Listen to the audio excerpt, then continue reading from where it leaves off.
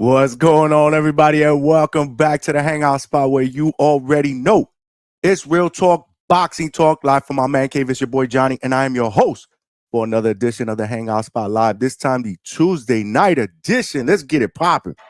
Let's get ready to rumble! Here's Johnny. And I just want to thank everybody for rocking out here on this Tuesday night. More importantly, man, thank you for rocking out on Sunday night, man. Our Sunday night shows are becoming legendary, man. We only did about a little over 4 hours, man, but it was popping, bro. It was popping. We had welterweight prospect, undefeated welterweight prospect, who is now training at the Pro Box facility under the tutelage of Mark Ferre. My guy, Elijah Two-Tech Flores, he was in the building. Great interview. If you didn't get a chance to check it out live, make sure you check it out at the Hangout spot on YouTube after this show is over. We also opened up the phone lines after that. And for all you, the Boxing Voice members, we had Lobo in the building. Great interview. He talked about his main event victory at Border Wars over Tip Bayless. We also had panel members come on and throw him some questions, trying to convince him to give Tip Bayless a rematch. Tip Bayless himself jumped on and they had their little back and forth, and Lobo was adamant he is not giving Tip a rematch unless Two-Tone the Superstar, that's right, our very own Two-Tone the Superstar, gets into the ring. So there's a lot of drama surrounding that whole thing. I mean, Two-Tone put out a stipulation that if he wants, if Lobo wants him to get in the ring, he will get in the ring with him, but it's going to take 5 G's to get him in the ring, man. So that's crazy. So a lot of chatter going back and forth on the TBV Boxing Voice channel. Shout out to all of y'all again that are here to check us out. We got one hell of a show in store for you guys. We got another prospect in the building, another prospect that's training at the Pro Box facility under the tutelage of my guy Mark Ferre. We got Cruiserweight prospect Tyler Yavalar. He will be in the building in just a little bit, man. He has a 2-0 with 2 knockouts. Bright future ahead. Great, great young man. I got a chance to spend time with him and Elijah at the Pro Box facility this week, man. Hard worker. And we want to introduce him to the Hangout Spot family. He will be here in about 10 minutes or so, I believe. He is wrapping up a training session at the Pro Box facility. And then he said he was going to drive home. He lives, I believe, in Sarasota, Florida. The Pro Box facility is at Plant City. So as soon as he gets home, and he's ready to rock and roll, we'll bring him in here and again introduce him to the family. I want to make sure you guys give him a warm welcome, man. You know how we do it up here with the prospects, but we got to show them love, man.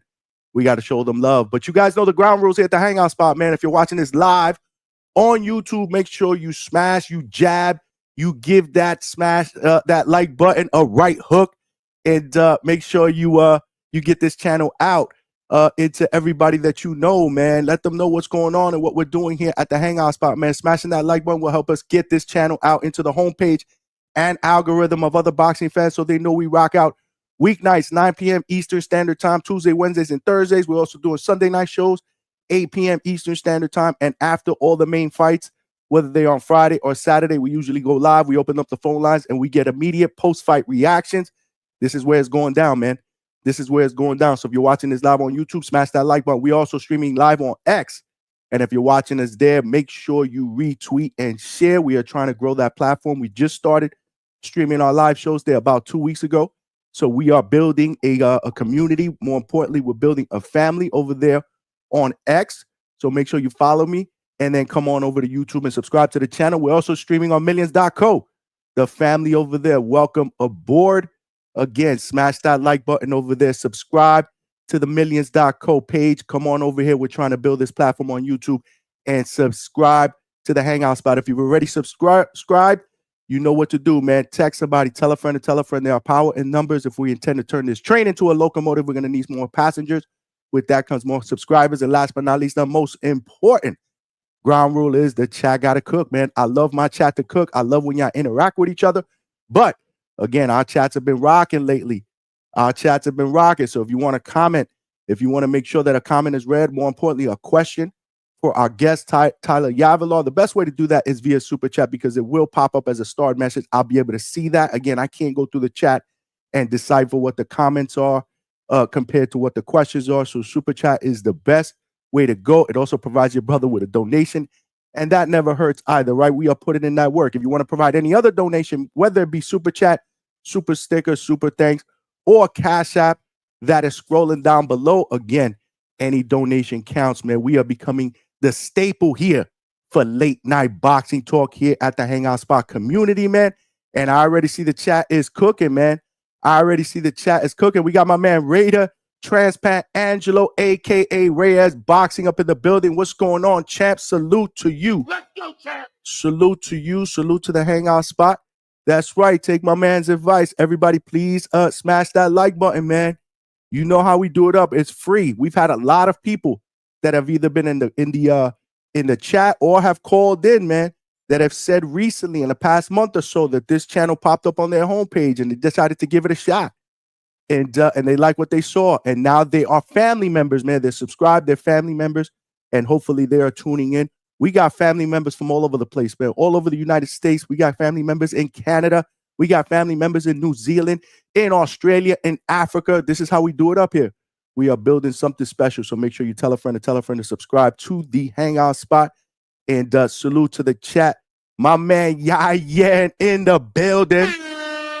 What the deal? What the deal, champ? Thanks for rocking out here on a Tuesday night. You already know how we do it up. Angelo says Sunday night, we got to add some football soon at the Hangout Spot. Johnny, thanks for hanging out with us a couple of days ago on the YouTube channel. Captain Jack, rack 'em up. Levy talking JETS, Jets. Shout out to my man Reyes Boxing, who's also on that podcast. Make sure you guys follow that podcast, man. Make sure you guys follow that podcast. He has the link right there on the comment. Great football material. And you're right, Angelo. We gotta mix in some football, man. Football season is right around the corner, and we got a lot of boxing fans in this family that love football. I love football. I used to do football content, bro. Even though I'm a Jet fan, I love the sport of football. I love talking about it. So we will be opening up the phone lines when football season starts, and we'll be doing some football, man. We'll be talking some shit about our teams. We can brag. We can vent.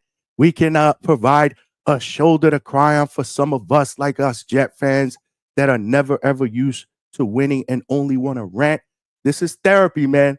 This is therapy for me. So if I need to provide some therapy for you guys, that's what we're all here to do. Yeah, Alberto's in the building. What's going on, Alberto? What's going on? We got Tyler Yavalar in the chat. Oh, shit. Okay, damn. My bad, champ. I forgot to send him the link. I am going crazy, man. I am going crazy. Give me 1 second, y'all. Let me just send him the I thought I did that earlier. My bad. Champ, check your DM. I'm gonna send you the link to come into the live show. My bad, man. Damn. I'll tell you, man, I've been tripping. It's been a crazy week, man. A lot going on here, with the family. Obviously, I just want to give all of y'all a shout out once again. I hate to sound repetitive, but it's meant a lot to me and Mrs. Hangout Spot. All the wishes, the condolences, the DMs, the texts, all the messages that you guys have sent on social media, not to mention in the chat, the super chats. I mean, this is a special family, a special community that we are building. And I just want to say from myself to Mrs. Hangout Spot, we appreciate all of y'all from the bottom of my heart. Again, it's been a tough week. Father-in-law passed away. Shout out to him up there looking down on us. I'm sure he's having a Budweiser, enjoying the show. We love you. We love you, Pops. And so it's been a crazy week. I've also been sick, as you can see Sunday night. If you watch the show, my voice was a little hoarse. Today, it sounds like it's getting a little bit better, but I'm not 100%. But we're gonna chug through, man. This is how we do. We fighters here at the Hangout Spot, man. We ain't no different than any of these professional fighters. Right now, we prospects, but we trying to move up the ranks, turn into contenders, take that title, and become number one pound for pound on the boxing podcast list, man. This is what we are building here. Alberto's in the building. What's going on, Alberto? Appreciate y'all. The chat is cooking. Roger that. What's good, my brother? But yeah, my bad. Like I said, we got our guests in the back. So I'm very, very excited to bring them aboard. Again, if you guys have any questions, again, Super Chat is the best way to go. And great young man. Again, I had a chance to spend some time with him this past week. Hard worker. And I think he's going to be a force to be reckoned with. He's with the right group as far as Mark Ferre and the trainers at ProBox. He is currently 2-0 with 2 wins via night. He's a young cruiserweight. And we want to welcome him to the family because he family. What's up? My man Tyler Yavalar is in the building. How you doing? What's up, champ? How are you? Welcome to the Hangout spot, man. What's going on, man? How you doing? Yo, sorry about that, man. I thought I sent you that link earlier, man, but I You're am good. Yeah, it's all good. I am tripping, man. You're good. It's been a little crazy, running in and out of the house. I've been also battling some kind of a head cold or something like that. But Everyone's getting sick. we are Everybody. here, man. We are here. So welcome. So what's going on, man? Talk to me. I know that you how was training today? I know that you were doing an evening session. How did that go today at the Pro Box facility? Training was good. Me and Ernest got in some good work. Coach Mark had a meeting, and then Coach Ray has a little cold or whatever. So, like I said, everyone's getting sick. But Ernest is another great member of the team. So we got in some good work today. No, that's what's up. That's what's up. But yeah, man. So I just want to say first and foremost, man, welcome to the Hangout Spot family. Love the time that I spent with you and Elijah last week, man. And I'm excited. I'm excited for what the future holds. I'm excited to be a part of that journey with you guys, man. To go there, to watch you, show the support. But let's talk about your first two pro wins. So congratulations, right?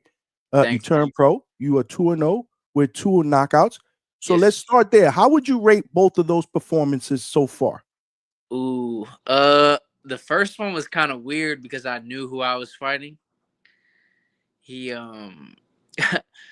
I was supposed to fight somebody else, and then last minute they didn't even tell me who I was fighting. My coach at the time, he was just like, don't worry, you're fighting, blah blah blah. And I actually fought someone who I trained at the same gym with. So it was Really weird. It was weird. And he lived like close by me and stuff. We're like from the same area and same gym. So it was weird. And then we fought in our city. So it was like segregated. It was like I had all my people there, but he also had all his people there. So it felt like a fight like in the backyard, So it's almost like a college football atmosphere, right? Where half of the stadium is for one college team and the other half is for the other, right? It was treacherous, bro, because we're both from there. It was like divided, and then the people in the gym like cool with both of us. So it was just like, I don't know. It was a cool experience. But when the fight started, he came out like super hot, like, and then the punches I had never. That was another problem. I had never trained in 10-ounce gloves before, so when I put them on in the dressing room, I'm like, man, these are like real small, and the punches they felt different. I wasn't really expecting that, but after like the first like 60 seconds of the fight, I got his rhythm, got his time, and then I got him out of there. But it was man. First round stoppage. So you adapted quickly, is what I want to say. Is what I was. Yeah, I adapted quickly. I mean, you have to. You really have no other choice. Because it's different than the amateurs. Like, you don't got a headgear on and stuff. So, it feels a little different. No, absolutely. And then your second fight was by what? Third round knockout, correct? Yeah, third round knockout. The dude I fought, he was also from Florida. He was moving around a lot. So I was on the front foot. And then eventually, like, he started slowing down. And then the third round, he tried to be aggressive. And then when he tried to, like, step to me, that was like, he tried to bring the fight to me, and it made it easy. I just got him on the inside, and the fight was over.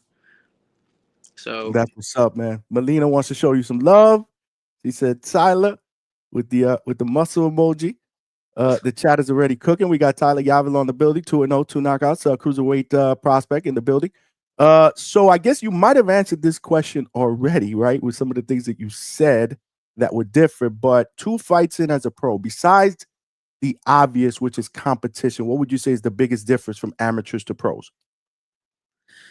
I feel like the pros is a business.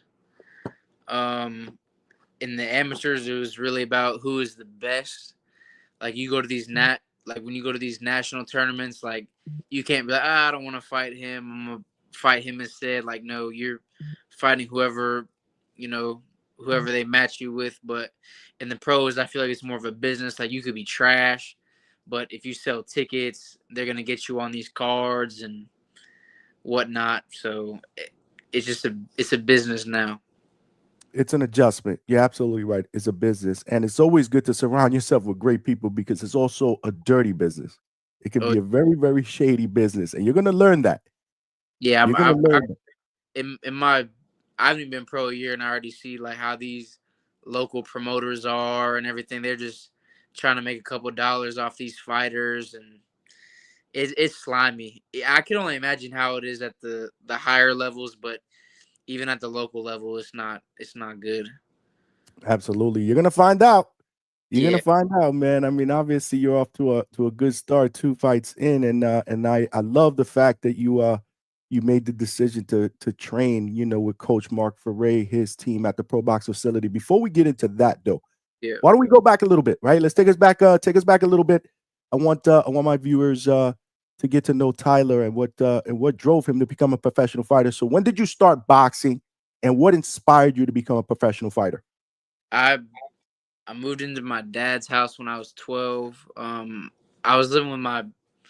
I feel like I was like predominantly at my grandparents' house and my mom's house, and then I moved into my dad's house when I was 12. And then on the weekends, he would have all the fights on. So that would we do. We watch the HBO fights, Oh and yeah. he had HBO. So we would watch the fights every weekend. That was like our thing. We would just watch the fights, and I never wanted to box. I just thought it was like a cool, fun sport to watch. And then when I was 16, I was leaving this girl's house on Halloween, and I got robbed by like 4 or 5 people waiting for my ride outside. And then when that happened, I was like, something just told me like I need to start boxing.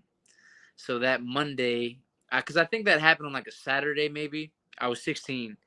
I had my brother take me to the boxing gym that Monday, the following Monday. Wow. Okay, that's different. Obviously, well, different in a way because I do have a lot of fighters, young fighters that I interview that say that they started boxing because they were being bullied. Yeah, When they were young. This was different though. This was obviously older. I did. I was always real popular in school. Like I was like the funny kid. Like I was chunky, but I was like the chunky funny kid. Like I was, I had a good group of friends, whatever. But I never got bullied though. We might have joked around and teased, but I wasn't getting bullied. I got you. But So but that whole incident is what drove you to the gym for yeah, I guess obviously to toughen yourself up, right? I You wouldn't know. even say toughen myself up. It was just like it was like I don't know. Like I just felt like after that, like I had to do something. Like I had to make some kind of change in my life. Okay. So Okay. I did. I went, like I said, I was always the chunky kid. I went from 220 to 175 in 4 months. Okay. So it Quick. was a good. Yeah, no, absolutely, and obviously, there's nothing like boxing training and boxing workouts. Yeah, Obviously, when it comes to losing weight and getting in shape. But yeah. how when did you went into the gym obviously because you felt you needed a change. But when did it click? Like, you know what? I got something here. Maybe I want to be a professional fighter. Uh, that's actually a really good question. Um, I knew I always wanted to compete. Like I didn't want to box just to box. Um, I would say I don't know, kind of. I feel like I kind of knew right away. Like, man, this is what I want to do. Um, because I was boxing for like a year or so in Bradenton, and then I started training at Keith Thurman's gym, Right. St. Pete. So I was driving from Bradenton to St. Pete. I would go every day after school, and then at that time, Keith Thurman was getting ready to fight Danny Garcia. And then I was in there. I was young, like I didn't have any fights yet or anything, but I was in there sparring like top guys. Um, so like Keith Thurman was getting ready to fight Danny. He was sparring Kendall Holt. He was sparring a dude named I think his name was Danny Gonzalez. He was from New York. and some other people I can't remember. And then like Winky was in and out the gym. Dan Birmingham was there. And I would train with if Dan would hold the mitts for me or a dude in there named Keon, they'd be like, man, they would always tell me you're gonna do something, you're gonna do something. So I kind of always had in the back of my head man, I know I can do something with this boxing stuff. That's dope. No, that's dope. That's dope. Yeah. Now that you when you were talking about watching fights with your dad, Birdman has a good question that I actually peeped in the chat. What was the most memorable fight you remember watching with Pops? Bro, me and my dad were diehard Brandon Rios fans. Okay. Which is crazy. I don't even like to fight like that.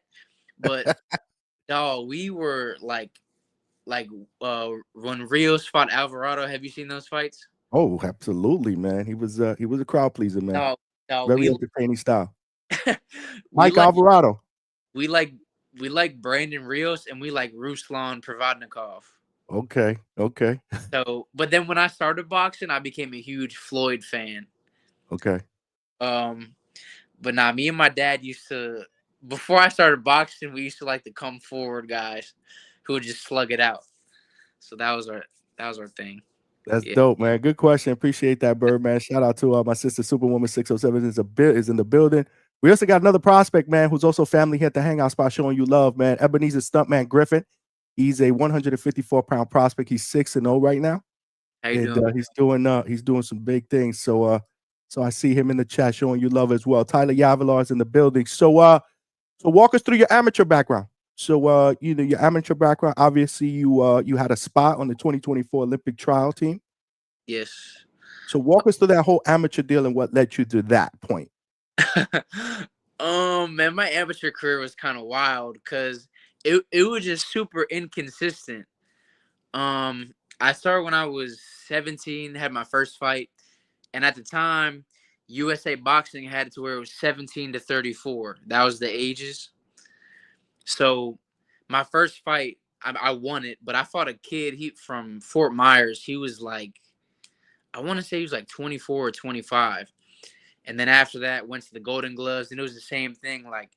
I kept on fighting these grown men, and you got to think I didn't have the football background, basketball background, so I wasn't this a lot of kids, they come from other sports and they have this base. I didn't have that base. So it was hard, man. I can't even lie. And then I'm fighting grown men. Bro, as a novice, I finished my amateur career. I went 18 and 14.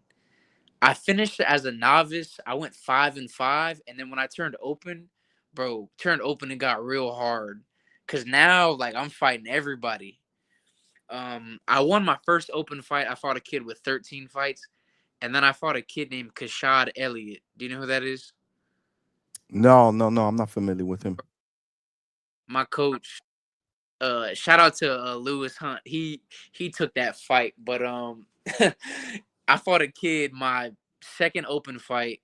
He had 130 fights, was number 6 in the country, and he already had a spot on the Olympic trials. So it's kind of funny how it came full circle, but I fought him. I lost the decision. I did okay, I guess, but I got outclassed, man. I mean, he had went in with all that experience. But and then I had 3 more open fights. I lost 3 or 4 straight. And then was struggling to make 178.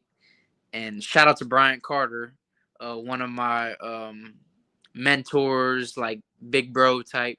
He told me, he's man, just move up to heavyweight, because I was struggling bad to make 178. And then I moved up to at the time it was 201. And then when I moved up there, I started snapping. I started doing real good. Because them big guys are kind of slow. For sure. So I was doing real good. I was I beat everyone in Florida at 201, and then I went to the Nationals. First time I went to the Nationals, do you know a guy named Devin Young? I've heard of that. I've heard of him. Yeah, bro. First national tournament, first day, I get matched with Devin Young, bro. I've heard of him. Yeah. I've heard of him. He's from Florida, right? Huh? Is he from Florida? Nah, he's from Aiken. I think it's South Carolina or North Or Carolina. maybe I'm thinking about the wrong person. So talk to me about that fight. Like 9-0 right now as a pro. Okay. Yeah. Yes, I do know. He- Yes. he's in that tournament, the Ryder season tournament. Riyadh, the Riyadh. Yeah, yes. Mhm. So bro, him and Jamar Talley at the time were the two big dogs. Shout out to Jamar Talley too, great guy. So I get matched with him the first day, and bro, I'm scared, bro, because he's icing everybody. Like if you like go and look him up, like he's knocking everyone out at these tournaments. But I go in there, bro, and I do good. Like I thought I won the fight.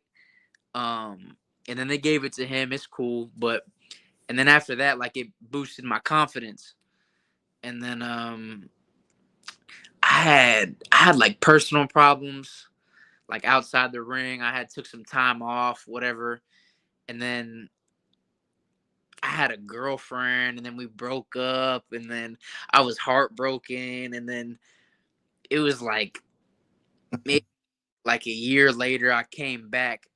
Like off the couch, I won the Golden Gloves and I won the Sugar Burt tournament, and I was all registered to go to the Junior Olympics, and I was on the Florida national team for the National Golden Gloves, right?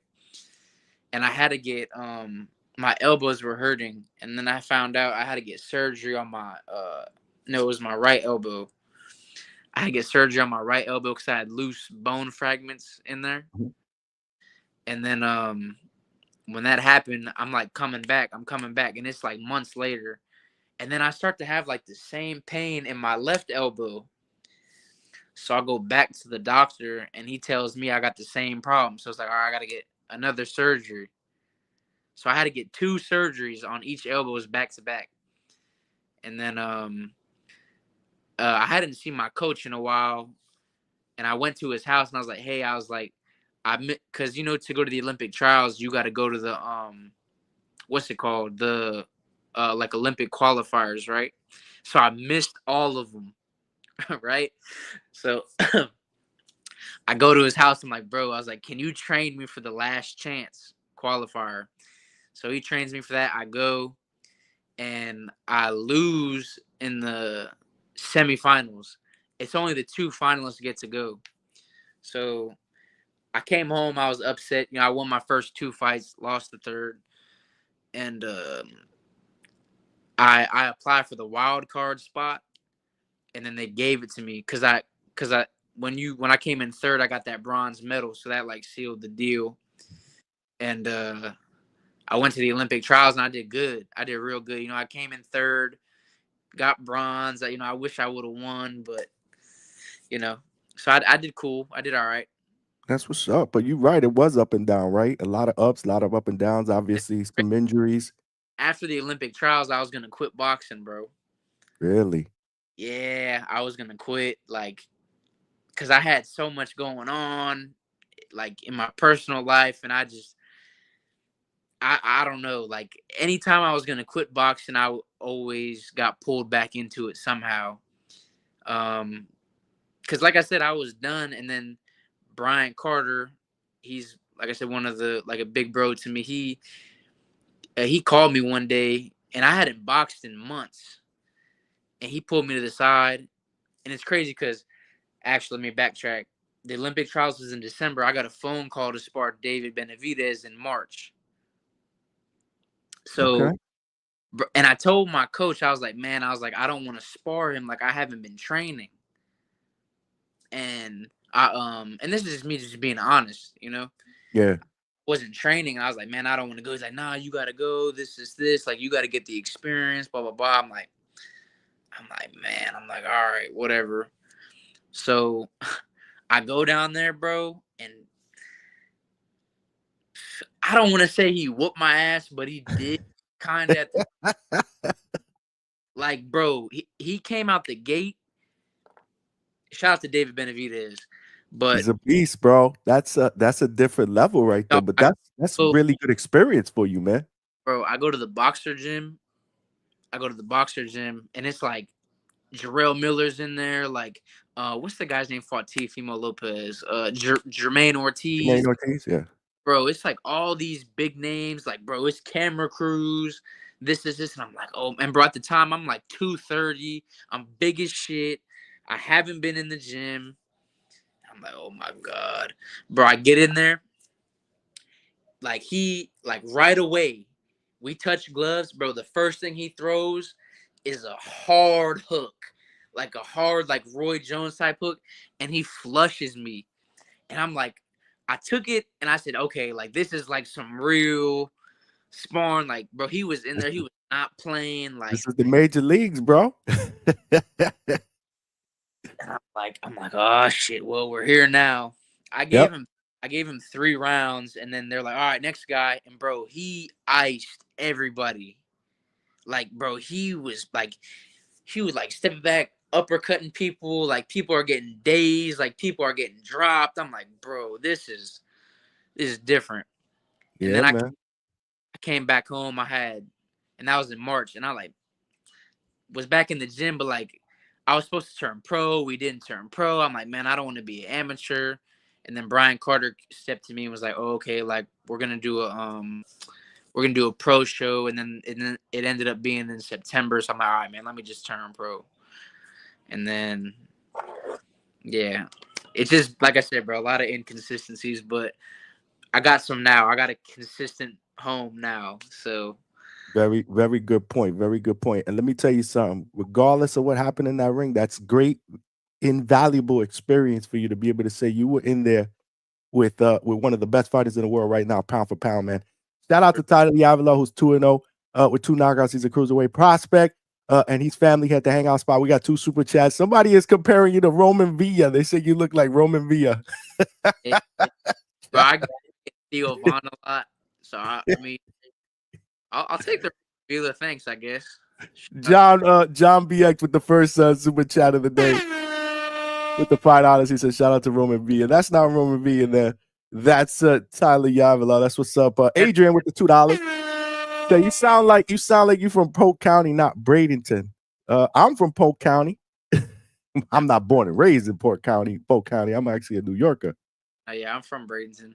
He's from Bradenton, man. He's from Bradenton. Appreciate the super chats. But yeah, man. So let's get into that. So now, obviously, you're here training at the Pro Box facility under the tutelage of my guy Mark Foray and his amazing staff. Shout out to his brother Ray as well, who's always kicking knowledge, man. Whether it's boxing or whether it's real life. Oh yeah. Walk me through the decision that led you there, and how excited are you to be working with Mark and his staff? Bro, no, I'm so excited. What happened was I was getting ready for the Olympic trials, and I was sparring Brandon Moore a lot. Do you know who that is? Yeah, the heavyweight. Yep, from Polk County. From Polk County. Shout out to County. Yeah. Brandon's our guy. Brandon's my guy. Shout out to Brandon. Shout out to Coach Charles. Shout out to Coach Marco. Marco Fazzini, Winter Haven Boxing. Yep. Charles Whitaker. Yeah. Yep. Charles. So I was sparring him a lot, and Marco stepped to me and was like, "Man, do you want to spar Najee Lopez?" And I was like, "Man, hell yeah!" I was like, "I'd love to spar him," because coming up, like I would always watch like the guys who were like at the top of the weight classes at the amateur level. Mm-hmm. I was watching him, like I already knew who he was. So I'm like, yeah, and like, okay, like this is Coach Mark's number. You go to Pro Box, blah blah blah. So I'm like, all right, cool. So I went there like a couple days later, and I gave me and Najee had some good work, and then me and Mark kept in contact, and then I sparred Najee a couple more times. He helped me get ready for my second fight. I helped him, and then I helped him get ready. What was that guy's name? He broke his jaw. Which one was the last guy he just fought? It was the guy that fought Bivol. Oh yeah. I forget his name. I know who you're talking about. Yeah. I was there for the Pro Box. That was at Pro Box actually, I believe. Yeah, so he fought the day before me. So I couldn't make it. But yeah, we helped each other get ready for that one, and then I helped him get ready for another fight. But so Mark always was like super nice, was like a great mentor. and he always like he like check on me here and there. And I went to Vegas like what was it? June. It was in June. And then when I went to Vegas, I went to Mayweather's gym. And then I seen like all these teams and like all these people, and I was like, a light switch went off in my head. I was like, bro, I was like, either I gotta move out to, and I was with Jamar Talley that whole week.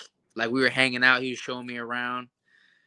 And I was just like, man, like I gotta make a change. Like if I want to keep boxing, if I want to take this serious, I was like, I can't just box where I'm boxing right now. Like something's got to change. Like I need a really, really serious team. So I'm sitting there and I thought about it for a while, came home, still thought about it. I was like, man, I know Mark is probably with Edgar in Colorado, because I think I seen on Instagram or whatever. Yeah, And you did what they were in Colorado. yeah, yeah. So I was like, okay. I shot him a text and he's like, oh, I come back this day, whatever. And then I texted him like a week or so later. I'm like, man, coach, can I talk to you? And I was like, man, I know you're busy, but I was like, do you think you could train me? And he's like, long story short, like he was like, yeah, like I can train you. Like I'll talk to you when I get back. And then, yeah, when he came back, we talked on the phone. I was like, man, when can we start? He's like, man, he's like, when you want to go? I'm like, man, I'll go tomorrow. He's like, all right, come here tomorrow. Be here at this time. All right, bet. Say That's less. dope. Yeah. That's dope, man. I'm glad you made that decision, man. I mean, world-class trainer, great guy, Yeah. great facility. Yeah, it's not even I mean, it is the training, obviously, but he's also like just a great person to have in my ear. Right. Yeah, like You know. a great mentor, always dropping gems. Same with Ray, like Coach Ray, just great guys all around. No, man, I think you're in great hands. I think that was a great decision, man. It's good that a Shout young guy. man, Ernest is the man. For real, for real. They family, man. You know, they family. I'm in and out of that facility, man. But I remember when we spoke, though, when I was there watching you get your work in, you mentioned to me that you aren't used to having a coach watch the fundamentals, coach you on the fly. Why don't you elaborate on that a little bit? Like with Coach Mark, it's hard. Like I'm not used to it. Like somebody like watching me shadow box, somebody watching me hit the bag. Like no, do that again, do it again, or like come on, like really like getting on me. Like I'm not used to that. Like it's just different. I'm still adjusting. It's just completely different. But I can see the difference and I can feel the difference in what I'm doing. He's not just a coach. He's like really like teaching like the sweet science, you know? I love the way he teaches. I saw him. Giving you that work over there, and I was impressed with the way you took it. You're also very hard on yourself. You know, you're very, very hard on yourself, which is a good problem to have. Yeah. I overthink a lot. So Yes, I think I told you that. yeah. And you just gotta let it flow, and And that's what Mark, he was trying to tell you. You're gonna make mistakes. yeah, that's what Mark's always trying to tell me that. Same with Coach Ray. Like even Ernest like, man, like you just gotta go. Like even if you mess up, just keep going. Cause I'm the type where I mess up, I'm like, fuck. I'm like, damn. But I just gotta, like Coach Ray always says, like, man, you can't do that in the fight. Like, man, even if you mess up, just keep going. So I got a lot of things I gotta fix, you know. But Listen, I'm it's all a part of the process, my man. You're brick by young. yeah, brick by brick. Yeah. Brick by brick. Remember, I told you that. You know, one by one, man. You're building something, but again, Yeah. you're in good hands. As long as you're going to have good ears and take feedback well and take Yeah. tough love well, you're gonna be perfectly fine, man. Like I said, you're gonna be coached hard. And that's what turns fighters into winners and ultimately turns them into champions. So I'm excited about your progression. But you're not are you actively signed with, but you're not signed with Pro Box, are you? No, I'm just training over there. Okay. Okay. Yeah. Yeah. So then hopefully there'll be an opportunity that'll be able to open up for you there to fight on a card.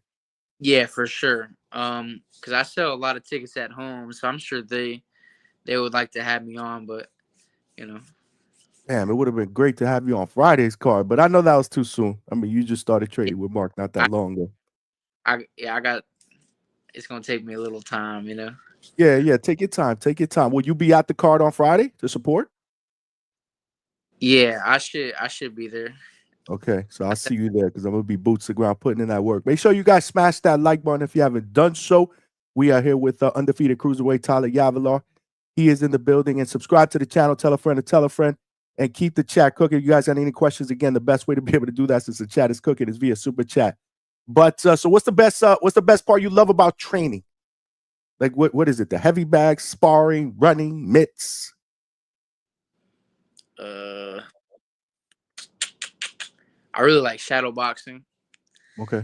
Shadow boxing and sparring, but I haven't sparred since like March. So Well, your last fight was January, right?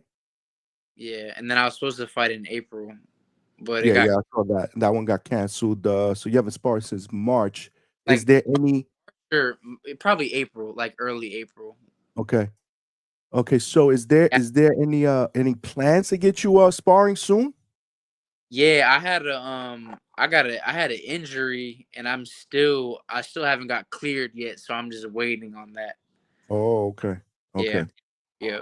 And I'm assuming you probably get some work with Najee, right? You know, Najee's to be fighting in August, if I'm not mistaken, the end of August. I think Mark told me. Marcus, whoever coach wants to let me spar with, whoever. Okay, all right. So you like shadow boxing? I did see you shadow box for a little bit, and I got a little bit of that footage. What's the worst part you hate about trading? Oof. Oh no. Everything is like nothing is easy. Like the way like they want you to do it. I don't know. Like, bro, this week Ernest has been having me do these bag drills. When I'm hitting the bag with Coach Mark and Coach Ray, and they're like, "Come on, come on, come on!" Like they're like being like super militant. I don't know, man. None of it is fun. I can't even lie, but it's making me better. That's all Yeah. that No, listen, Mark said that you're a hard worker, man. matters. Just continue to work hard. But for fans that have never seen you fight before, how would you describe your fighting style? Like, are there any fighters that you feel you resemble stylistically? I feel like people always say I fight like Caleb Plant, but I feel like they only say that because we're both white. But I do move a lot. I've like always been known as a boxer with a good jab. Um, I've never been known as like the one like bro, in 32 amateur fights, bro. I had one stoppage, so I It's wasn't. hard to get. I mean, it's not easy to get stoppages as an amateur. I I know, but bro, one knockout in 32 fights, so I Well, was. you gotta, you're gonna have to work on your foundation for your power because cruiserweights be cracking, man. Yeah, that's what we're working on right now. But I was always known as a boxer, like moving a lot, jabbing a lot, moving a lot, countering. So I was like boxer, counter puncher. But now we're trying to get it to where I'm a boxer puncher. That's where we're trying to get it down to. So Okay, but is there any fighters that you feel like that you've admired that you say I'm taking a little bit of this person, I'm taking a little bit of that person and incorporating it into my style? mm, And the reason why I ask you this is because as fans, right? This is what we do. This is what we do as fans, right? We see a young fighter that we're excited about because he reminds us of another fighter that we used to like or a great fighter. Like, wow, man, that guy, you got to check him out because he reminds me of a young Caleb Plant, or who he reminds me of a young so and so. So, who would you say I would compare you to if I were that type of fan? nobody. I'm just me. I don't know. Okay, I don't know who you would compare me to. Cause that's what's up. I like, bro. I'm big. I'm big. I'm a cruiserweight. Like, if you look at the cruiserweight division, like they're not really moving like that. They don't really have like the greatest defense. Like I said, that was me, like a boxer. I love making people miss, like jabbing, making people miss, moving around, feigning. That's me. So whoever fights like that, compare me to that, I guess. That's But what's up, but, man. but we're fine tuning that though now. Nah, We're that's what's up. That's what's up. Stuntman Griffin said, "Good answer." I do. I'm just saying, as fans, we'll be like, "Damn, he reminds me of so and so." So I just wanted to see if he had his own personal comparison. But Melina is showing love. Appreciate you, Melina. Thank you so much for the chat donation, and thank you everybody else for the donation so far. Again, keep them coming. But yeah, no, that was a good answer. That was a good answer. I told you the only comparison I get, but I told you the But you reason. think it's for other reasons not related to boxing. I get it. But what you're talking about, to be honest with you, I mean, I would say that you were comparable if you're that type of a mover and a boxer. I want to see, like, I've seen 2 of your fights, but I got to see you live. I want to see you live. I can't wait to see your next fight. I hope it's at Florida. For sure. I can come to support. More than likely, I think it will be. But when I was at the gym, right, everybody's calling you Turk. And I'm like, why y'all call him Turk? Why the nickname Turk? Walk me through that. My Lewis Hunt, my original trainer, he gave me that nickname because I'm Turkish. My dad is from Turkey. So he just one day started calling me that and it just stuck. Yeah. Okay. All right. No, because I'm like, yo, who is Turk? I heard a couple of times. They're like, I'm Turk. I was like, that's me. I got you. We got my man Tyler Yavalar in the building. John BX with the $5. Said, Tyler, who you got in the Norman versus Haney fight? And he said, if you say Haney, you are not welcome back here.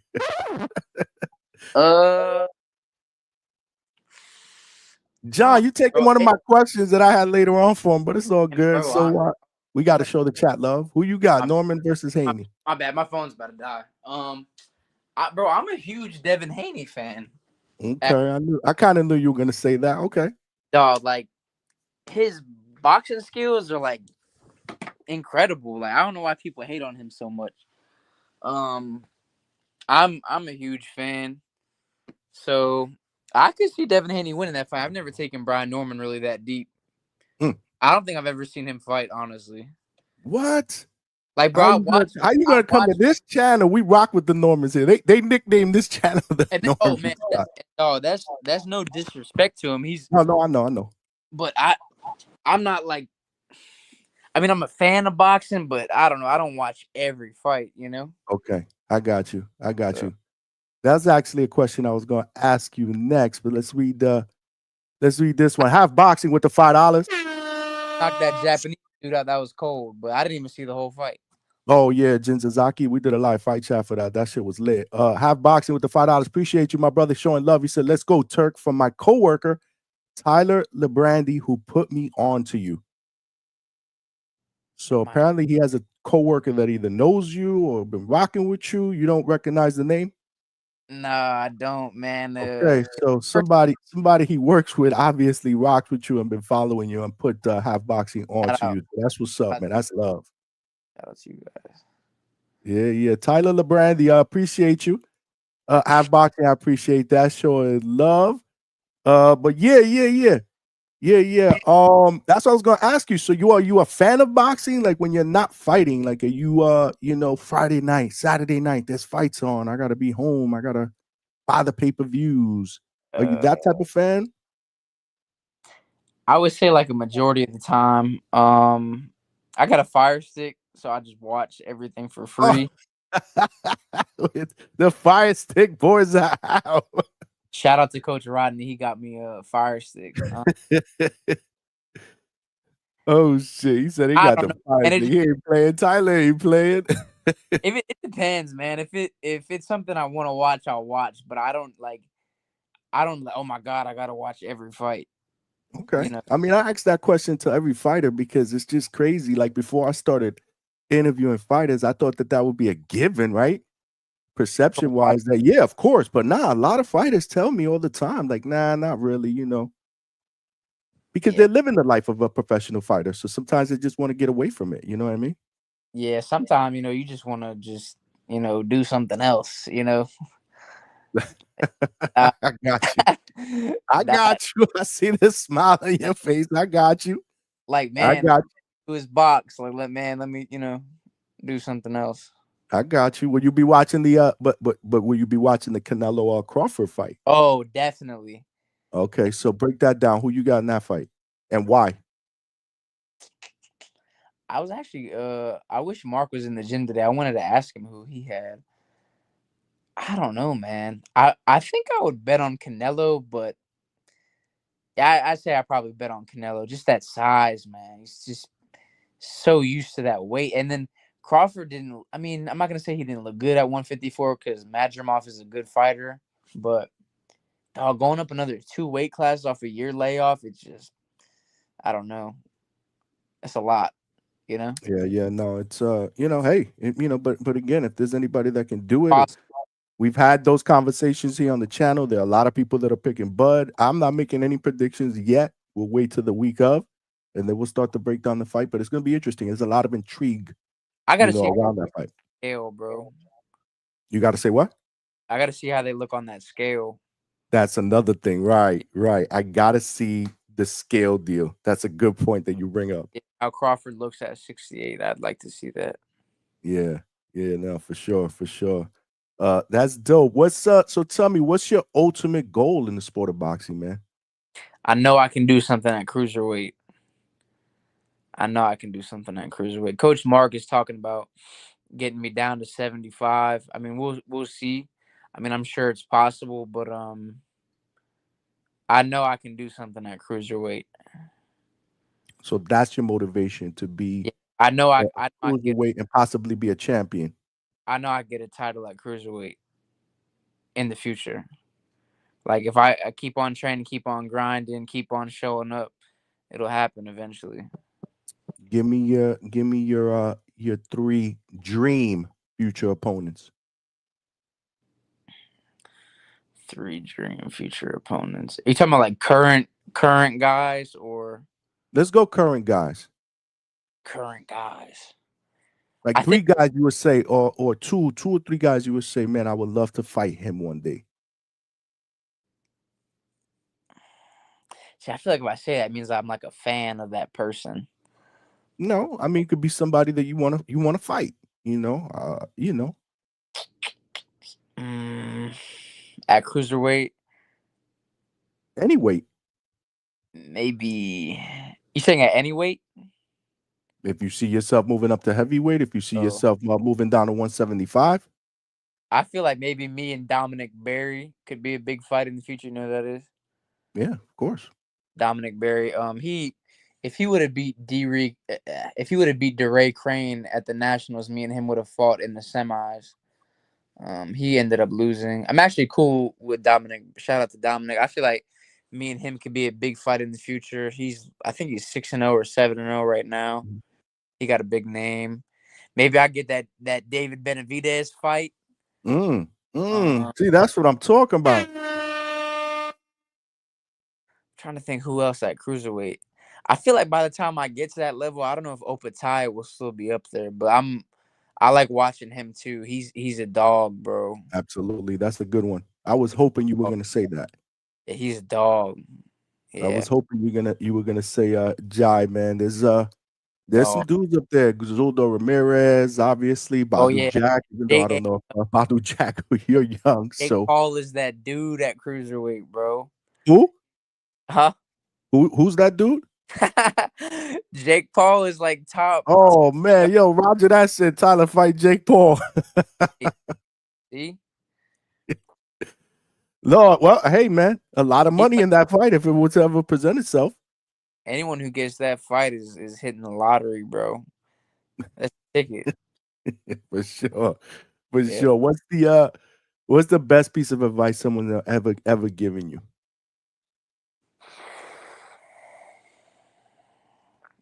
Best piece of advice. I'm tired right now, so my brain's probably not working too good. Okay. I don't know. Shout out to my dad. My dad's name is Ufuk Yavalar. Shout out to him. He's actually in Colombia right now. I know he's gonna watch this. Dope. Um, Dope. Yeah, I know he's having a good time up there. Man, my dad is the best. Like when it comes to advice, I just got off the phone with him when I was on the way home. Like all he does is drop gems. Like, I call my dad every day, and he gives me the best advice every day. I can't think of anything he says, but my dad gives the best advice. So Dope, dope, I don't dope. know what the best piece of advice is, but basically everything my dad has ever told me. That's what's up. That's Yeah, what's up. yeah. Okay, that's good, man. I can see the emotion in your face, man. Special relationship there, man. Coach Hector Bermudez is in the building with the $2. Appreciate you, Coach. He said, "What weight do Tyler walk around at?" Depends. Um, Last time I checked my weight, I was 213. So uh, it just depends. Like if I'm in my past life, I could get up to 230. But Hmm, now, I like to keep it 215 or less. So, okay, all right.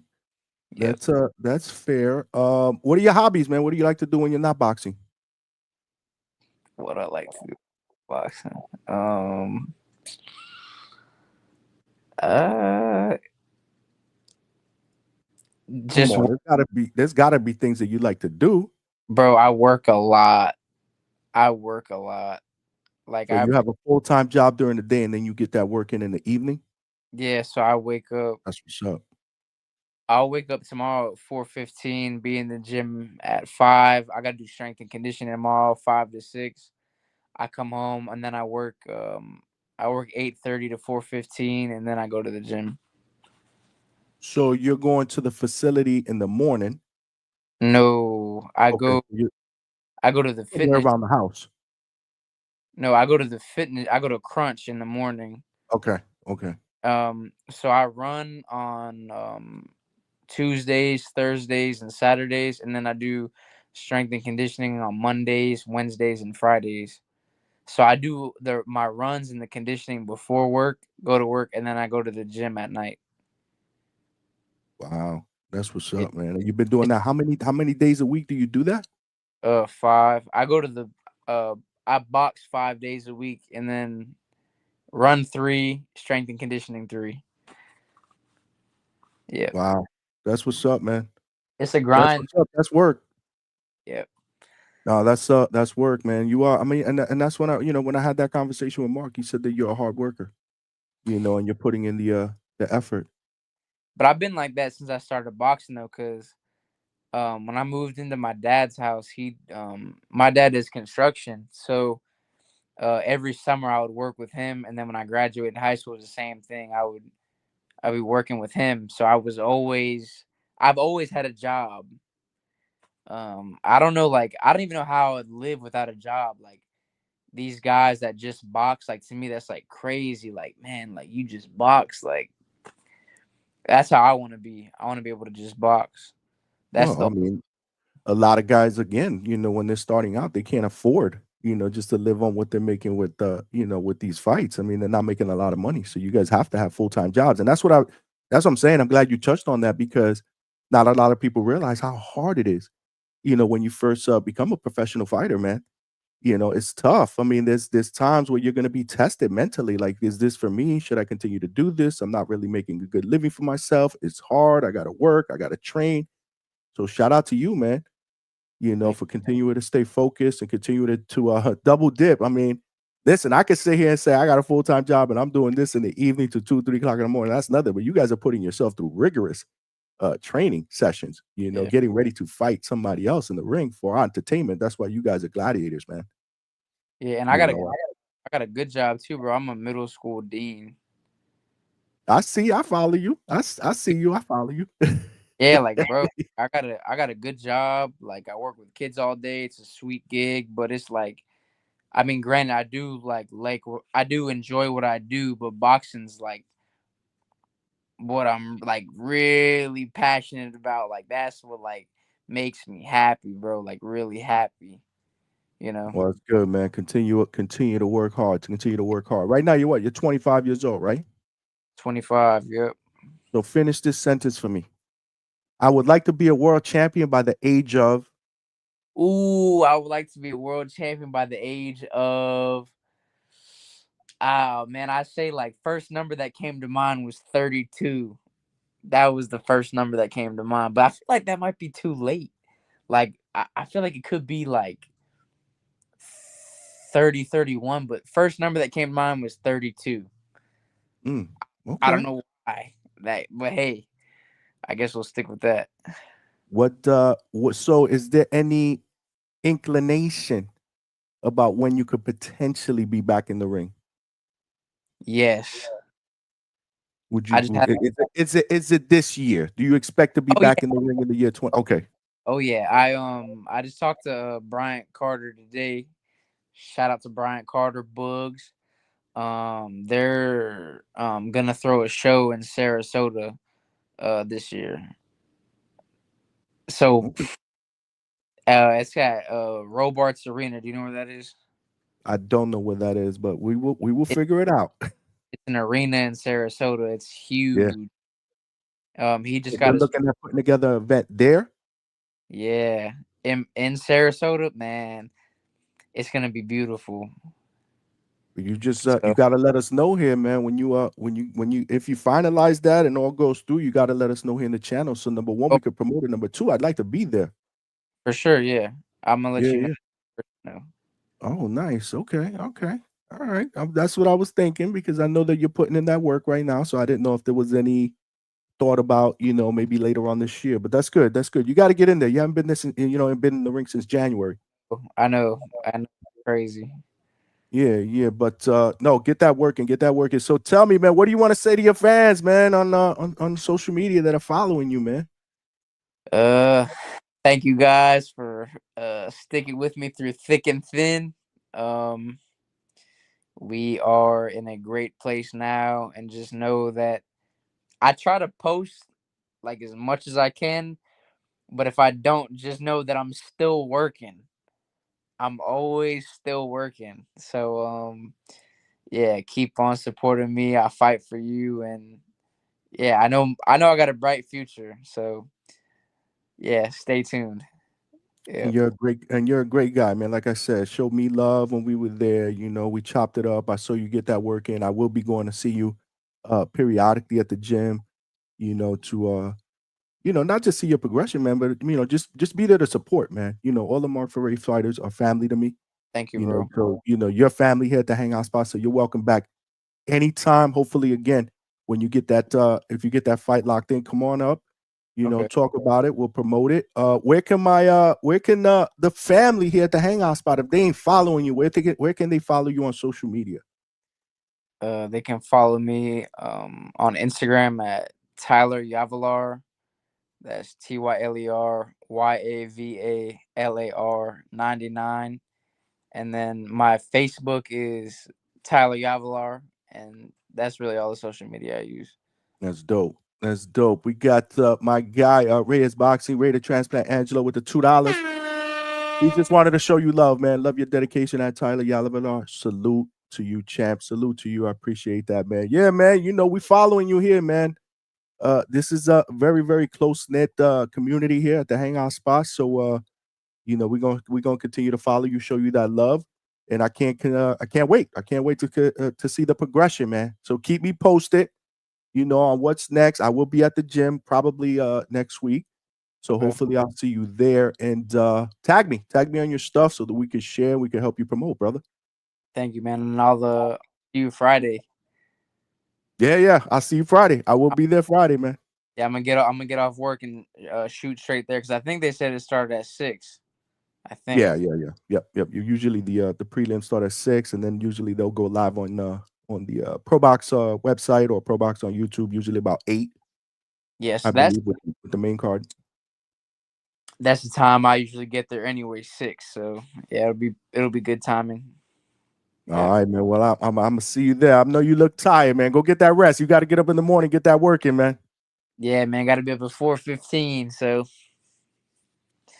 gotta get to it. All right, man. Well, thank you for jumping on, champ. I appreciate you again. You're welcome back anytime, my brother. All right, brother. Thank you. All right, take care. There you have it, ladies and gentlemen. We got Tyler Yavalar, man. Young cruiserweight 2-0 with 2 knockouts. Great young man. Great young man. Hopefully you guys enjoyed that interview as much as I did. Again, we love getting everybody up in here. It don't matter who they are, man. It could be a prospect, it could be a champion, it could be a contender, it could be a referee, it could be a broadcaster, it could be a legend, a coach. Don't matter. We bring them all here to the Hangout spot, and we make them family members, just like all of you guys in the chat that are watching and are commenting. I love y'all. Appreciate y'all. Great stuff, man. Great stuff. Love his outlook, and I love his enthusiasm for getting better. And that's what I saw. Those are the things that I look at when I go to a training session.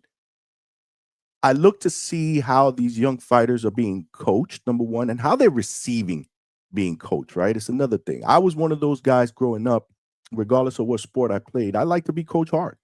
I didn't mind, if a coach got on me, right?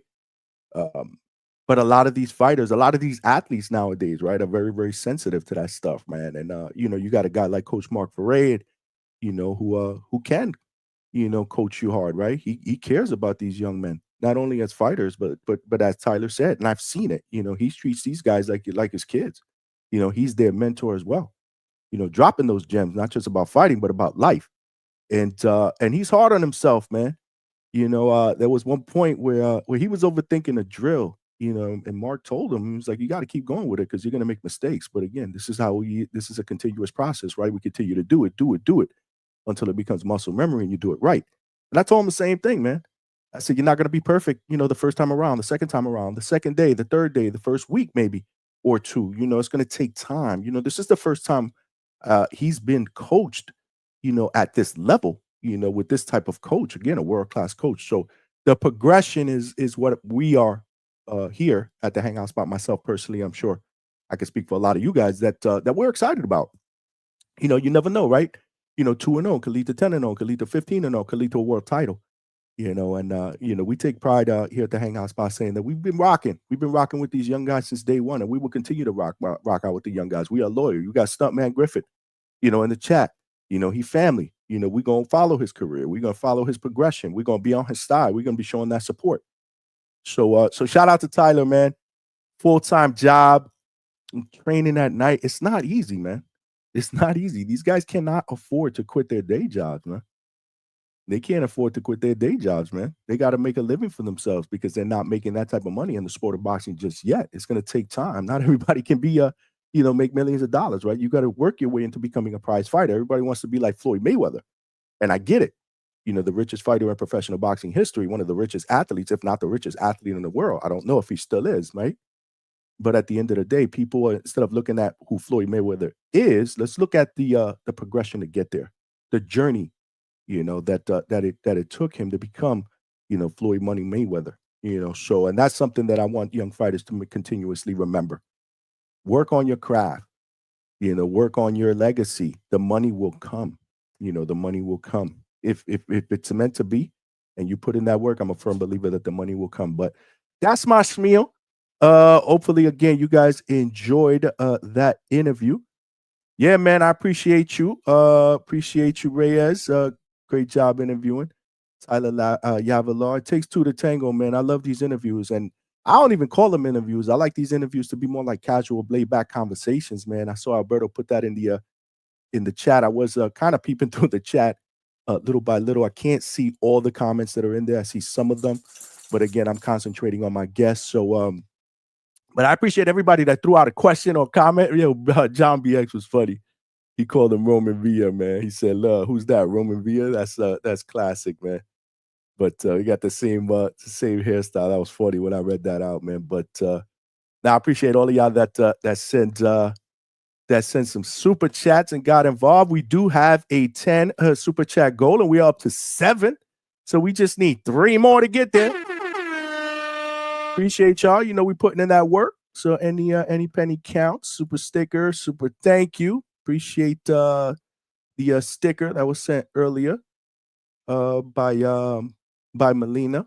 Appreciate you, and thank you for watching the Hangout spot here on a Tuesday night. Great interview. If you are just checking in and you missed it, make sure you check out the interview immediately after the show is over. It will be on the Hangout spot on YouTube While you are there, text somebody and tell a friend to tell a friend to subscribe to the channel, man. We are about 550 subscribers away from our next goal of 3,000 subscribers, man. Let's help a brother get there, man. I mean, we've only been doing boxing content for 16 months. Look at how fast we're growing, man. And I say we, right? Because it ain't just me, it's y'all. There ain't no me without y'all, man. So I appreciate all the love and support. But yeah, man. You saw you guys rocking out. Have Boxing is in the building. Appreciate you. He said, take my $5 back. That was for that super chat that you put up.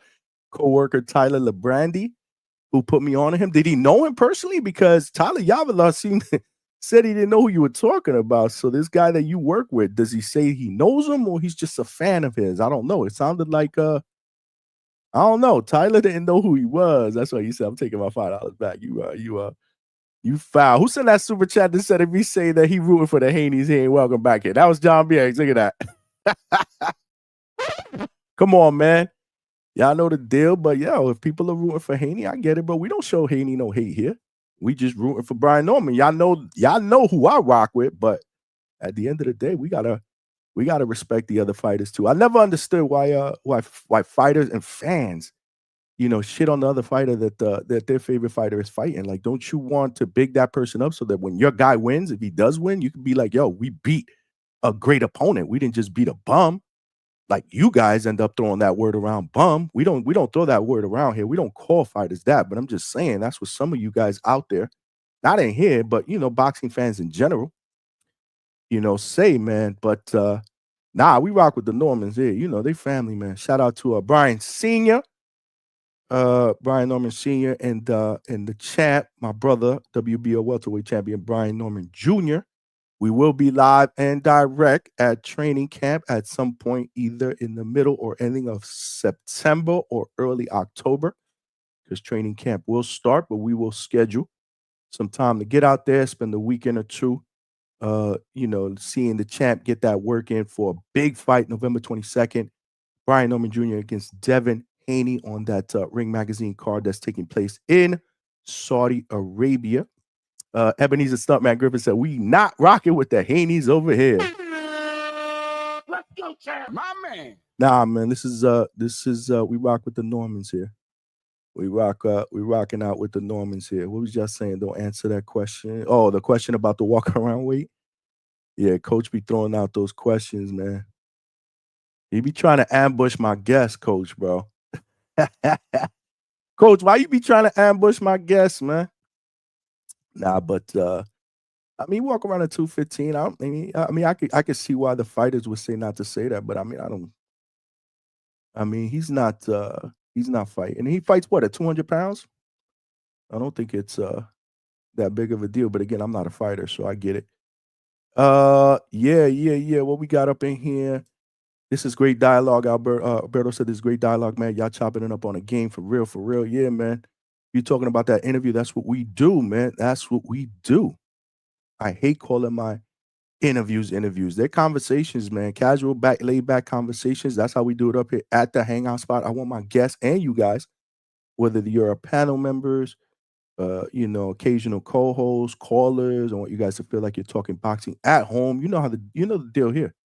You know the deal here. We talk passionate boxing. We share opinions. We don't dog anybody's opinions, even though we may disagree. It's okay to agree to disagree. We're not always going to be on the same page. We love throwing perspectives out there, right? Giving people a different way to think, right? Because we don't all think the same. So perspectives are always good, and this is a safe place for us to be able to do that. Stuntman said, get sponsorships, bro. You're a marketable fighter. Trust me, the biggest change I made when I turned pro was not having to work a job anymore. Absolutely, man. That way you can commit yourself full time to your craft. But Stuntman, you know the deal. It's hard. It's hard in the beginning, man. This kid only got 2 fights. And he literally just started working with Mark Ferre. Like I probably 3 weeks ago, a month ago, if that much. So it's a progression. It's a work in progress, man. It's a work in progress. Birdman, what's up? Damn, I didn't see this. Again, my bad. I did see one of your questions and I read, but this one I did not see. What's your first big purchase you're making after signing that big deal? That's a good question, but I did not get to ask him that. Wax, what's good, my brother? Wax is in the building. Let's go, He said, champ. love how open and honest Tyler is. Yeah, absolutely. He's a great guy. Yeah, I'm not sure, Adrian. That might be you said is that arena that he supposedly is talking about that's huge in Sarasota. I'm not sure if they do circuses there. I've never been there, but it'd be nice if he ends up getting a fight on that card. I will make it there to show support. Speaking of support, I will be live boots to ground, y'all. Friday at the Pro Box facility. They are coming back home to Plant City, Florida. I am so excited. Obviously, they've been taking this show on the road and doing some big things all over the country, but they're coming back home. And it's going to be a really, really good, exciting card. If you have never seen a Pro Box card, it doesn't matter if the name recognition for the casual fans aren't there. We are hardcores. If you love boxing, make sure you check out Friday's Pro Box, which is going to be in Plant City, Florida. I believe the main card is about 8 o'clock. The prelims start at 6. You can check it out at the Pro Box website, or you can check it out on Pro Box TV on YouTube. That's usually where I used to check them out. But again, whenever they're in Florida, I'm there, boots to ground, man. We get a media pass. We get up in there. We put that work in, man. We get some live interviews. You know, we get some content that we can obviously put to the channel so that you guys can see. We are trying to build something really, really special here. It's not just live shows here. You know, we open up the panel. We got great co-hosts that come on, give their perspective. Coach Bermudez comes on, you know, to chop knowledge with us and give us his bets for the week. You know, there's a lot of different things. The Normans jump on here. You never know who's going to jump on at the Hangout spot, bro. You never know. But it's not just live shows that we're doing, right? It's interviews. It's material, content, boots to ground, making those contacts for people to come on to the channel so that we can introduce them here live to the family here at the Hangout spot in the evenings, Hangout spot late night live. And great main event between Yakubov and William Foster. That's going to be the main event. Co-main event will be Starling Castillo against Shenard Bunch. You got the Valle brothers, all three of them. We've had Dominic Valle. He's family here at the Hangout spot. They are all trained by my guy Mark Ferre. He will be fighting on the card along with brother Marcus Valle and the younger brother Kenyon Valle. He's making his pro debut, and Mark Ferre told me that he's going to be an amazing young fighter. He's very, very high on him. Not to mention we got the Filipino man sensation. Well, John Mindoro will be on the card as well. 14-0, explosive puncher, man. You know, he will be there on the card. Gary Antonio Russell, one of the brothers of that whole Russell bloodline, right? Gary Russell, Gary Antoine Russell, Gary Antonio Russell. He will be on the card. It's gonna be a great card, man. It's gonna be a great card. And one thing I will tell you that I will put my stamp of approval on. I've been to them. I've seen them. If you haven't checked out a Pro Box card, you won't be disappointed, man. You know, the goal at Pro Box, it is pitting two guys together that are going to go and they're going to fight 50-50 caliber fights, man. You know, on paper, and they deliver, man. If you guys like entertainment, make sure you check out one of those cards. But smash that like button if you guys have not done that. Appreciate that. I did put out a post because today, and there's a lot of news that has broken in the last 48 hours, man. But the undercard is now official, right? We talked about it last week. I believe it was on one of last week's shows. Why haven't they announced this undercard for the Canelo and Crawford mega fight that's taking place September 13th at Allegiant Stadium in Las Vegas? That is the football stadium. It's the first time they're going to have boxing there. That's where the Las Vegas Raiders play. But now it's official. The undercard is official. And I do have a poll out there. Do you guys like the Canelo versus Bud Crawford undercard? Yes, the fights are solid. No, very disappointing. Or it doesn't matter. I'm just there to see Bud versus Canelo anyway. Right now, we got about 36 voters. Man, we got to get the voters up. We got to get the viewers up. Make sure you guys share that channel. If you're watching this live on X, retweet, share. And make sure we get some more family members over. If you want to get involved with the chat, come on over to YouTube. Great. It's great for you to come over as well because you can subscribe if you have not subscribed. And we're watching this. We're also streaming live on millions.co. You're watching that, come on over to YouTube so you can subscribe to the channel if you have not done so. And while you're there, you can tell a friend to subscribe as well. We are trying to get to our next goal of 3,000 subscribers. And we've just been doing boxing content in 16 months. So I'm very, very excited about what the future holds for all of us here at the Hangout Spot family. So far, 46% of you guys believe that the fights are solid. that you're okay with this undercard. 24% believe no, it's very, very disappointing. And 30% say it doesn't matter. I just want to see Bud versus Canelo. That's the fight that's on. And if you guys missed it, again, the undercard will have at 168 pound Christian and Billy against Lester Martinez, who's also a guy that fights on Pro Box. Shout out to Lester Martinez. You got Callum Walsh in a fight against Fernando Vargas Jr. And then you have Mohamed Alakel in a lightweight fight against John Ornelas. And I believe that's on the main card. Hopefully I didn't chop up his last name. Ornelas, John Ornelas. And that's rounds out the main card. Listen, it is what it is. You know, it is what it is. I don't believe it's the full. I don't believe it's the full undercard just yet. But those are the ones that are officially signed. But that might be the 4 fights on the main card, right? Because usually the undercard will be they'll have fights on the undercard and then the main pay-per-view card. Well, this is not a pay-per-view card. I don't believe right. This is on Netflix. I forget. This is free with a subscription on Netflix. But there will be other fights on the card, but these are the 4, right? So correction. Yes, these are the 4. Appreciate you for correcting me there. But if they do have, let's say, undercards and then they have a main card, I believe that these are probably the 4 on the main card, if I'm not mistaken. But are you guys satisfied with it so far? I think it's okay. I mean, obviously, it's not, the star-studded, stat card that Turkey put together in the beginning of the year. I believe it was in February. That was the last crescendo card. That was an amazing card. Obviously, it doesn't have the name recognition that the November 22nd card has.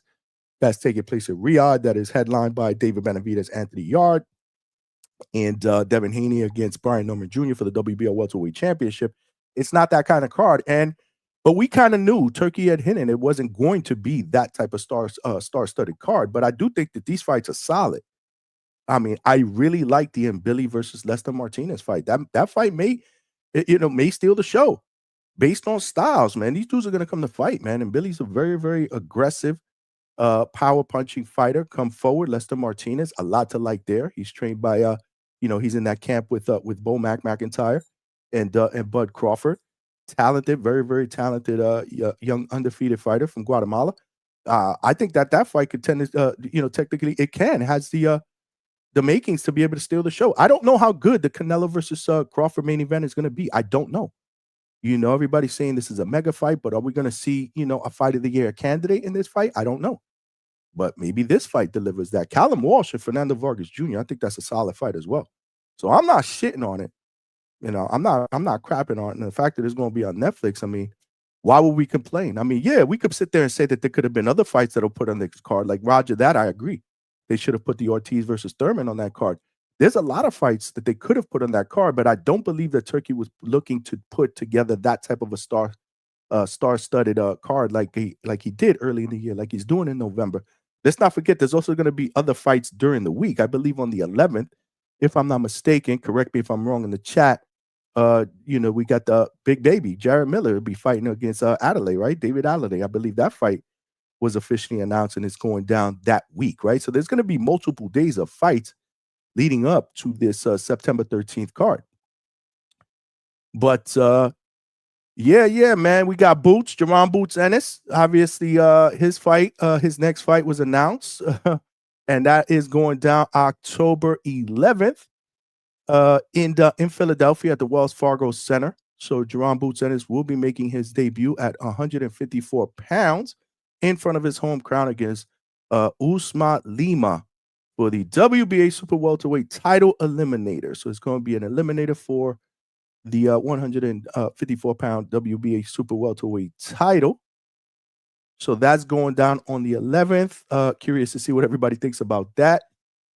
We wanted Boots to potentially fight Virgil Ortiz. That didn't happen. It was mentioned that Boots could potentially be fighting Xander Zayas. Obviously, that's not happening. And this is the first fight that he chooses to fight at 154 pounds. So I'd love to be able to hear everybody else's thoughts on it. I did hear Brian Norman Sr. on some of the other shows on the Boxing Voice yesterday. He was on Mill City today. And, he's there's no love lost, obviously, between the Normans and the Boots camp. And he was laughing at it. He was laughing at it. And it's just crazy. The one thing I will throw out is, You know, a lot of people crapped on the Normans, right? For not taking that $1.7 million that supposedly was being dangled around before for a Boots fight last year. And now look at where both guys are at. I mean, Boots is moving up to 154. Brian Norman Jr. is fighting, Devin Haney on one of the biggest stages, one of the best cards in boxing for a bag there. It's just crazy how things work itself out, right? Sometimes you bet against yourself and you end up doing well for yourself in the long run, man. But Brian Senior can probably explain that part of what I'm talking about a little bit more clear. If he's watching and he wants to jump in later on, he's more than welcome to do that. But another thing, Danny Swift Garcia, my guy, he's going to be returning. He announced that he's going to be returning back to the ring at age 37, October 18th. That's going down at Barclays Center in Brooklyn, New York. I've done many, many fights. I've seen many, many fights at Barclays Arena, and I've been to about 4 Danny Garcia fights live there, and he always brings out a good crowd because the crowd from Philly, the family, the fans from Philly, they drive down to Brooklyn, and and they jam up the building, man. So it's going to be a lot of people there. I don't know if this is Danny's last fight or not. It could be. If it is, I'm telling you, Barclays is going to be buzzing. There hasn't been an opponent that's been announced yet, but he will be making his return. Andre Ward, man, he also made some news this week on social media saying if there was any fighter that he loved to be able to come back and fight, which was a little bit shocking to me, it would be Anthony Joshua. Again, Andre Ward hasn't been in the ring for about 8 years. So, yeah, man. I mean, just a lot of shit, a lot of news, that's been spitting, the last couple of days, man, in the world of boxing. I'm really, really curious to see what you guys think about it, man. We're going to open up the phone lines, though, man. We're going to open up the phone lines and take some calls, man, and see what's going on, man. I'm really interested to hear what you guys think about this undercard or these fights that are actually going down. Reyes Boxy said so many things to talk about happening in boxing combat sports world. Oh yeah, man. Rest in peace. Obviously, we had some deaths in the world of boxing, man, in Japan, man. Yeah. So rest in peace to both fighters, I believe, that passed away due to their their injuries suffered in the ring during their separate fights. Very, very unfortunate, man. Anytime we lose a fighter in the boxing community, we all suffer because of it, because at the end of the day, these guys are warriors, man, and we don't ever want somebody to go in there and get hurt. But, you can't play boxing. And this is another reason why I don't call a boxer a bum. And I don't allow people to come on here to call boxers bums, man. Any fighter that risks their lives and laces up a pair of gloves and steps into the ring, for our entertainment, they deserve respect, man. They deserve respect. So shout out to them. Tank not going to jail. That's right. Tank is not going to jail. Yeah. Supposedly the charges were dropped, so he's not going to jail. Manny Pacquiao also said that he's making his return to the ring in December, I believe December 27th. Who does he fight? I don't know. Could it be Tank Davis? Tank Davis isn't going to jail anymore. Is Tank Davis going to be fighting Lamont Roach now that that's out of the way? Do we get that much anticipated rematch that we've all been waiting for? Who knows? There have been mentioned that Tank could be a possible opponent for Manny Pacquiao down the road. So what happens there? You got Moses Atama and Dillian White. They're fighting this weekend on a really, really good card that's taking place in Riyadh on Saturday during the day. We'll be talking about that more tomorrow. We'll break that one down tomorrow because I'm not sure we're going to be doing a Thursday show because Mrs. Hangout Spot has actually been, she's in New York City, obviously, going through all the deal with her, with her dad that passed away and all that other stuff that's going down. She'll be returning back home on Thursday night. So I have to pick her up from the airport. And, so I'm not sure if I'm going to be doing a show on Thursday night. If I do one, it'll be super late. It won't be at 9 o'clock, maybe 10:30. I'm not sure, but possibly not. Possibly not. So we're going to break down and we'll talk about the Moses Atama fight card Moses Atama and Dillian White. They're going to be fighting Nick Ball. It'll be defending his WBA World Featherweight Championship against Sam Goodman, undefeated. Raymond Ford, Abraham Nova will be on the card. Philip Herkovich against David Adelaide. So who's Big Baby Miller, Jarrell Miller fighting that week on September? I thought it was David Adelaide, but maybe I was confused. He's fighting somebody that week. I need Reyes Boxing. I need somebody up in here to put me straight here, man. There's been so much shit going on in the world of boxing the last couple of days, and I've been sick.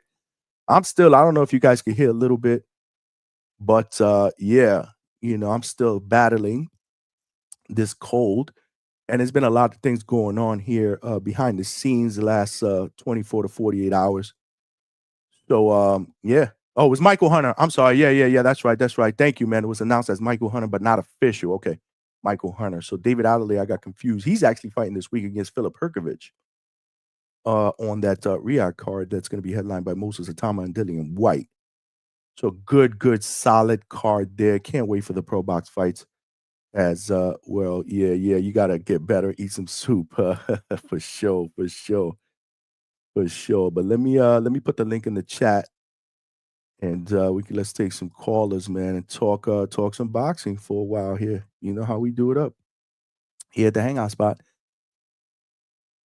We know how we do it up. Let's get that up in here. Make sure you guys smash that like button, man. What's up, man? We need some more likes, man. You guys know I don't like to end these shows unless we get at least 100 likes, man. We got to get the likes up. All right, we got the link, which is now in the chat. Let me pin that though. Let me pin that right now. We got 49% that believe that the undercard fights so far that have been announced are solid. 23% of it are disappointed. 28% believe they don't really care because they're just there to see Bud and Canelo. All right, let's replace the pin message. The message that we did have pinned to the chat was the link if you want to get a Hangout spot hoodie or t-shirt. That is my millions.co page. It will take you directly to the site if you want to support the Hangout Spot family and get yourself a hoodie or a t-shirt. We got all colors, all sizes, both men and women's cuts. They're very, very good material, even after you wash them. So if you want to support the channel, get yourself a Hangout Spot t-shirt and a hoodie. That is the link to be able to do that. I just took that one out, so I'll put that one back in the chat for anybody that needs it. And I just pinned the link to the chat for us to take some calls. Let me just throw that link up in there. Yeah, so that's the link, guys. If you want to get yourself some Hangout Spot merchandise, that's where you get it on millions.co page. As of right now, we just need 3 more super chats, y'all, to get to our 10 super chat goal. Let's help a brother get there, man. Help me buy some cough medicine. Help me buy some soup. Reyes Boxing is up in the building, man. What's going on, champ? I need some soup money, man. I know, man. We need to get to 100 likes, and we need to get Johnny some of that soup money. Coach Bermuda says he's going to pull up too. So, Coach, I saw Coach in the chat. That's what's up, man. But yeah, man, thanks for joining me. Talk about, Johnny. Thank you for joining us. It's crazy, right? Normally that show finishes in like 2 hours or less. Dude, it was crazy. That Dante, he's just a wealth of information, bro. Talking to him about football is insane. So they just kept going, bro. They just kept going. But hey, were you proud to know that the Jets are going to be second place in the East? That's his prediction. I mean, I was a little shocked. He's not wrong a lot, dude. He calls his shit. That's what you guys were saying. Listen, man, from what I think I put it in the chat. I said from his lips to God's ears, man. Hopefully, I'm not expecting a lot. I got to be honest with you. I'm just not, right? I'm tempering my expectations. We got a rookie head coach. Still a lot of question marks around Justin Fields. I do like what I saw the first game, but it's preseason. It's preseason, but I do believe the defense will be solid. I liked what I saw from Justin Fields the first drive, but again, I can't get excited about preseason. We got to let it play out. You got to remember, I got decades of disappointment here. So all the optimism has been drained out of me, man. It's just I got to see it. I got to see it to believe it. So it's good, for to hear what he said, and shout out to y'all. You guys, the show went longer than my show. Usually my show goes marathon. You guys are longer than mine.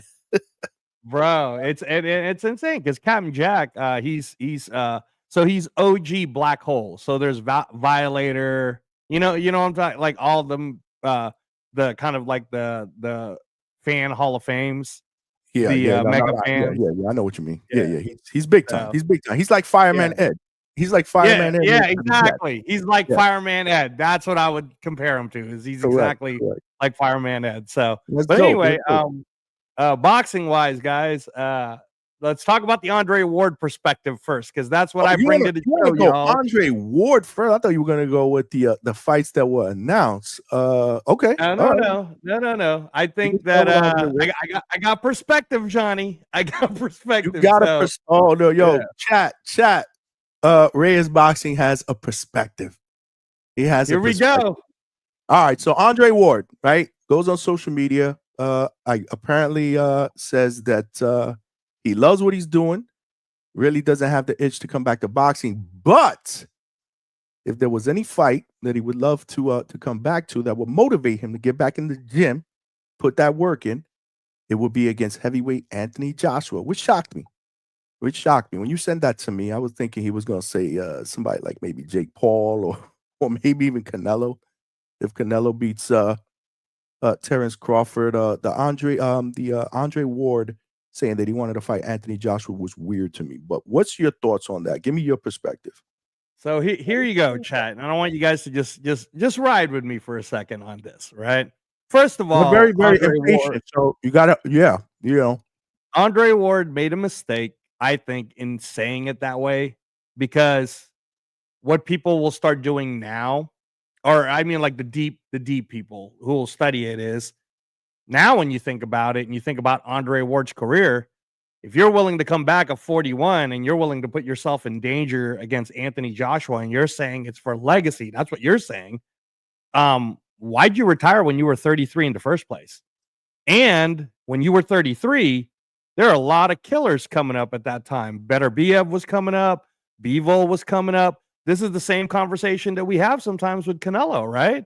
You know, hey, Canelo, why aren't you fighting the young killers? Well, there were a lot of young killers. One of them being Benavidez was starting to come up at that point too. Like now, and if Andre would have stayed, like how Usyk has stayed, he might have been having to fight these killers, right? So was there a reason why he left so young? I don't know what the reason is, but I'm just saying, for him to come out now and say, I'm willing to come back at 41, but I'm willing to fight Anthony Joshua, my opinion is no one's going to buy that fight. But I think he said it strategically because he probably already got a phone call, or he already probably got a hint that he's going to be the next opponent for Jake Paul. That's what that is. Because what are people talking about when they mention Jake Paul's name right now? Anthony Joshua. And then Eddie Hearn's really, like, he's in there in New York right now. He's talking to Turkey. He's saying it's real. Eddie Hearn is saying that Jake Paul really wants it. The question is, how bad, bro? And I can, is there a world where I can see Jake Paul fight Anthony Joshua? Yeah. Netflix, January, to open up boxing? Are you kidding me? Like, everybody's going to watch that for free on Netflix. Just the circus act alone, everybody's going to want to see it. All the Jake Paul haters are all going to want to see it, right? So, sure, but does Turkey and Netflix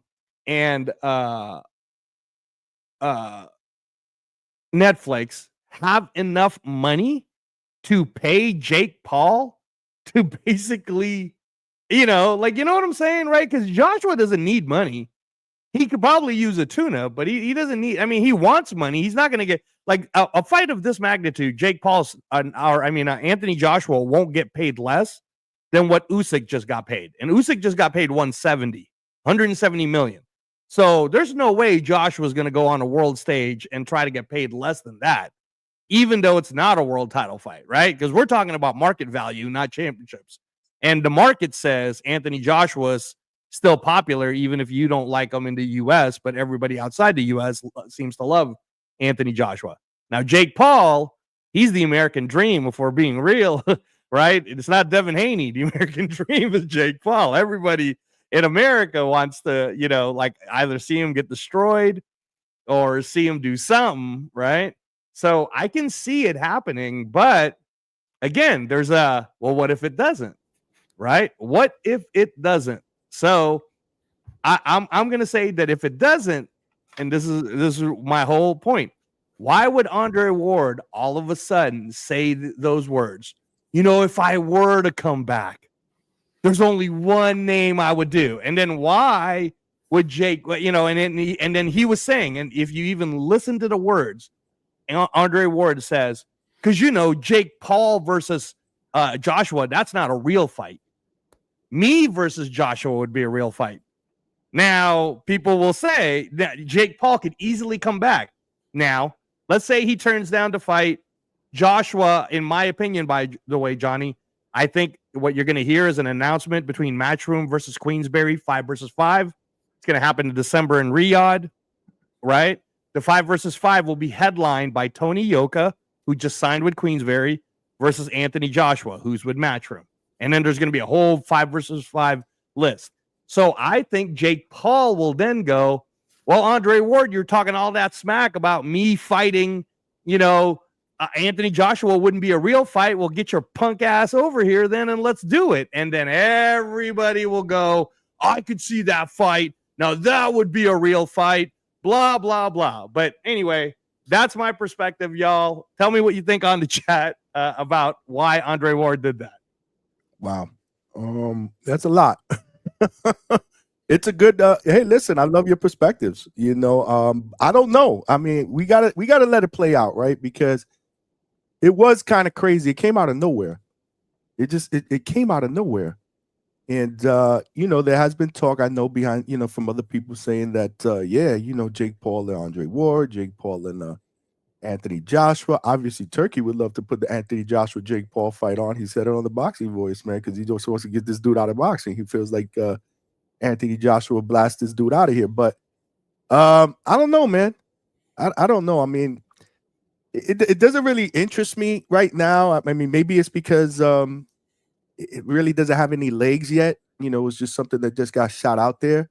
Andre Ward hasn't been in the ring for 8 years.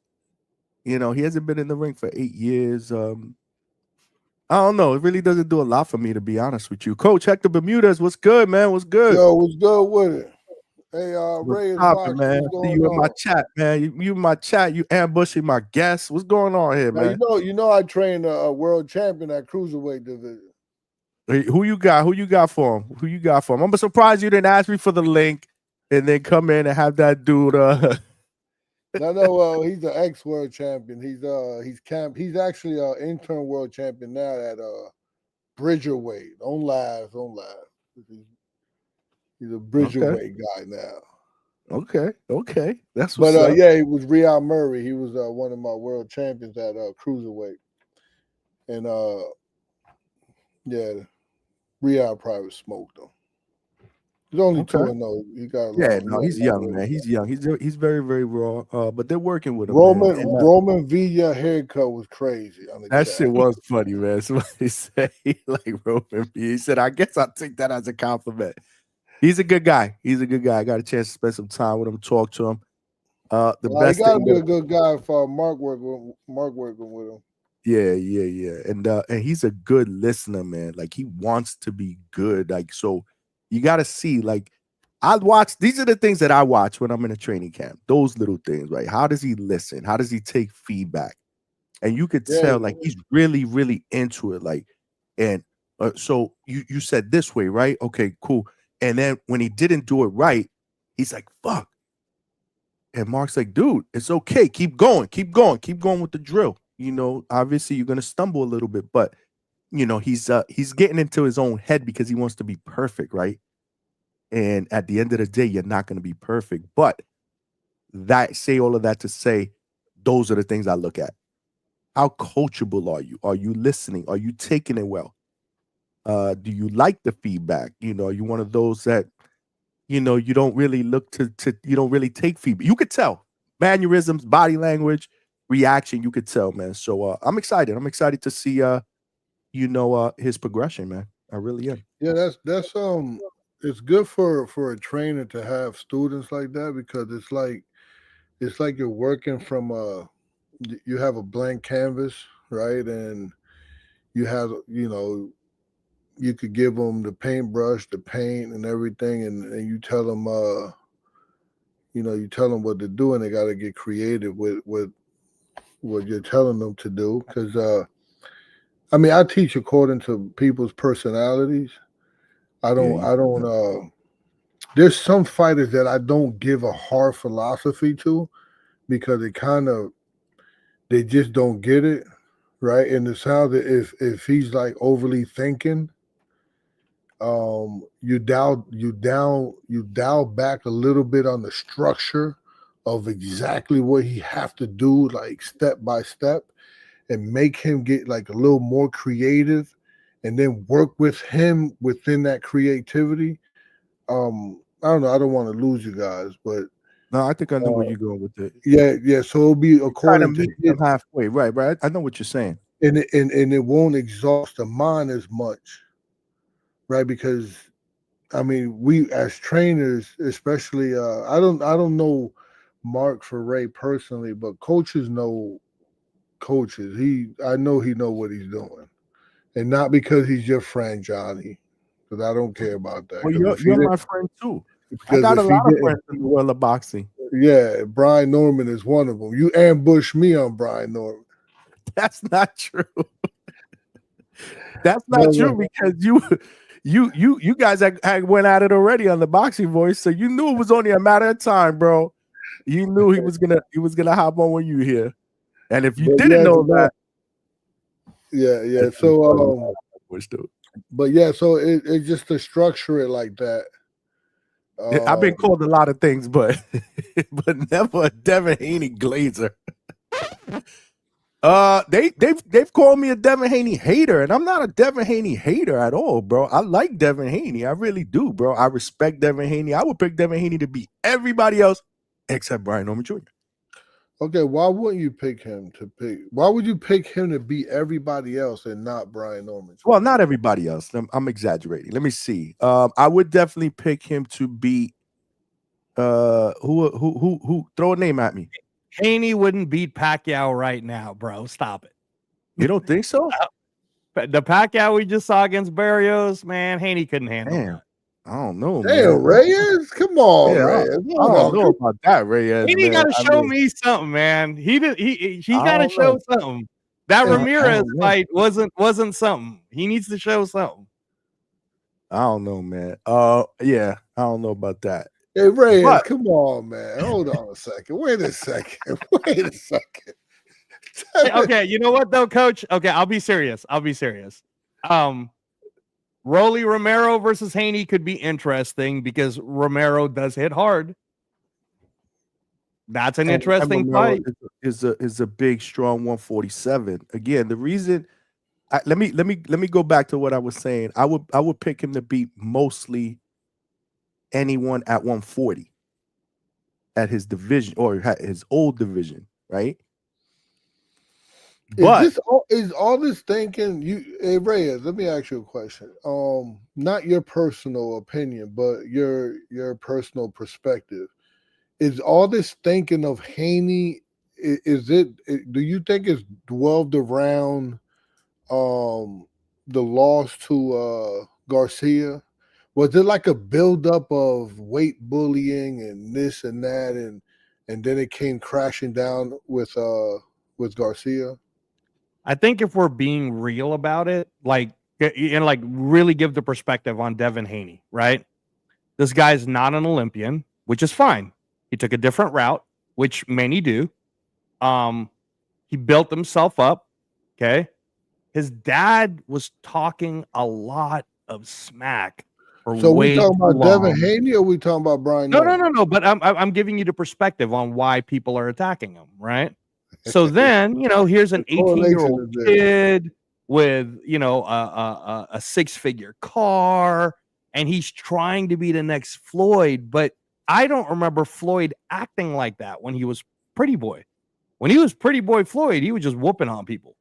So maybe if he just stuck to just whooping on people. Now, again, I don't necessarily blame the kid Devin Haney for that, but he kind of leaned on it, right? And then you take the fact that think about how he became a pound for pound. I mean, really, man. Like again, no disrespect to Regis Prograis. Okay, no disrespect, right? But you didn't beat Lomachenko, in my opinion.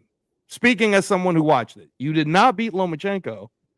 If you really want to be about it, like how Floyd was, you give him a rematch. Because that's what Floyd did. When people said, well, you didn't really beat Castillo, gave him a rematch, whooped his ass.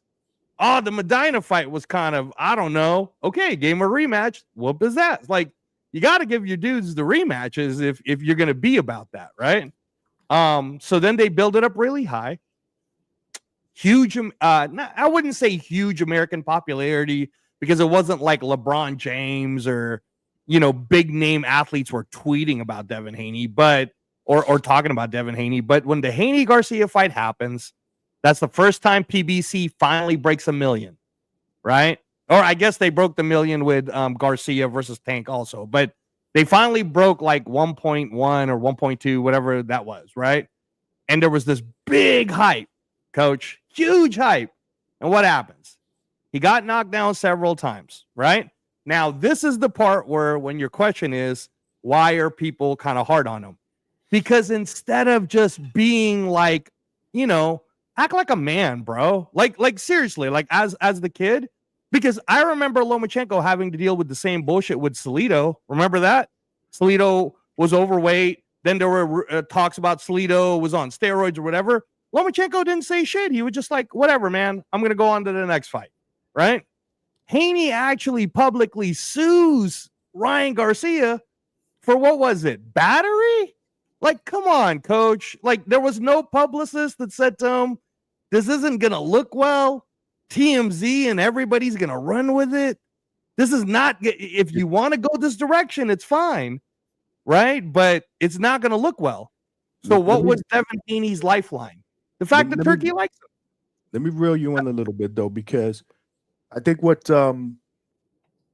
coaches was asking, right, if I'm not mistaken, was what is Devin Haney as good as he is, or was it the Ryan Garcia fight that kind of changed everybody's perspective of him going into that fight? Like, say that question again, Coach. Break down that question one more time.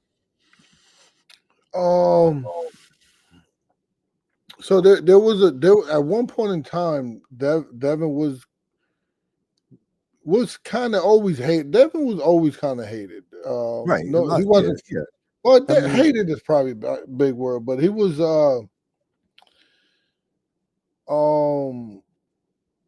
not favorable to people. But he was really good in everybody's eyes. He was still really good, and no one really wanted to fight him.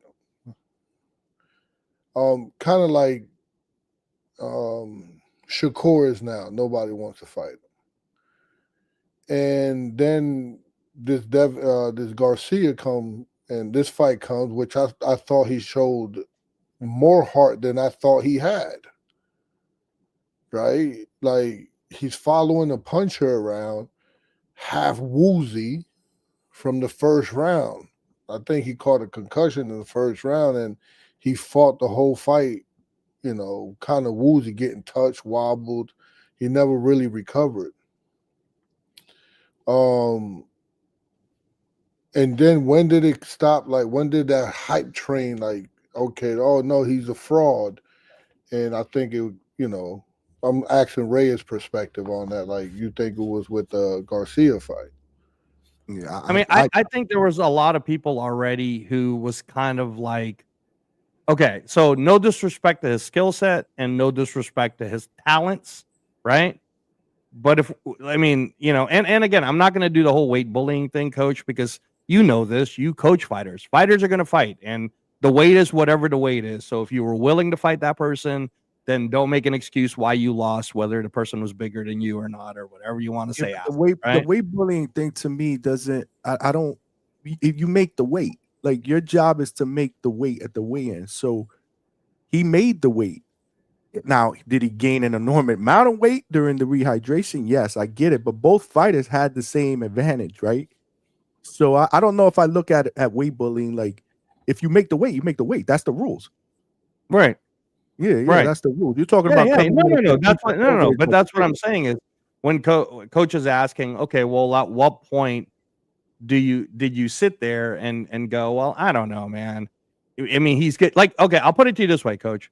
It's not that for me personally that I don't think Devin Haney's good, but to me, in my opinion, based on what he's been able to show going up to his mid-20 fights, like 24th, 25th, whatever, 26th fight, he was closer to Devin Alexander to me than how everybody was hyping him up. And I thought Devin Alexander was a very good champion, but he was Devin Alexander. And you guys and everybody, especially all the Haney lovers, were trying to make it look like he's the next Floyd Mayweather. And then they hate on us when we go, Shakur is looking like he might be the next Floyd Mayweather.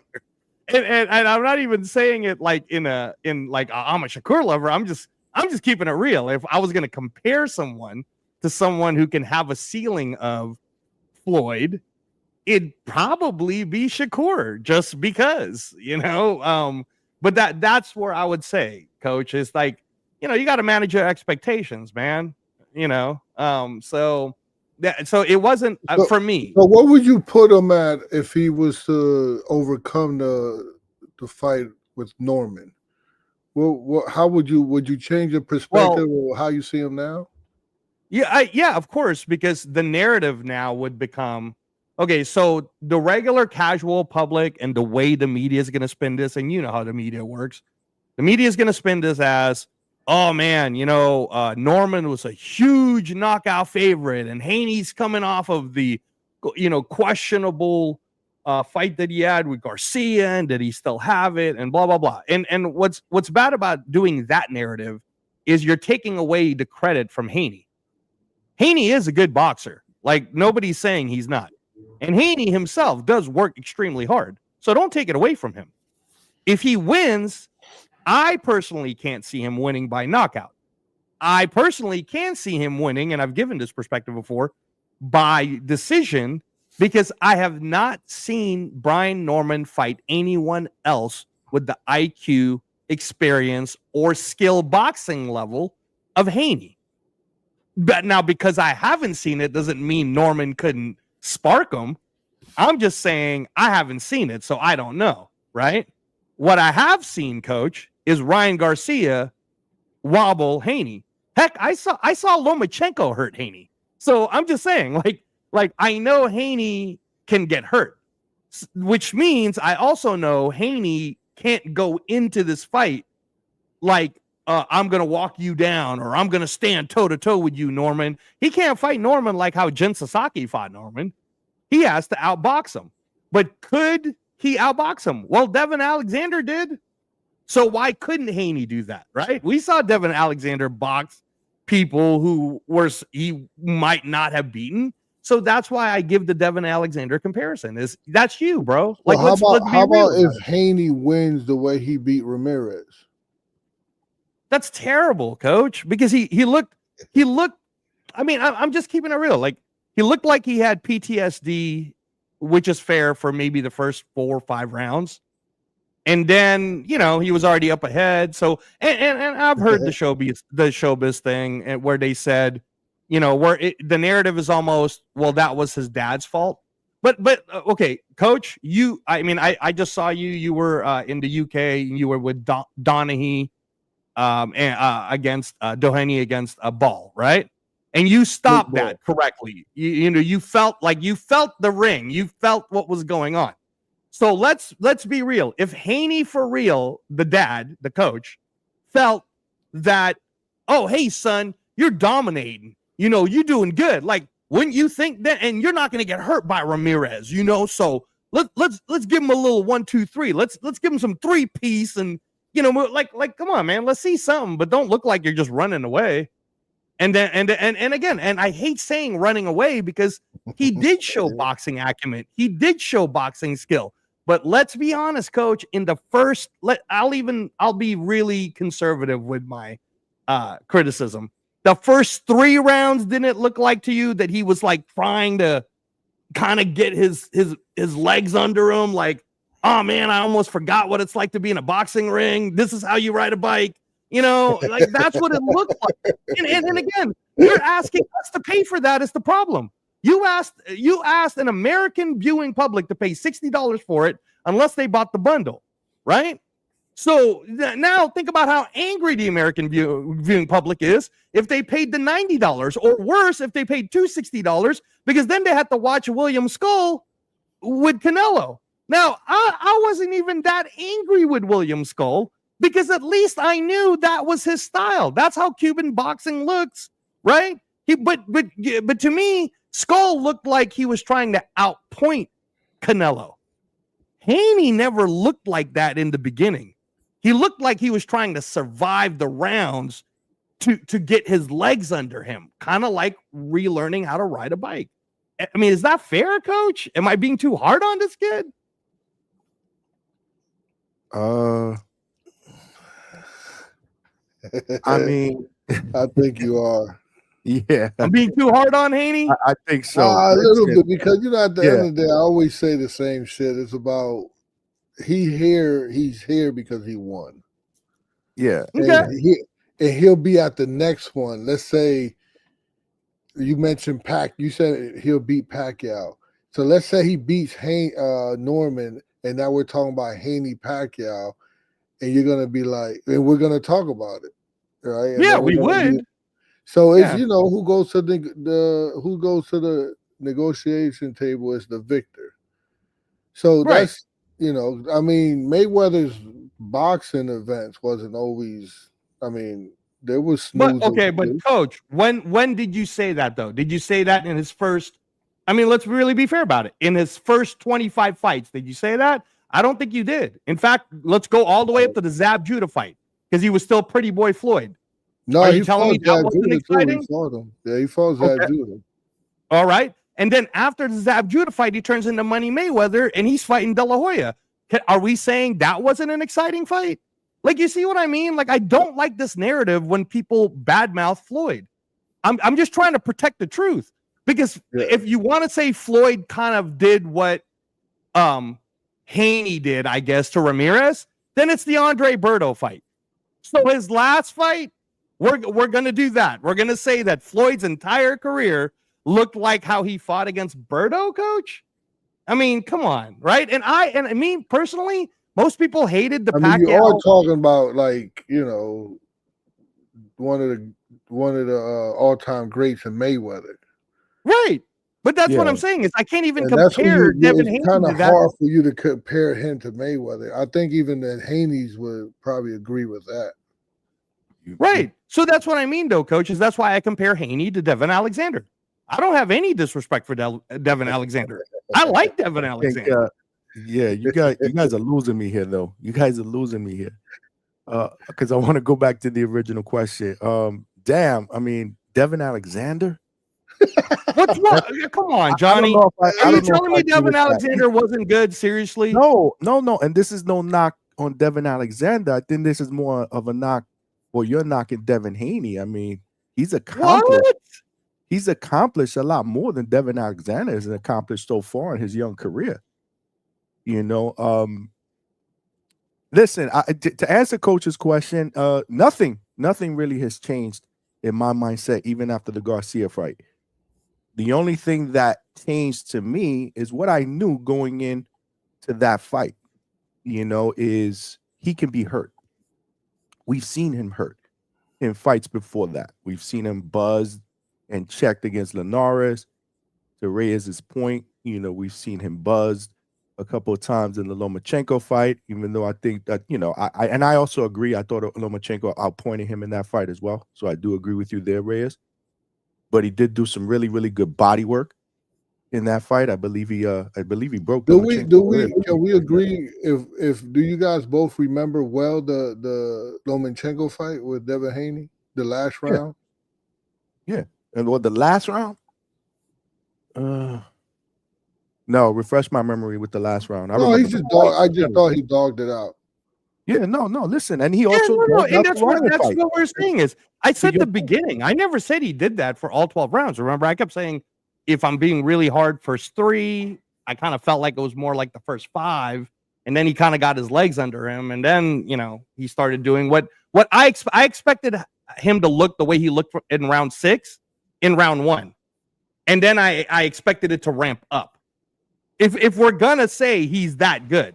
And again, Johnny, let me just make myself clear on the Devin Alexander comparison, because we did this, I think, the other night, where we were saying how it's hard to compare even Shakur to Floyd, because in the same amount of time that Floyd got to 24 fights, it only took Floyd 4 years, versus it's taken Shakur 8 years. So it's hard to compare any of these guys to any of the older times because they're not active enough. You agree with that, right, Coach? These new cats are not active enough. I mean, I know you want Polanco to fight at least 4 times a year, right? Because that's kind of the rhythm. So, Johnny, revision is always history, bro. But let me bring you back to Devin Alexander, okay? When Devin Alexander won the IBF title, he beat power punching Randall Bailey, who had just knocked out Mike Jones in a huge upset, because everybody thought Mike Jones was like the next big thing. You remember that, right, Coach?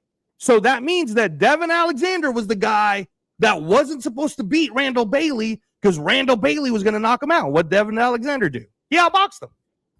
Do I believe Devin Haney can do that to Brian Norman? Yes, I do. And I'm not comparing, by the way, Brian Norman to Randall Bailey. I'm just talking about power puncher versus pure boxer. But I promise you, Coach, Devin Haney isn't going to stand toe-to-toe with Brian Norman. He sure as hell won't do it if he makes it to the 12th round.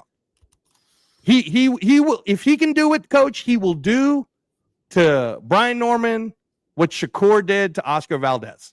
If he can do it. Yeah. All right. Listen, man. I get your perspective, man. And listen, I liked Devin Alexander.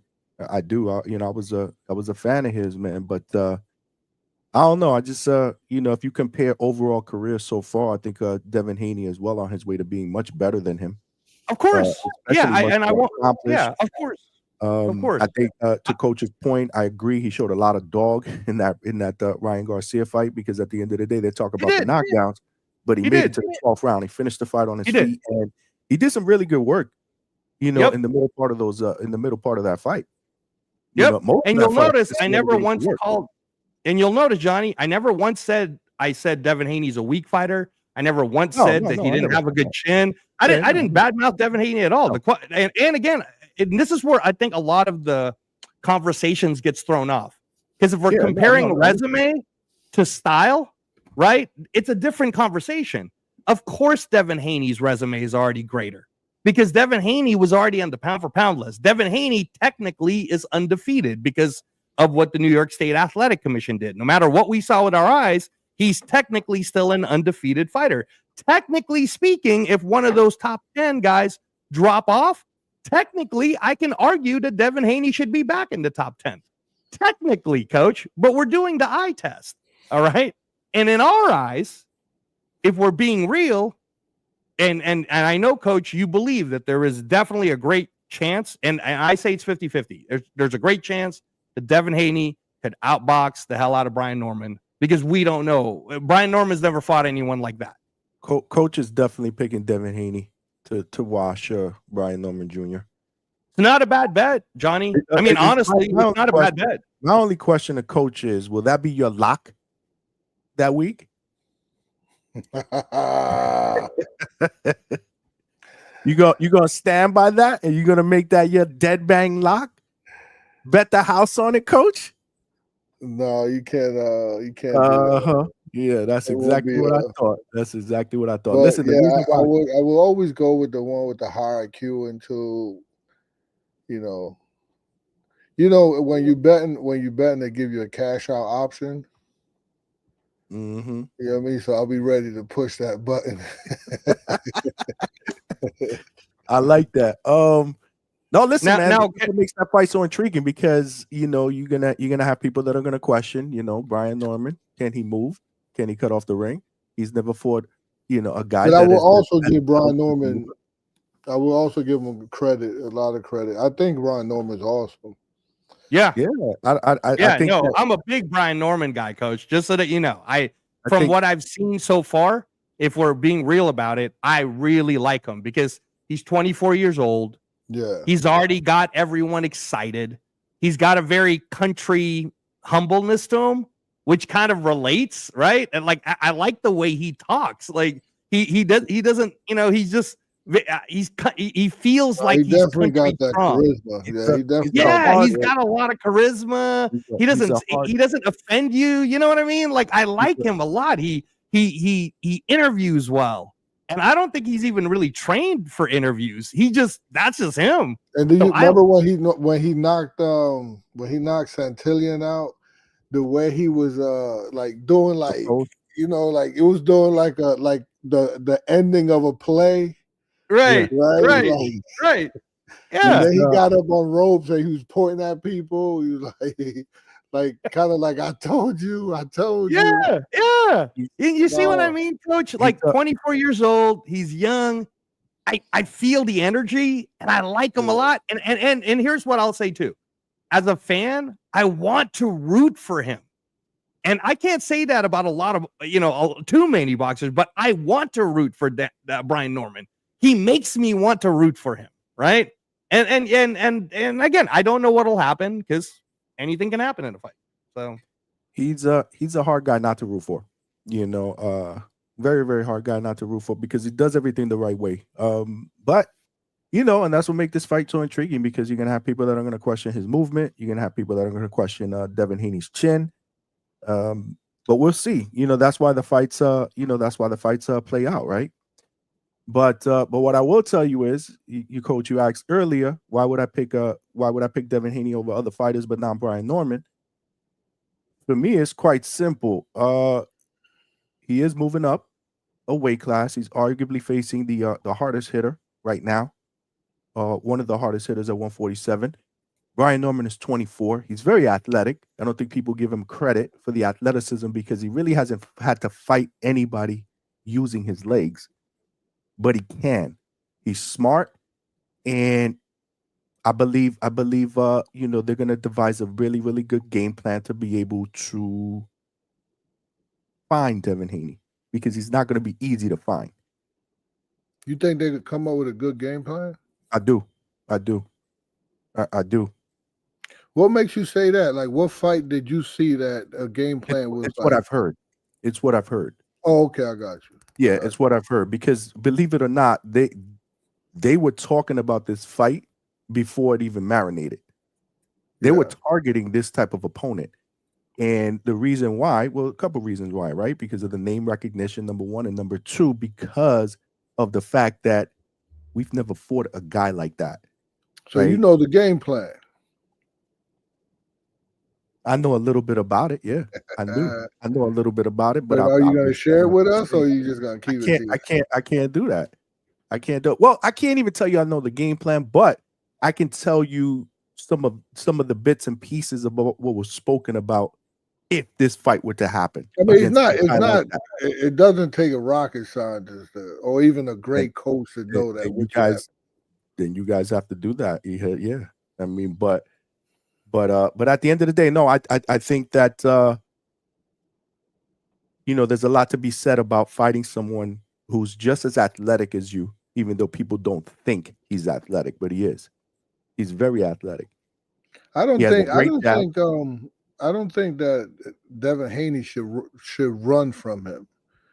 I think Devin Haney got a really, really good step back game. Like if you look at one fight, Coach, look at one fight. Look at the Devin Haney fight against Linares. Yeah, people are gonna remember he got buzzed, but what people don't remember is the work that Devin Haney did in that fight. Devin Haney fought a really, really great fight in that fight. He just got caught. This is boxing. Yep, he recovered well, but he recovered well. Right, he finished the fight on his own 2 feet, and he won the majority of the rounds. He won by unanimous decision. That was a really, really good performance against a former champion. A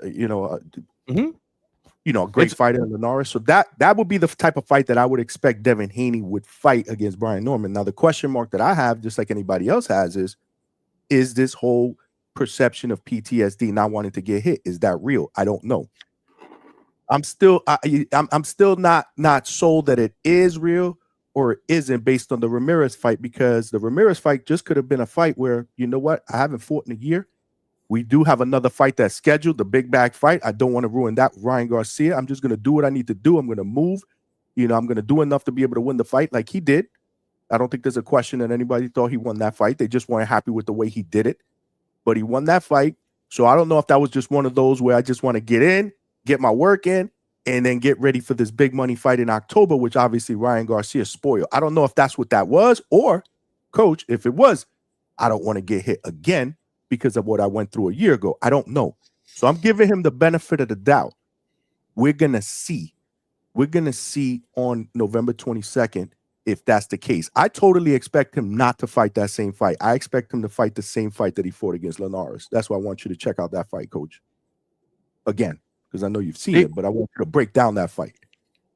The other thing, too, Coach, is that if we're really going to dissect Devin Haney's career, to Johnny's point, Johnny's absolutely right about the Linares fight. But let's be honest. Linares' best weight was 126, maybe 130.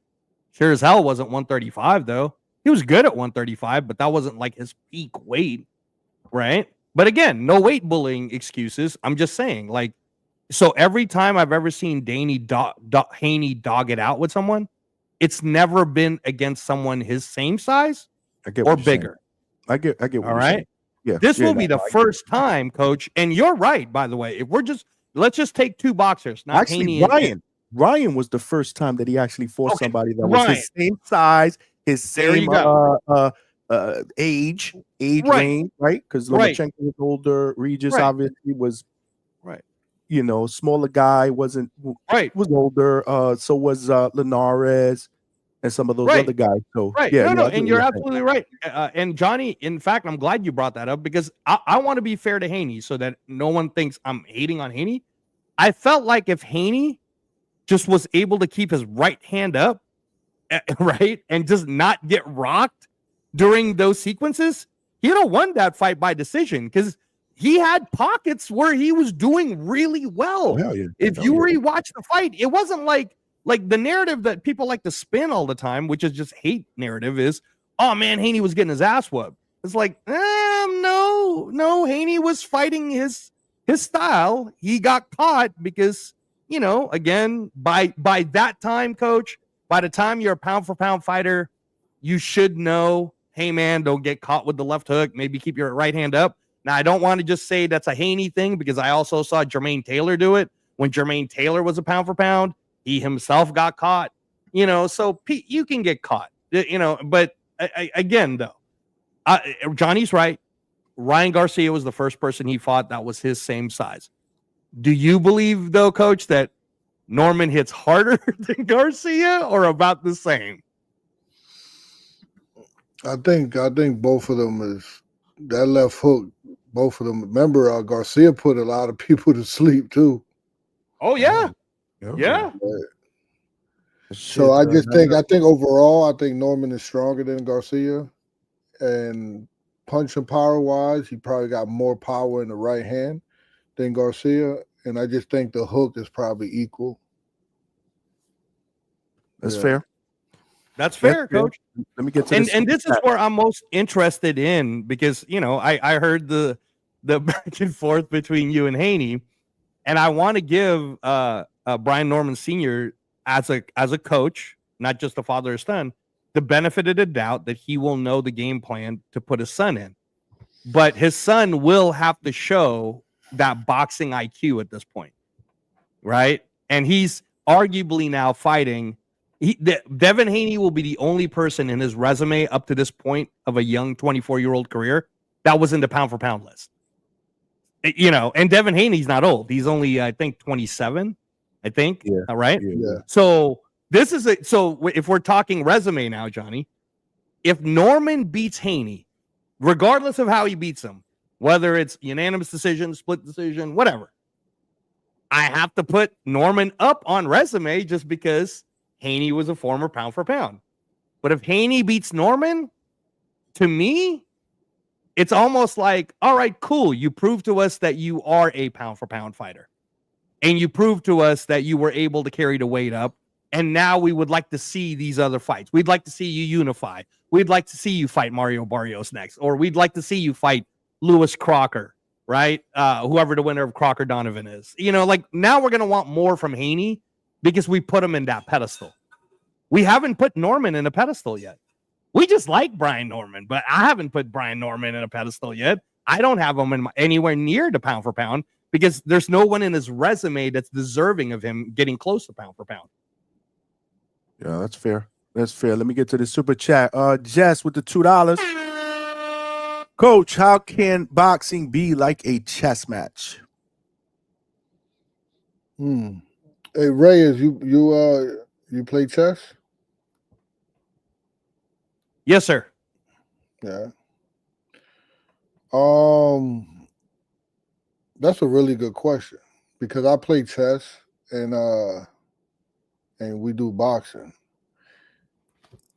And I think it's a really good question when you kind of correlate the two. Yeah. So in several ways, they both require strategic thinking, anticipation of the opponent, right? And one's own actions too. I think in boxing, we got to analyze the other person's style, strength, and weaknesses. Chess players evaluate their opponent's strategy and a series of calculating moves. And timing and precision is crucial for success. Boxing is physical, but the mental aspect and the strategy is just as important as someone sitting down to play chess.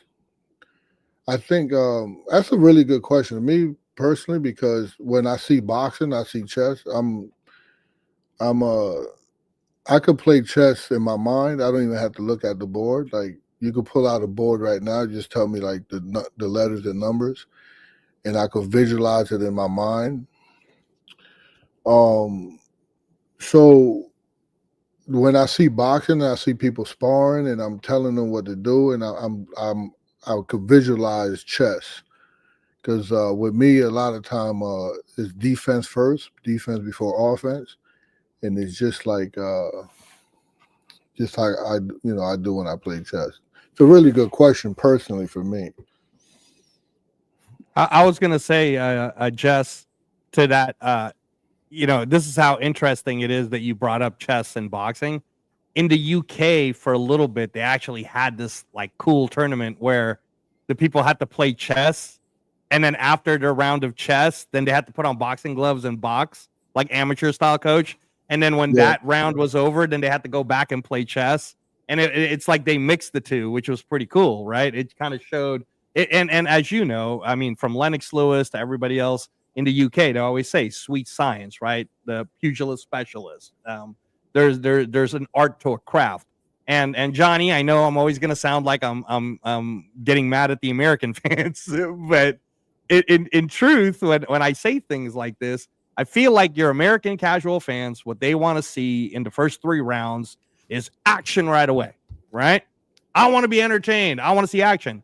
They don't actually understand that the first 3 rounds, the first 9 minutes, and you could probably tell me this, coach. The first 9 minutes, it's all setups. It's all setups and traps before you could even, like coach, if Rohan Polanco shows his uppercut in the first 9 minutes, now the opponent might expect an uppercut. But if Rohan had been setting up an uppercut but hasn't shown it yet, all of a sudden he hits him in the 6th round. First time was a surprise, but that might be the one that got a knockdown.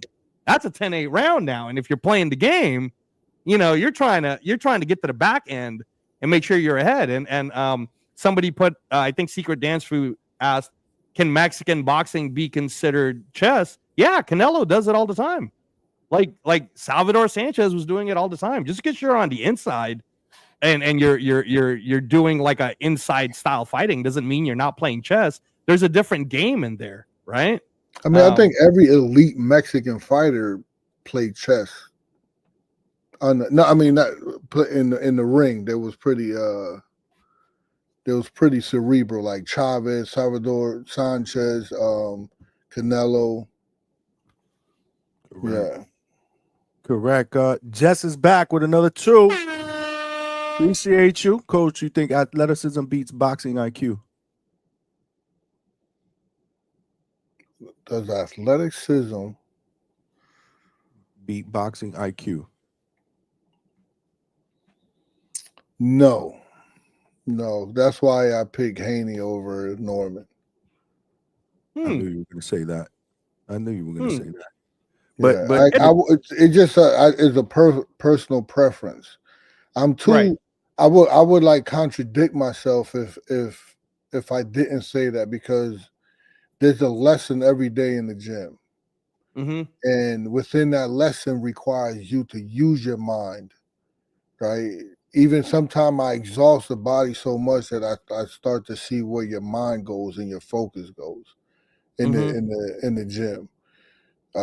Just yesterday I did 30 rounds, 4 minutes, and then I just watched everybody in the camera, and I start to see who focused at what round their focus start to go. So I'm exhausted. I'm kind of training the mind for the longevity of it. So if I would say athleticism over IQ, I would be contradicting myself. Man, so we didn't even last a whole week without talking about Brian Norman and Devin Haney. Hey, it was Coach that brought it up, man. You and I weren't talking about it. I was actually thinking on Sunday's show, I was like, damn, we might do a week, man.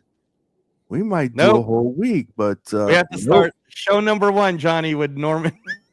Yeah, I'm telling you, we ain't got nothing to talk about in October, let alone November. No. We have a lot to talk about. So, Coach, can we talk about some of this week's news? So let me bring up the first one to you, Coach, because this affects you business-wise.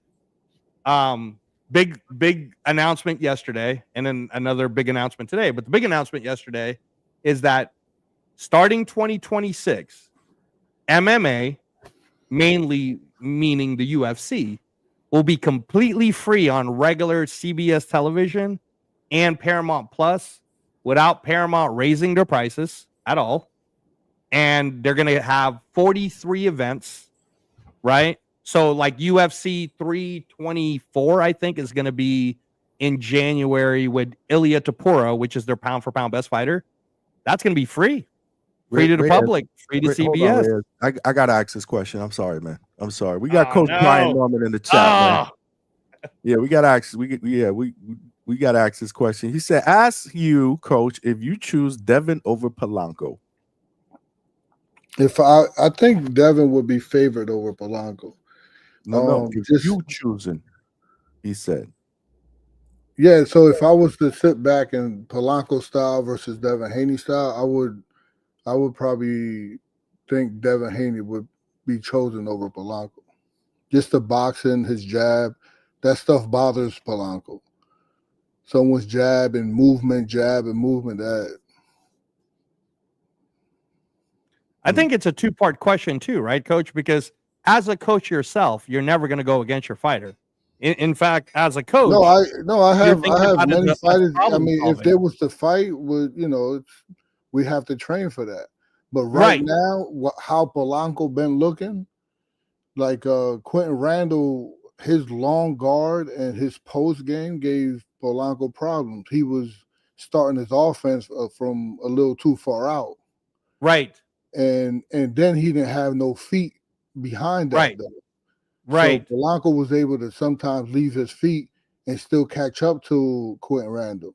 But let's say if that's Devin Haney with the same post game, and then also having a step back game and lateral movement with it, where Polanco was to leave his feet, and then no one would be there. See, and Johnny, can I just compliment Coach, man? This is why I'm just saying, I'm not trying to glaze on Coach or anything, but see how he took emotion out of it and he just analyzed his own fighter that he trains, and he's just being fair about it. Like, if we're analyzing it this way, this is what Quentin Randall gave problems with Polanco, right? I like that, because I think a lot of times you cannot have a true conversation back and forth if you put emotion.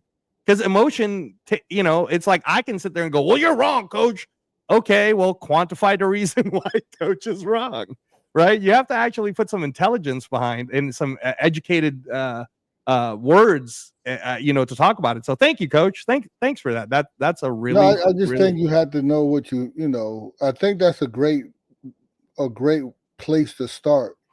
It's the one thing I give one of my favorite trainers is Eddie Futch. And Eddie Futch, when he trained Leon Spinks to beat Muhammad Ali, he said you have to be honest with yourself, Spinks. Ali fought Foreman, he fought Schaefer, he fought Liston. These are the greatest punchers in history, and didn't do anything to him.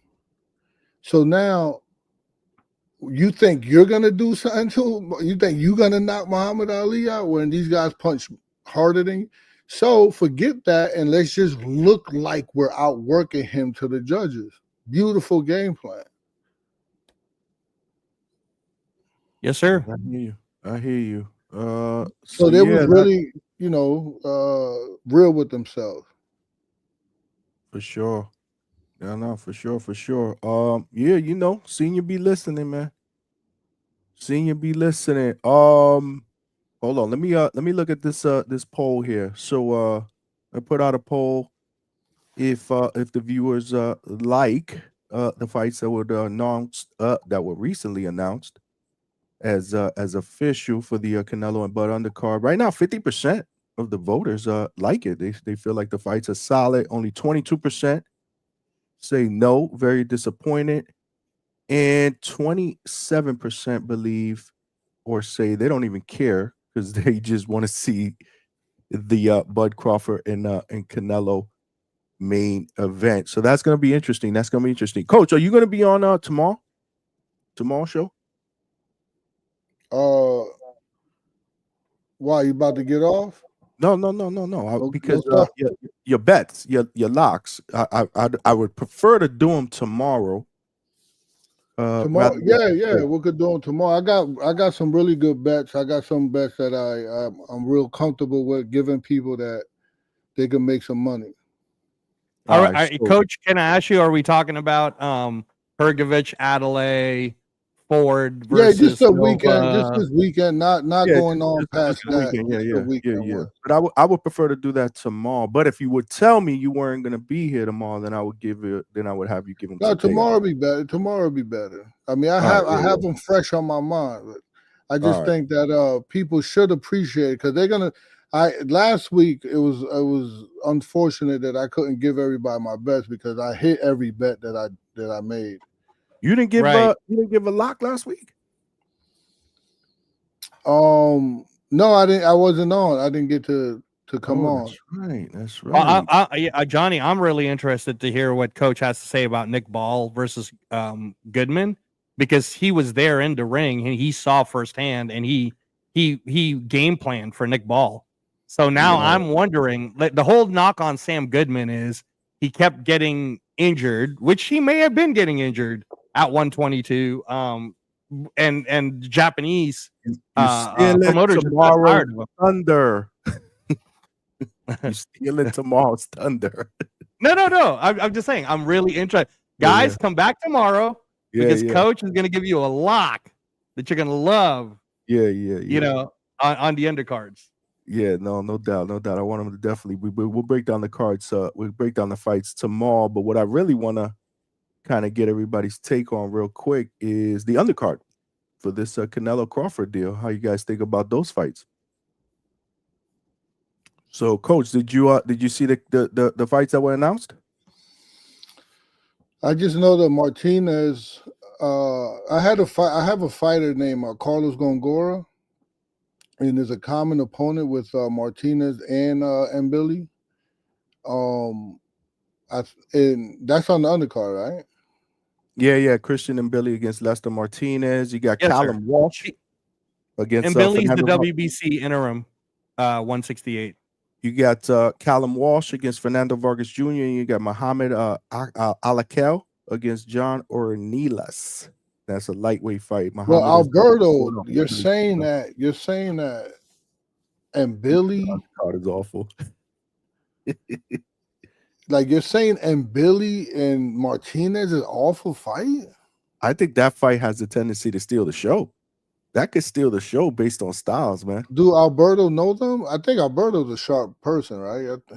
He's pretty sharp. And then Alberto, and then you have Colin Walsh, who's been looking kind of so lately, right? He came out the gates pretty strong. And you have Vargas, who his last fight was pretty awesome. It was a little shootout. No, that undercard you can't. No. Deny it. You Yeah, can't. that's a deny good that undercard, right? it's a good undercard, but it's not as stacked as far as name recognition as some of the ones that Turkey has done in the past. This is why people are crapping on it. But if you really look at the fights, it's not a bad undercard, man. Can I add? Can I add to Johnny that? And I've been saying this to people that it's not done. Like when Turkey did an interview and he was talking about what the Canelo Crawford event was going to be, I think his people that put up events did the research on Las Vegas and just in general. How would you fill 70,000 seats at Allegiant, right? And the rumors, I'm still waiting to see if it's true, but it's feeling like it's going to be true, where he's going to do like 20 undercards that may stretch over 3 days. Now, let's just say he does that, right? Let's say that I paid for a ticket to go to it. Are you kidding me, Coach? I get to go in and out of Allegiant Stadium to go watch fights for the next 3 days. And people think that's crazy. I even on Instagram, like I had it on Zupa Boxing, somebody said, who the hell wants to see 3 days worth of fights? And what I said was, look, man, I don't know what the global world scale of people that are going to be flying to Vegas, they're going to think about this. What I can compare it to, though, is here in Las Vegas, Coach, we have an event called Life is Beautiful. When Life is Beautiful was started, the concept was they're going to take all these major artists, Kendrick Lamar, Imagine Dragons, they're going to put them in different stages in downtown. They're going to close downtown, and you buy a ticket, and you get to walk in and out of these concerts for 3 days straight. Food and concerts for 3 days straight. So why can't you do that for boxing? If I bought a $4,000 ticket and you told me I get to walk in and out of Allegiant Stadium to go watch, some amateurs on Thursday, some other pros that are up and coming that came from the Box Raw sparring events on Friday, and then I come back on Saturday to see that undercard that they just announced, why would I be mad? I'm not going to be mad. I'm like, thank you. You gave me value for the money. And now think about it, Coach. If I flew all the way from Mexico or from the UK and you gave me a 3-day event, cool, man. That's awesome. That's great. Good for me. So to be fair to everybody who's saying this undercard sucks, we don't know that it's even done yet. We also heard here in Vegas, and I don't know if you guys have heard this, but supposedly there's supposed to be some kind of concert artist that's going to be giving like an 8-minute performance that's going to blow everyone's minds. So who's that? Is it Beyonce? Is it Taylor Swift? Like, I don't know, man, but it's going to be somebody. Turkey's paying for somebody. I don't really care for the concerts, so I mean that doesn't really float my boat, to be honest with you. I think most boxing fans or the hardcores will agree, but what I want to see is are good fights, and I do believe that the Martinez and Billy fight is going to be good. I think it's going to. Yeah, I think and Billy runs into trouble a little bit when he leaves Canada, and they fight in a ring that's regulation, because because it's small in Canada, right, Coach? The Eye to Tiger promotion rings are yeah, kind of small. it's like almost cheating, because all Eye to Tiger fights, they get handpicked out by Ramsey, the trainer, which is an awesome trainer. He loves people that come forward and are punchers. If you see the whole stables are like people that come forward and punch. And even I think Jermaine Ortiz he's fighting Steve Claggett, and he's a volume puncher. So you stick the whole Eye of the Tiger stable, and you put them in this casino that they have. There's only 500 people goes in there, because it's like all tables and stuff. and you put this. I don't even think it's regulation because the ring is really, really small.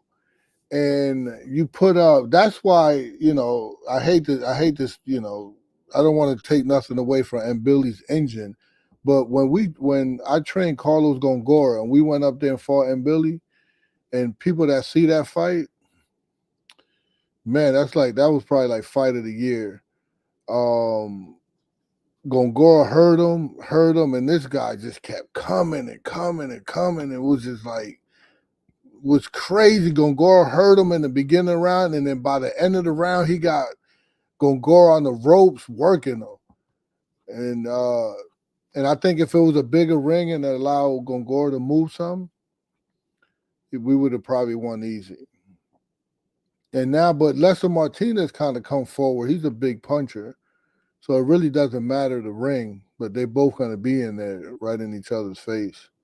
Yeah, man, that fight's gonna be dope, man. I'm really looking forward to that fight. I'm glad they announced that fight. Two young guys too. Malcolm, what's good, man? Let's take a call, y'all. Malcolm, what you got, brother? Here's Johnny. What up, Johnny? What? Hold on. I actually got that when you Here's Johnny. Yeah, fuck with the soundbite, man. You gave me that idea, man. What's good, champ? Yo, you sound good in the background. You got some Kenichis on? Oh, of course. Hell yeah, man. I got these little Kenichis on. You already know I have to throw them on before I call. Whenever my audio sound bad, I'm either like outside walking the dog or I got on the beats. You feel me? What up, coach? What's good with it, coach? Malcolm? What up? It's been a while. What up to you, man? Just chilling, man. And my boy Nicholson. I can't call you Reyes. I gotta call you Nicholson because of that day, man. When you was campaigning for that fight, bro. But shout out to you, bro. Shout out to you, man. Shout out, Malcolm. Yeah, so let me see about the topic. To be real, I'm okay with the card. I didn't expect like all these big names to be under here. Maybe in the beginning because it's like, okay, it's a Turkey Al-Rashid card. But then he did say, I believe this was like 2 months ago, maybe my time frame was messed up, that he wasn't going to throw a bunch of big names under this card. It's exactly what he said. So I'm pretty aware of that. And I'm just expecting, all right, we're not going to get no crazy names. Now, when he said that he was trying to look for some talent and, they were doing that sparring and all of that stuff, I believe it was for this card. I expected some lesser names, and Billy and I think it's Lester. Yeah. And Billy and Lester Martinez, I'm perfectly happy with that fight. It's going to be high action, and Billy's going to come forward, aggressive. And I'll give, if you're going to do breakdowns tomorrow, I'll give more breakdowns tomorrow. I'm just going to keep it short today. But, Martinez is a counterpuncher. So that's it has all the right ingredients to make a very explosive fight. On top of that, and Billy is the interim. I forgot which one exactly. Yeah, WBC. And Billy's the WBC interim. Thank you. So he's right there to possibly get a Canelo shot. So it makes sense where if you got these casuals watching, it's like, oh, it's this guy from Canada that we never watched. He's fighting before Canelo. And then let's just say he fights Canelo later down the line. Wait a minute, wasn't he the guy that was on the Canelo card? You know what I'm saying? So it gives you some kind of familiarity. So that's why I'm cool. I'm not all crazy or upset about it. Now, Callum Watts and Fernando Vargas, neither name is really that known to the casual public. And, I say Fernando Vargas is probably, he might be a little more known just because of it, just the name. It's Fernando Vargas Jr. Everybody knows who Fernando Vargas is. So they're just like, damn, it's his son fighting. You know what I'm saying? And his knockout power is there. Callum Wash, I don't think his opposition is that good. I really got to check his resume. Yeah. I know he's ranked in 3 of the 4 sanctioning bodies. But bro, he's been fighting on that UFC Fight Pass for a while, man. So yeah, I don't do the UFC. That's why, you see.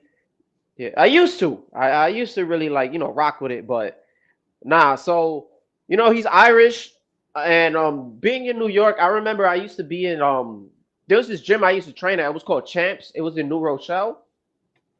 There was a lot of Irish over there. And, they rock for their people. When I tell you they rock for their people, sorry, Johnny, they fuck with them.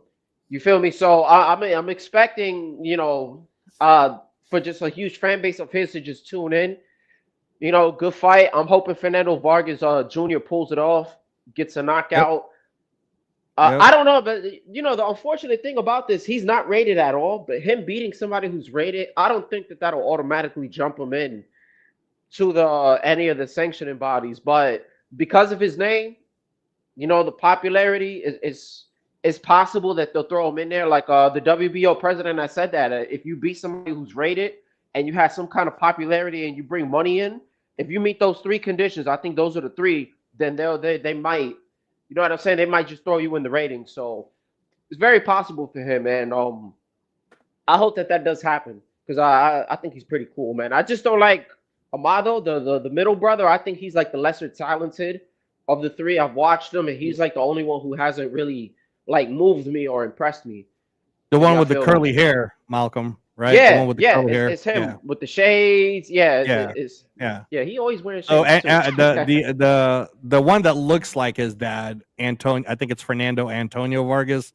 That's the guy with Top Rank. That's the guy that everybody's like, wow, this kid could be a star if they. No, that's Emiliano. Right. Emiliano is. Yeah, Emiliano. That's what I meant. Yeah, Emiliano Vargas. He's nice. The one that fights for Top Rank. Yeah, he's nice. Legit. He's the best out of all of them, I believe. Yeah. Yeah, he got like the most talent. But Fernando Jr. slept on. He's just because he started late. If I'm right, he's the one that really started late. You know, he's kind of slept on. But you know, I just look forward to seeing him a little more. But you know, the card, I'm not too pissed about it. You know, everybody else, you know, I tuned in late, so I don't really know y'all thoughts on it. But everybody else yeah, I was about to give mine on it, Malcolm, but you have it like right on point, and I think that's why Johnny, when you check the whatever the voting is, that's why 50% of the people probably or over 50% are like, yeah, it's a good card, because like what I was saying, Malcolm, is number one, it's not done. There's no way that Muhammad Alakel, who is now finally fighting his first 10-rounder, and he is Turkey's Saudi guy, right? He's the Riyadh guy that they built up there. He's not gonna. I mean, he might be in the main card, but they're gonna tell you about who Jarrell Miller's next opponent is. They're gonna, you know, Coach would know this more than us, but Kurt Scobie might be on, maybe not. We don't know. Coach isn't gonna tell us unless it gets announced or until it gets announced. Hey, listen, Coach. Hold on, Reyes. I'm glad you brought that up, Coach. All I'm saying, if Kurt Scobie is on September, this is all I'm gonna tell you, bro. Because I keep seeing Jahan Ingram post something about September on Twitter. That's all I'm saying. I hope that's it. Coach is smiling a little bit, Malcolm. Yeah, Coach, leak the info. Stop playing with us, man. Yo, you know, I don't. If that shit happens, I want a finder's fee, a promoter fee for that shit. Right? Because that shit got lined up perfectly. Coach came on here, ambushed him, bro. Oh, did he really? That's funny. I gotta watch that one. I gotta watch that one. Yeah, that was. But the other thing I was saying too, Malcolm, is and we talked about this. Turkey didn't overpromise anything, and like you said, he's on record saying the Canelo Crawford card will be designed to open the doors to all different young talents. There's not going to be big names. He purposely said that. He said there will not be big names in this card, right? So far, what has he given us? Lester Martinez versus Christian Mabili will be an extremely violent, competitive fight. Fernando Vargas Jr. versus Kalen Walsh. We're finally going to get to see Kalen Walsh get tested, because Fernando Vargas Jr. ain't no punk. So he's coming over there to probably try to knock him out. And Muhammad Alakel, and I forgot who his opponent is, but he's also doing what I said they would do, Johnny, which is they have to appease to the 300 million global subscribers of Netflix. So they're going to hit every international market. You got an Irish guy right now. You got Mexican. You got a Canadian, Haitian. You got Lester Martinez is Argentina. Yeah. I don't want to say it wrong, but yeah. Guatemala. Okay, sorry, Guatemala. So there's going to be more, man. We're going to see. I'll guarantee you, we're going to see a Japanese fighter. I will make a bet that there's going to be a Japanese fighter. Nah, because I don't know. I don't know about that, because Inoue already has a card. I think the same week or maybe the week after he's fighting. What's his name? He's fighting No, MJ, so I but feel like remember, they'll probably have that there. No, Malcolm, but remember, he said no big names. So it won't be Inoue, but there'll be a Japanese fighter. It'll be like Ryito Tsutsumi. Remember that kid who just fought in New York? I doubt it. Right? Yeah, I don't know. Maybe it's possible. He's got to hit every Everything is global Netflix demographic. I did have a question for Coach though. Coach, were you with Gongora when he fought Lester Martinez? No, not with Okay. Lester, but with Billy. With Billy. Yeah. So you Actually, definitely can speak was to very. Billy. Billy was a good fight. It was an awesome fight, actually, like fight of the year. Anybody who want to see a good fight, and it had a lot to do with the ring because Gongora is a 2-time Olympian. He know how to box, and man, he couldn't move in that ring.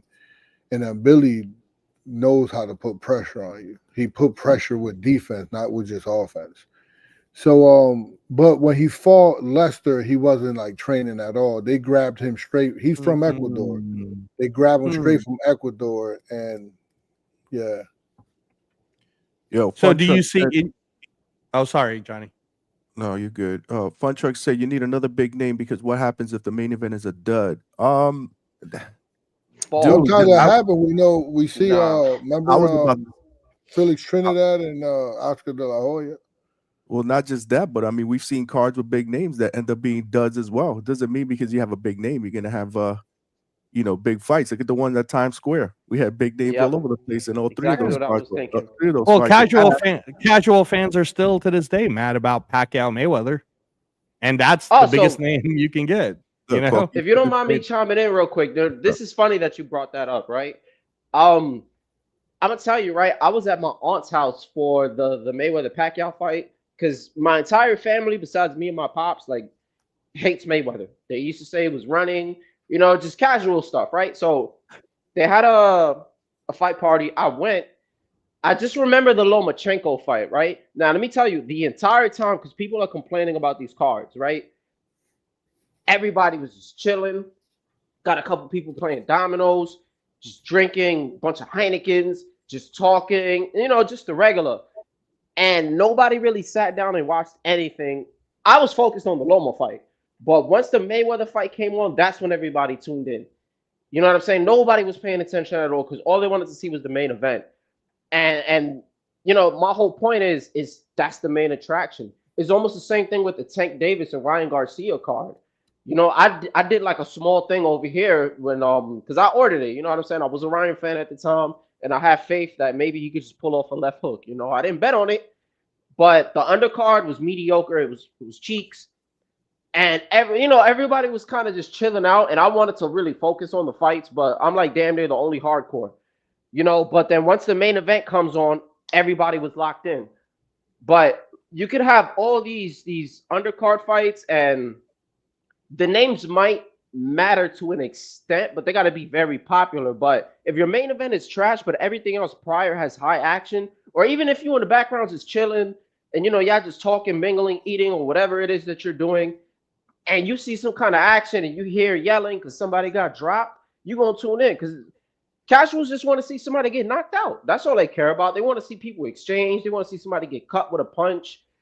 But I don't think that the big names specifically, it might attract somebody a little more, but to a Netflix audience, all that really matters, Canelo, the face of Mexican boxing, and Bud, who's the top 3 pound for pound future Hall of Famer. I think that's all that matters. And the last thing I want to slide in here, I read something on social media, on Twitter, and I think Steven Nelson reposted it. Isn't he going to be on that card?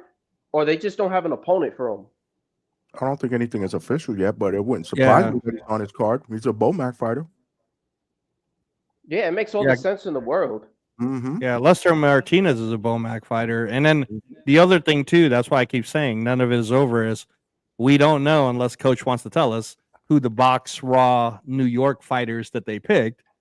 It could be Scooby, could be Scooby, could be. But there's also one happening. Could be Yo-Yo. Mm-hmm. It could be. Yo-Yo put on a spectacular. Yes, he did, Coach. Thank you for mentioning that. It could be both. We could see both, right? I know Coach is probably coming here.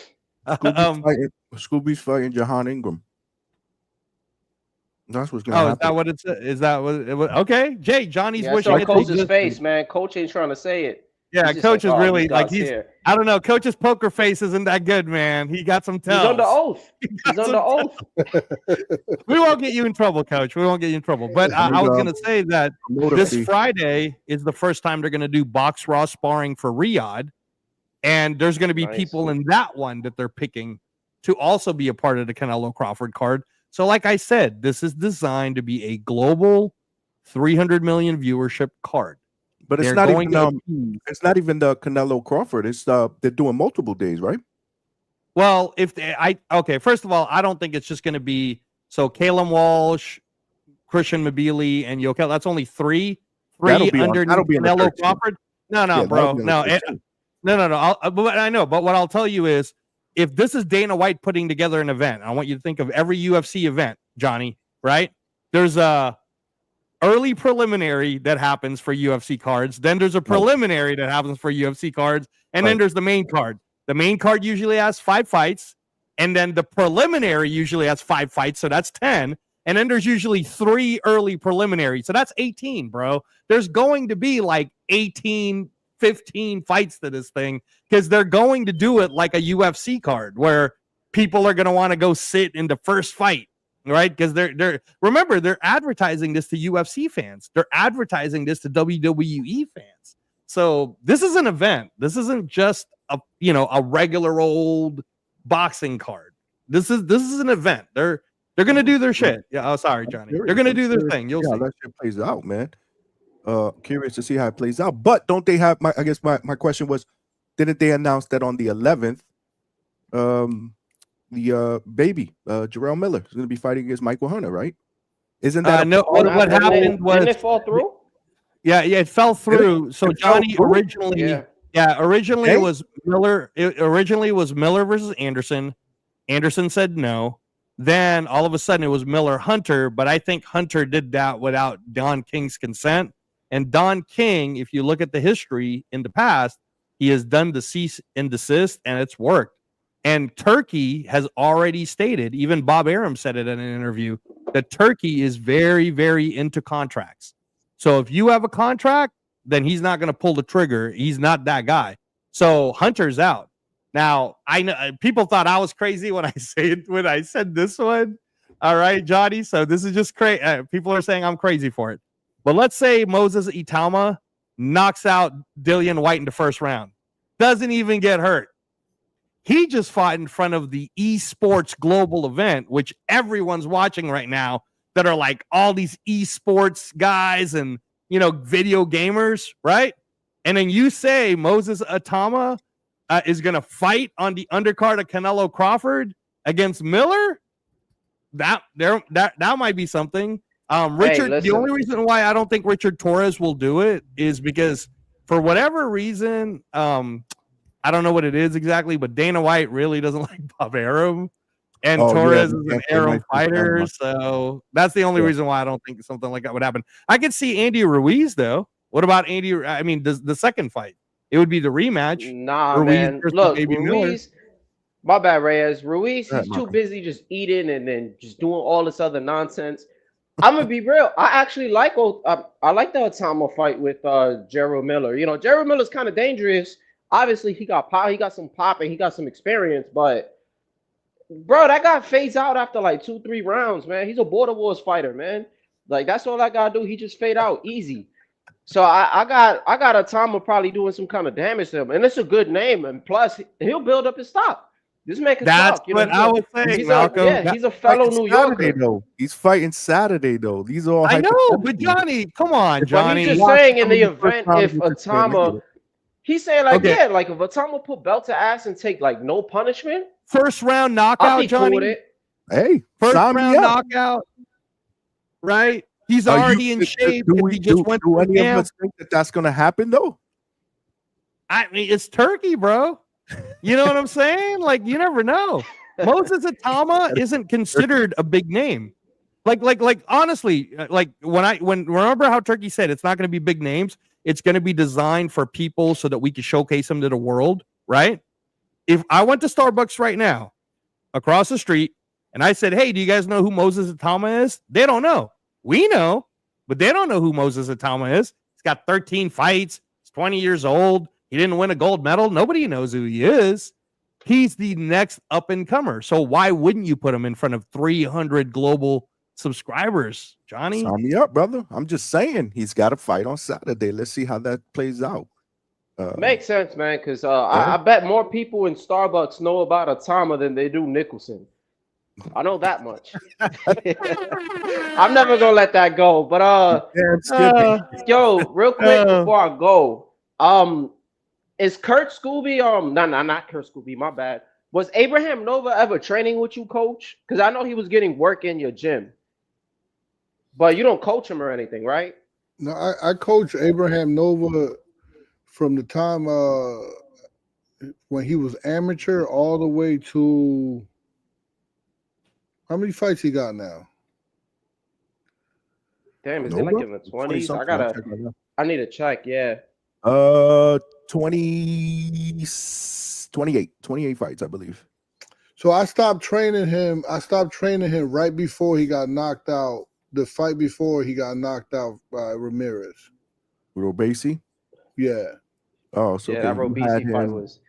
Oh, so you had him while he was undefeated? Yeah, I had him. He was undefeated. He was number 4 in the world. I trained him all the way into the Ramirez fight. We had a breakup. Then, and he went with my other fighter, Mark DeLuca. Okay, yeah. I'm a big Raymond Ford guy.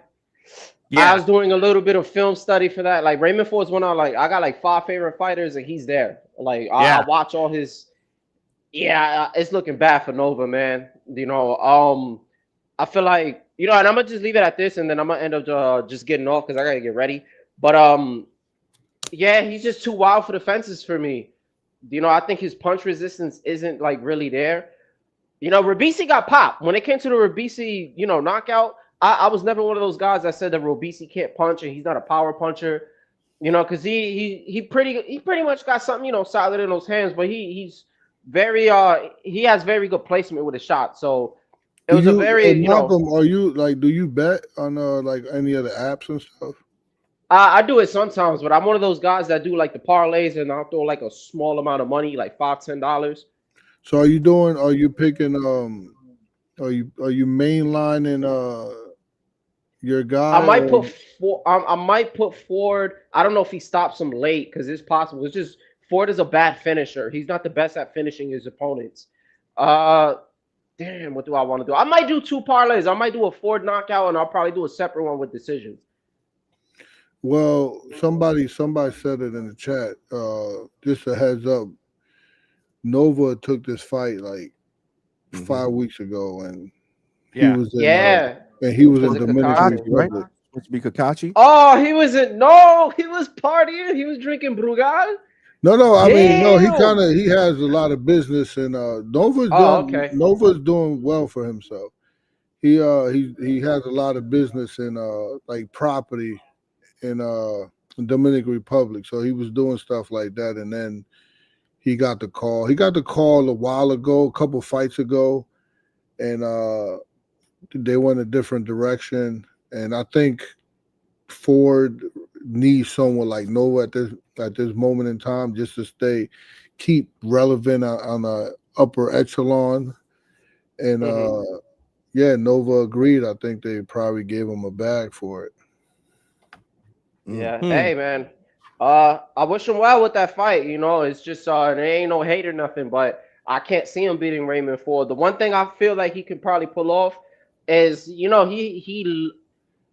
his body work is good. That's one thing I'll say. He can come forward and press the action, but that's something that Raymond Ford likes. But because Raymond Ford's a southpaw, that looping right that he throws a lot, that's gonna be his money punch.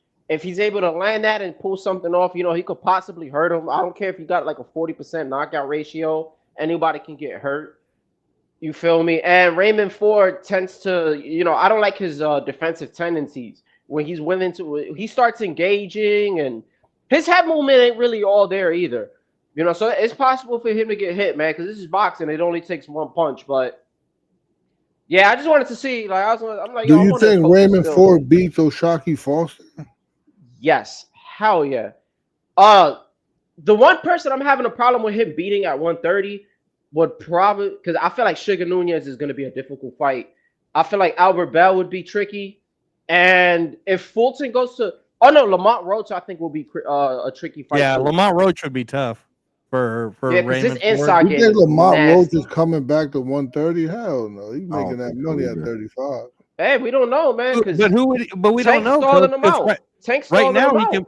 Yeah, and right now, coach, he could go back down to 130 and beat Jazza Dickens. Jazza Dickens just won the interim in Turkey. So he can come back down, go to the UK, get paid, and go beat Jazza Dickens. Why wouldn't he do it? Well, I know there's a kid that can make that he floats from 130 to 135. That's a real dangerous. His name is Armando Martinez Robbie. Who coaches him?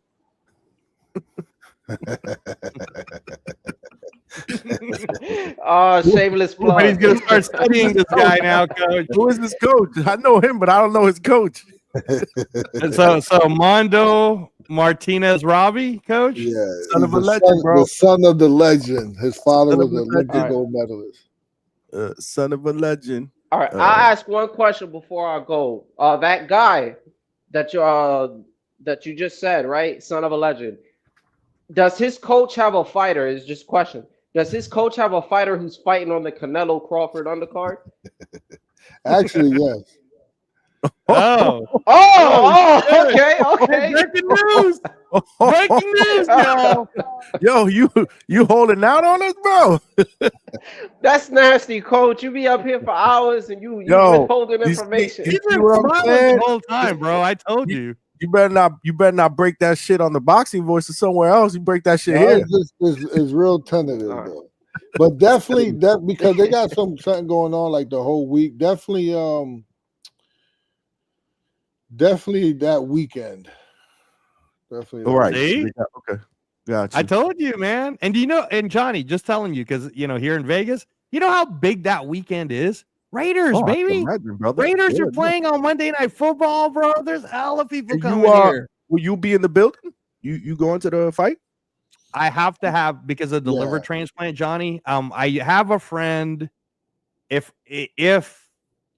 I can do it, I have to be on the handicap section. So side, right? Because I kind of can't really be that close to a bunch of people, and I'm immune compromised because of the liver transplant. So I'll be wearing a mask most likely. But yeah, I mean, I have a connect that if I could go, I would go. I'd be in like the handicap section of it all. Let us know, man. Let us know if you're gonna be in the building.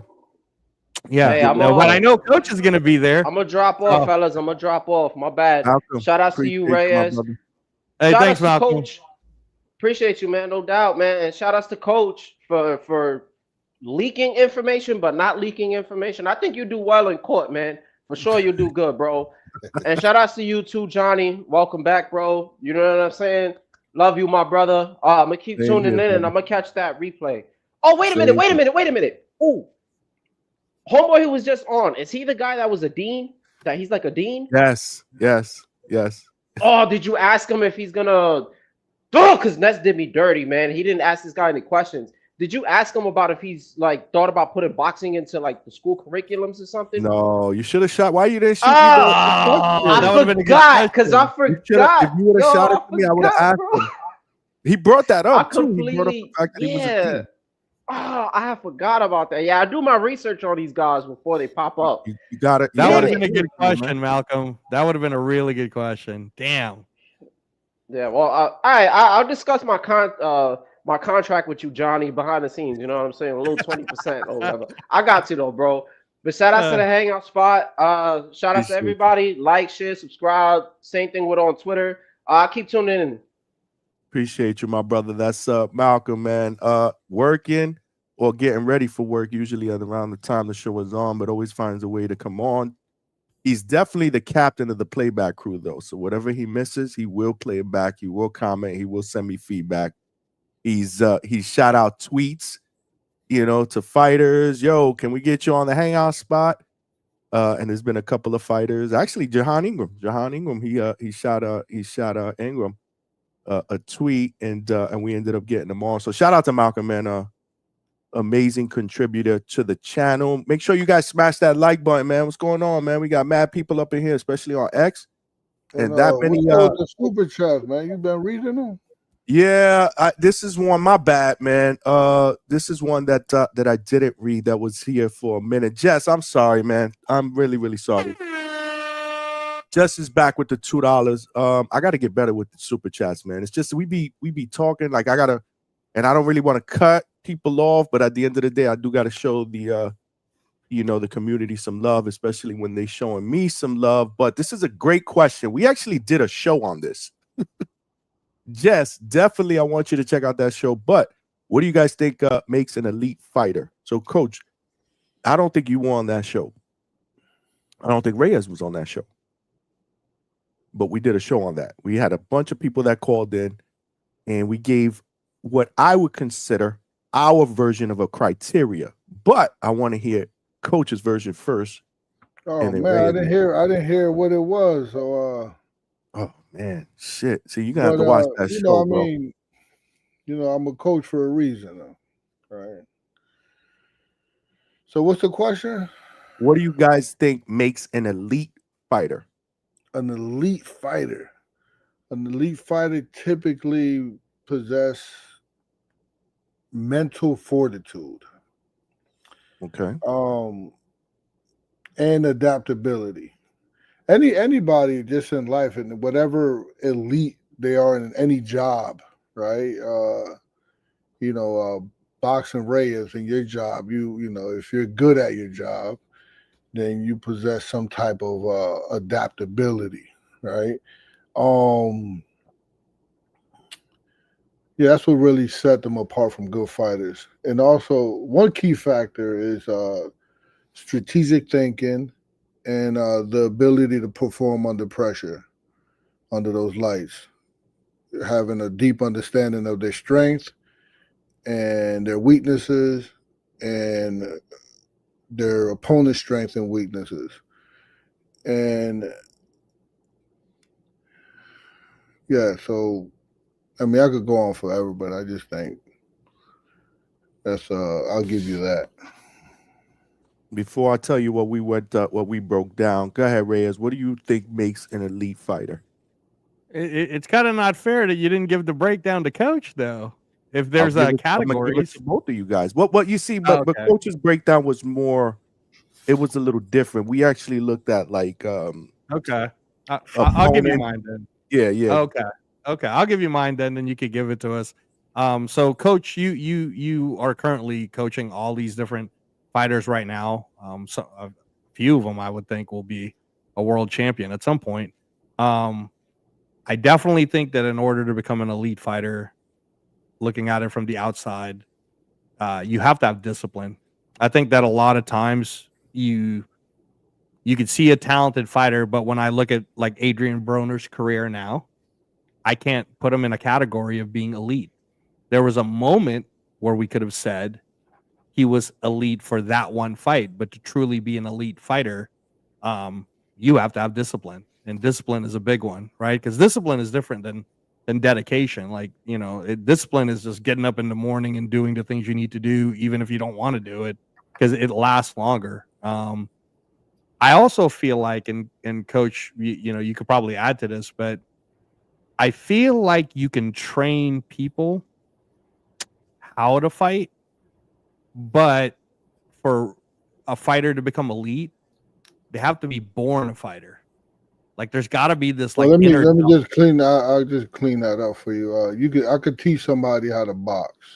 Right, that's what I meant to say, Coach. Is you could teach someone like the art of it, but there are just people who they're born with this, like, I don't know, like almost like a chip on their shoulder where they're problem solvers because they've been dealing with adversity all their lives. And, it's almost like it's, how like when they have you go to college and then they'll say, well, what algebra is supposed to teach you is how to, like have critical thinking and problem solving or whatever. I feel like fighters that are born fighters, they had to do it just because of their lives.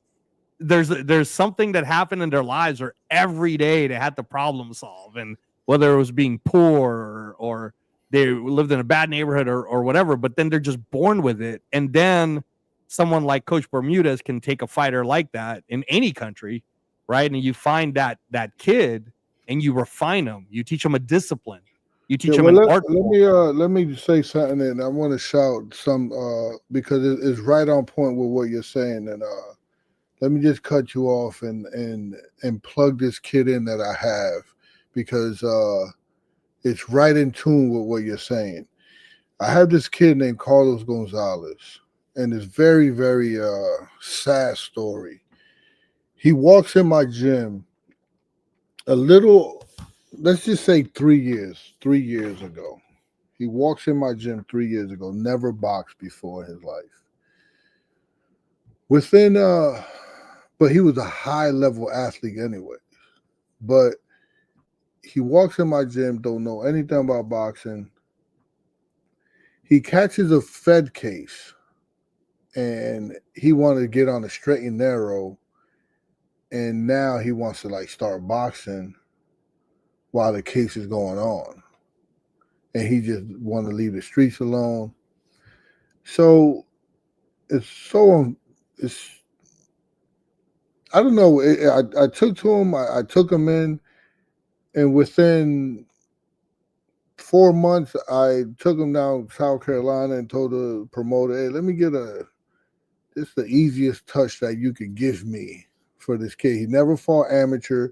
He literally only been fighting in the gym for 4 months, and he beat the guy, right? But he was, it was just like a street fight, right? He don't have no experience. Remember, he only been like, I put his feet where they're supposed to be, put his hand where they're supposed to be. I said, put this on your chin, open your hands up, put this on your thumb, close it. This is where your hands belong, and started from scratch. And then in 2 months later, I get a call from somebody, and they say, hey, man, I got this kid. I'm looking for a win for him. Do you have anybody, man? I need to look out for this kid. I want to get him a win. I said, I have a kid that's been in the gym literally for 6 months. You can have him if you want. They fought. We went down Delaware. We went down there. My kid knocked the kid out in the first round. They got mad at me. They said, oh, you said you couldn't fight. I said, I never say he can't fight. I just said he been in the gym for 6 months. Right? You took that as he couldn't fight. So then we kept getting him fights. Like, he fought a lot within the first year. And we stepped him up, and he grabbed, and he was just like an angry kid. He's a huge puncher because he was a high level athlete, and he almost got drafted to the he was either the Padres, I think the Phillies. It was the Phillies, but he called a case. So now he was ranked number 10 in the WBA because we started upping up his opponents. And he fought a kid named Duke Micah who lost. He was 24-1. His only loss was to a world champion. And we fought him for a minor WBA belt that got him ranked. We knocked him out. And the kid is rolling. The kid, if you see him fight, everybody, he spars with Armando Martinez. He spars with Kurt Scooby. He spars with Thomas Blumenfeld. He spars with Antoine Vaneker. His sparring is very hot, So now he's so he couldn't fight. So now he can't, he's going through the case. So he's like in a world of trouble now because now the case is about to finalize. He's about to go to trial, and he's facing 15 years. And it's just like I'm getting these calls that is like he's right there. He could actually. Like, what's the guy from OTX? They called me, the 126-pounder he just fought.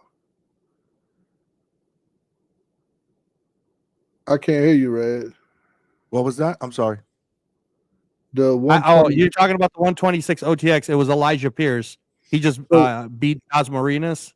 So Elijah Pierce, they called us for that fight, but and they said, are we interested in fighting Elijah Pierce next?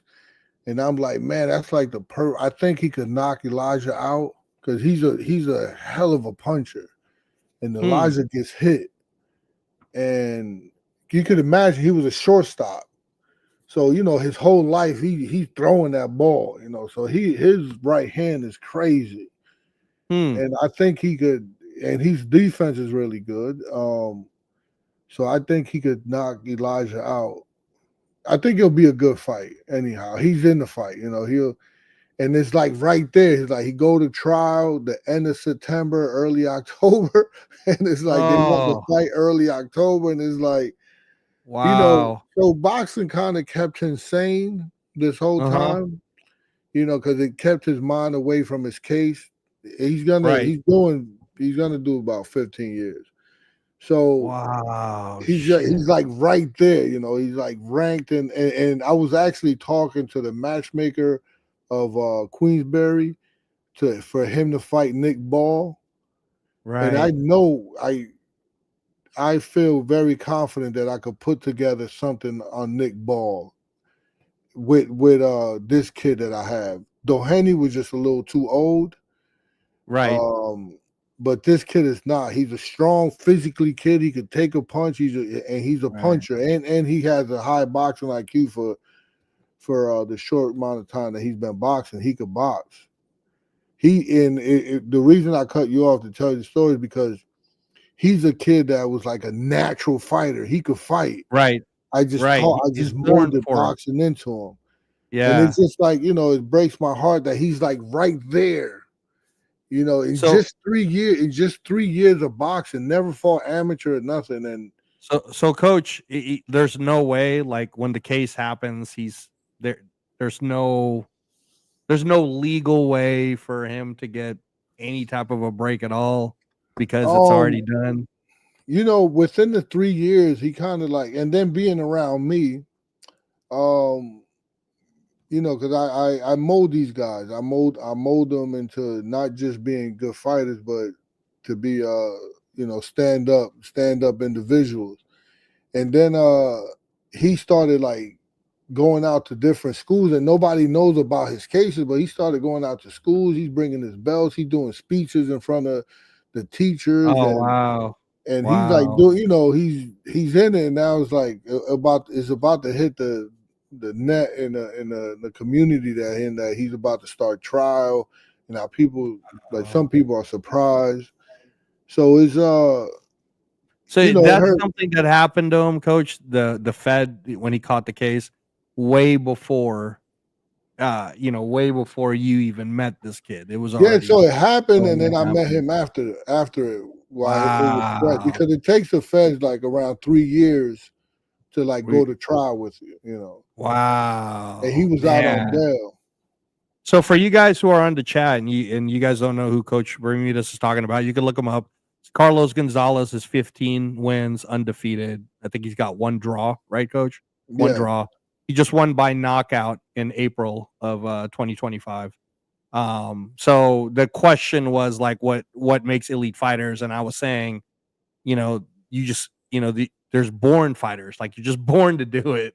And it takes a coach to refine you because you have all this stuff in you, but it's like it'll explode unless it could be disciplined and you could learn a discipline. So like you're saying, coach, it sounds like this kid's really like put everything in his life to performing to the best of his abilities. Yeah, sometimes you find out your passion in life, right? You find out what you're here for, and I think I think that he found it, and he just found it right at the I just don't know what to say about that, because he was in the streets, right? Yeah, he got caught. Right. They raided his house, and the only thing he got going for himself is that the search warrant was outdated, so they didn't have no reason going into the house.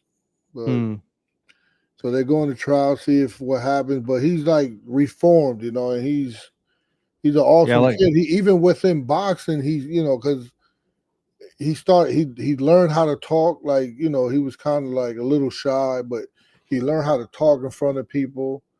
Right now, he could be a public speaker. Yeah. No, he's an awesome individual. So I really don't, I don't know what, we don't know God's, how God worked, right? We just had to have faith, and we don't know why the trajectory of his life went down that way, and then came into boxing, and then he is who he is now, and he might have to go to jail now. So it just, it's just weird like that. Yeah, it's crazy. Hey, see, Johnny, like Carlos would be an awesome interview. That's a guy I would love to. We can, we can try to make that happen. But for sure. But so let me put y'all on here. So basically, one of the so let me just start by saying there aren't many elite fighters.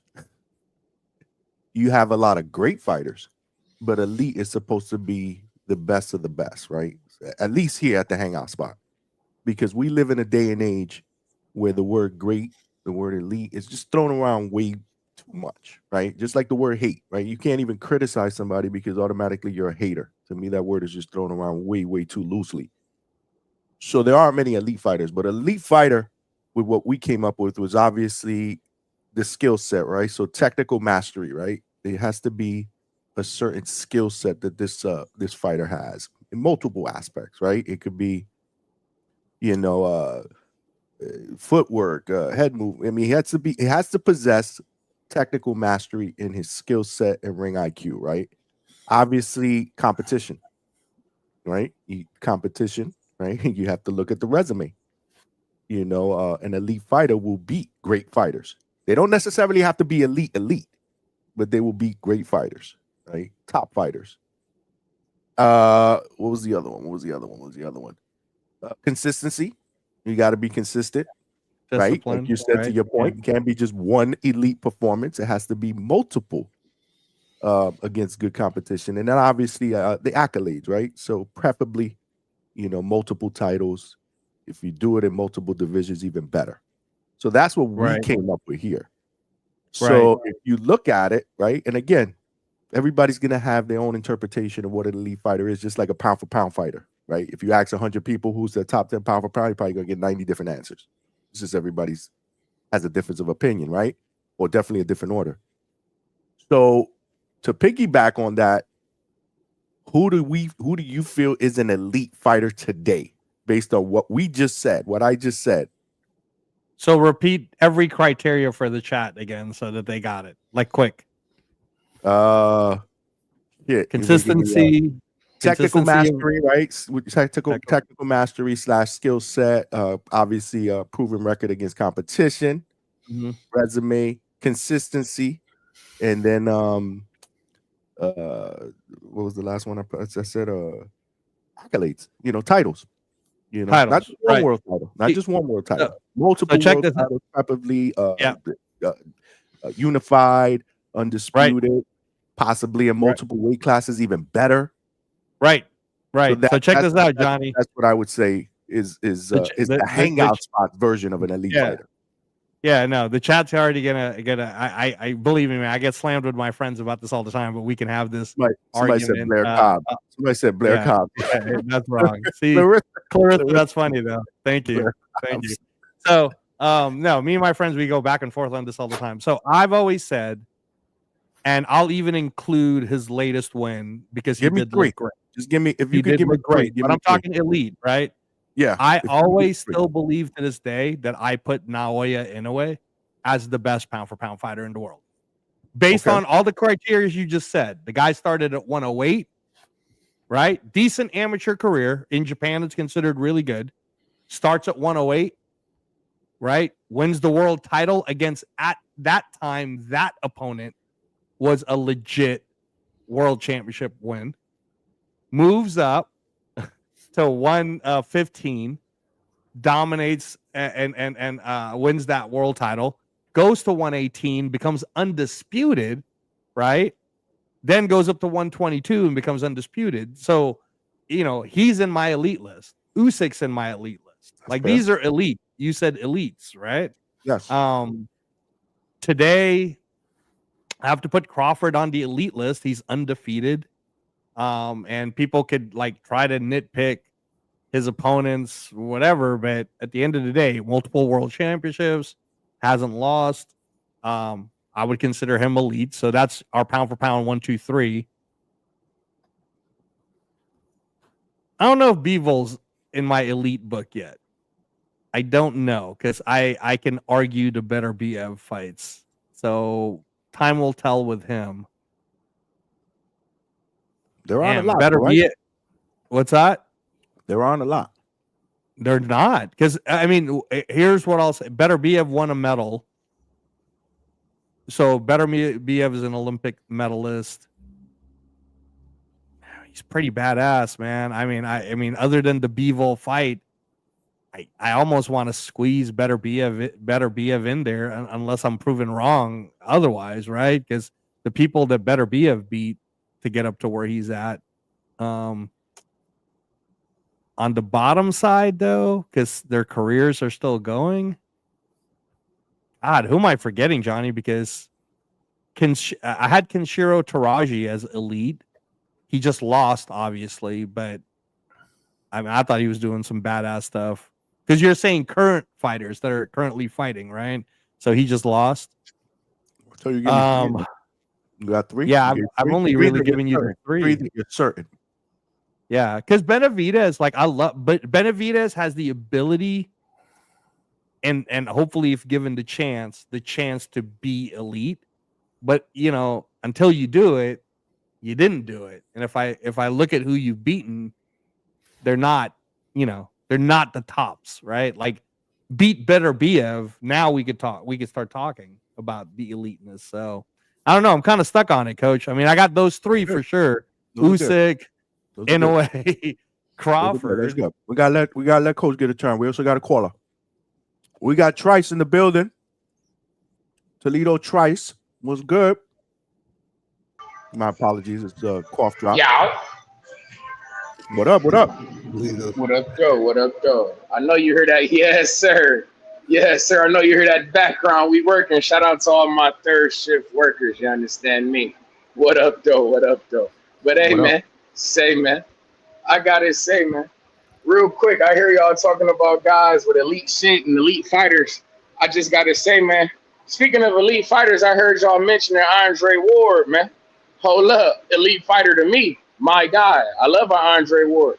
I hear you talking about him coming back to fight Anthony Joshua. I must say, Johnny, if I hear Andre Ward coming back to fuck with Anthony Joshua, I'm not gonna lie to you. I'm pretty into that. If my guy Andre Ward using that as a tester, you feel me, to tell me that, oh, I beat AJ, I want my next fight to be against Usyk. I'm into the shits, man. I like that fight a whole lot. I think Andre Ward could fuck with a Usyk, man. When we talking about Olympic pedigree, we talking about boxers who can give Usyk some trouble. Shit, me, man. I want to see Andre Ward do it. It ain't too many guys who really up there at heavyweight who I can think, who feel me, gonna give Usyk problems right now. And I know it ain't too many guys at Cruiserweight who gonna get a motherfucker some problems. So shit, if Andre Ward telling me I want to come out of retirement and dust the skills off, you feel me, and show you what I do with these feet and show you what I do with this jab. Shit, me, Andre Ward, let's do it. What is it with you with fighters that are retired for 4, 5, 7, 8 years that have not fought, that you think they automatically could come back? See, Johnny, that's the thing. Pacquiao shit into existence too, right? Whoa! That guy didn't lose, but he didn't lose. Like I told you, Johnny, Pacquiao didn't lose. Technically, he didn't lose that fight, Johnny. If we being real, so hey, man, I'm up one. I told these guys earlier this year. Every old guy that I'm picked this year, I'm up. I'm 3-0 on my old guys. I told these guys that Pulev was gonna come back and get him a belt. He did that. I told these guys that Badu Jack was gonna come back and claim his strap. He did that. I told these guys that Pacquiao ain't as watched as you guys thinking that Devin Haney should have took that fight a year and a half ago. You feel me? But he didn't. And Pacquiao came back and showed you, oh, He still got something in the tank. My old guys ain't letting me down, Johnny. We still in the mix, man. That's what all I want to see. My wily vets. I believe in rest, not rust.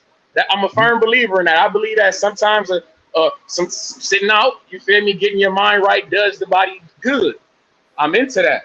You feel me? You let some of these wounds heal. You lick your wounds. You get the hunger back. What they say, absence makes the heart grow fonder, Johnny. Some of these guys, they need a break from boxing. The hunger grows within them, and then they come back and they take this shit for granted. They think that this shit can last forever. It don't. You see me? That's all, Johnny. So, like I say, man, rest over. That would be a move up to heavyweight, bro. That's another thing, right? He's not coming back to fight at his at the weight division that he used to fight. He's moving up to heavyweight, bro. But you just told me that 8 years, bro. Hey, man. I would like to. Pacquiao, listen. I think this is my opinion, man. You're right. He did not lose. There's many people, especially when we did that live show, when we did a poll, that thought he won that fight. But I thought it was more with Barrios. I looked at the opponent. It was more with Barrios in doing that fight than Manny Pacquiao. I don't think Manny Pacquiao was anything close to the old Manny Pacquiao in that fight. I'd agree, man. But like I say, man, if anybody, I like Andre. I'm an Andre Ward guy, man. He got me into this boxing shit. So if Andre Ward decides that he coming back, and that's like, I'm into, like, I believe in guys doing great shit, bro. That's something great. Andre Ward telling me, fuck it, I'm coming off the couch. I'm gonna do that. Like, that's not even coming off the couch, because if you're doing the Anthony Joshua fight, who coming off a loss, by the way, you feel me? You come back, you test your metal at heavyweight, you use it at you getting acclimated to the weight at heavyweight, you using the AJ fight, and then you beat AJ your next fight. You say, fuck it, I want Usyk, gold medalist versus gold medalist. We got to remember, man, Andre Ward, our last male gold medalist from the USA, man. That would be a good fight for him to go up there and get it with Usyk. I'm into that shit, man. I like it. That's historic shit. I like it. Respectfully, Toledo, Clarissa Shields got 2 gold medals. No. I said our last male gold medalist. Oh, did you? He's our last. I missed. He's our last. Yeah. He's our last male gold medalist. No. Trust me, I know the story of Clarissa. Girl, he's well aware of that. Yeah, we know. Oh yeah, we know what Clarissa done. No. Andre Ward is our last male gold medalist for the USA. You get me? So that's all I'm saying. Him and Usyk, I'm into that fight. That's legendary shit, man. I'm here for it. But on the subject of this Canelo undercard, man, I don't know why these guys is hate. Where the fuck is my man Hugo at? He called in with all that hating ass fodder that he had for the undercard when he thought it was what it was, but it wasn't. You understand? Where the hell is he at? It's funny you say that, because when I saw this earlier, I'm like, yo, Hugo's gonna call it and crash out tonight. But he ain't called it yet. Yeah, man. Hugo, where you at, man? This is crazy. See, you was ready to crash out on my fighter, Jared Anderson. You understand me? When you thought it was us on the undercard, where there's energy, man. But hey, man, I like that Christian Mbili and Lester Martinez fight. That's real swang and bang, crash and bash. Violence. Exactly, Johnny. You know what I'm into, man. Blood and guts. I like it. I like it a lot. I also like the fact that we got the young, even though I know the guys that we don't know, I like watching people that I don't really know. You feel me? Like, I'm into that. Like, I'm all about lifelong learning. You see me? Education. It can take you a long way. So when you show me 2 guys that I didn't know, and if they come out there and they put on a great performance, I'm into the shit. Like me and my uncle, we was watching that. My uncle had never heard of Joshua Buatsi before in his life. He watched Joshua Buatsi and Callum Smith. He still thinks to this day that was the fight. That was the best fight he's seen this year.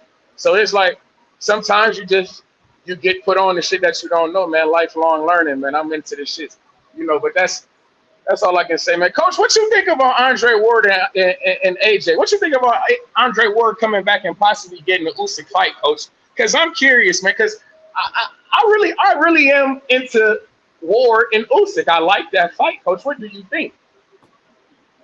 Ward and Usyk? Oh, he had Ward coming back to beat Anthony Joshua, 8 years on the shelf, moving up to heavyweight, and then after that, he gets the Usyk fight. That's what Treese is trying to speak into existence here, Coach. I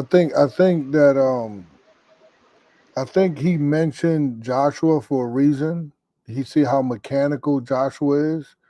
I think he also know that his defense and his speed, and also fighting on the inside where Joshua would be lost. He might get tossed around for the first couple rounds, but I think that I remember the skill set that fought Kovalev. I think that skill set beats someone like I don't think I don't think it's a factor of how big Joshua is. But now Usyk I think he should get the fight with Joshua. It'll be tough to beat Joshua, but he could do it and then retire again. But don't fuck with Usyk or anybody else. Oh man, Coach, if you come off the AJ win, why wouldn't you go get Usyk? Oh, Coach. Oh man, I mean, you don't beat Usyk. He don't beat Usyk, but he could. I could see him beating AJ just because AJ is like really, really technical and like robotic. And I just think his boxing ability and his rhythm will offset that, and his ability to slip and slide on the inside the way he does, and control people with his headbutting and his. But you know, Joshua a big boy too. I think that Kovalev couldn't really phase him even after dropping him. I think he's just a strong-willed individual that I think he could will himself a victory off of AJ. But someone like Usyk, sheesh, that's a whole different story. Hey, well, fuck it, since we talking heavyweight shit and you know me, Coach, I love this imaginary matchmaking. I gotta ask you, since I didn't get to ask you, what do you think about Jake Paul and Deontay Wilder? How you think that fight would go? I know some guys who think Jake Paul would get off on my guy Wilder, man. What you think, Coach? No, man.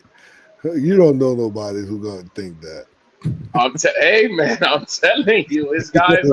I've if heard you know it. Somebody who's gonna think that, stop talking to them. You wasting Hey, man. We didn't say this guy saying that Wilder look vulnerable. He not looking the same. That right hand is not right handed like he used to. You understand? They saying Jake Paul getting better. He younger. Yeah, it's not the right hand. It ain't right handed like it used to on that level. And Jake Paul isn't on that level. But I gotta ask you, Coach. Now, when we really dissect Wilder resume, were any of them guys on that level? And I love Wilder. Lord knows, because I'm all about it. If you put a can in front of him, crush him up. But hey, I'm just saying he did a lot of crushing of some cans, Coach. When we think about it. No, he did. He did. He got the Al Heyman special, but he still, he still was in there with decent individuals. Like what's the Cuban dude's name? Ortiz, Luis Ortiz. Yeah, Ortiz is a monster. I mean, you talking about the resume with the people he won because he was in there with Joseph Parker and that like the Gerald Washingtons of the world and shit like this. You feel me? Like yeah. So we didn't see guy like Gerald Washington literally came off a motherfucking practice field from the NFL and jumped in the ring. You see what I'm saying? So it's like Hey, can I just say this, Coach, before you keep going? So Toledo, if we do that, I mean, honestly, like I like Wilder a lot, and I know you like Wilder a lot, right? And my respect level for Wilder is in the sense that he was the baddest man on the planet, and we never got to see it where we had the other guy across the pond in Anthony Joshua, and the two of them getting a chance to fight at their peak, bro. So I got mad respect for Deontay Wilder, but if you start to pick apart Deontay Wilder's resume, then you're not gonna like it when I pick apart Andre Ward's resume, because I'm gonna keep it real, man. I don't have Andre Ward way up there. I don't have him way up there if I'm keeping it real. I mean, he's great. He's great. He's amazing. I love Andre Ward for all the things that he did. But if we're gonna say. If we're gonna start to, I'm just saying you kind of started it with the whole, well, where do you see Wilder in his resume? I mean, I can pick it apart too, but then I can pick apart Andre Ward's resume. So I would just leave it as Andre Ward's resume is decent. It's not bad. What do you mean? It's not. It's better. It's better than Wilder's. We can't do that. But hey, You're right. We're not here to do that, Rez. You're right. We respect all our fighters for sure. And the fact that Wilder, my guy Deontay, was dominant. You understand? He had 10 defenses. I fuck with that. I'm all about longevity. I respect it. You understand? It's just like I say, man. I'm hearing guys, man. Jake Paul, man. I'm telling you, don't be surprised if Wilder and Jake Paul, that shit shake, man.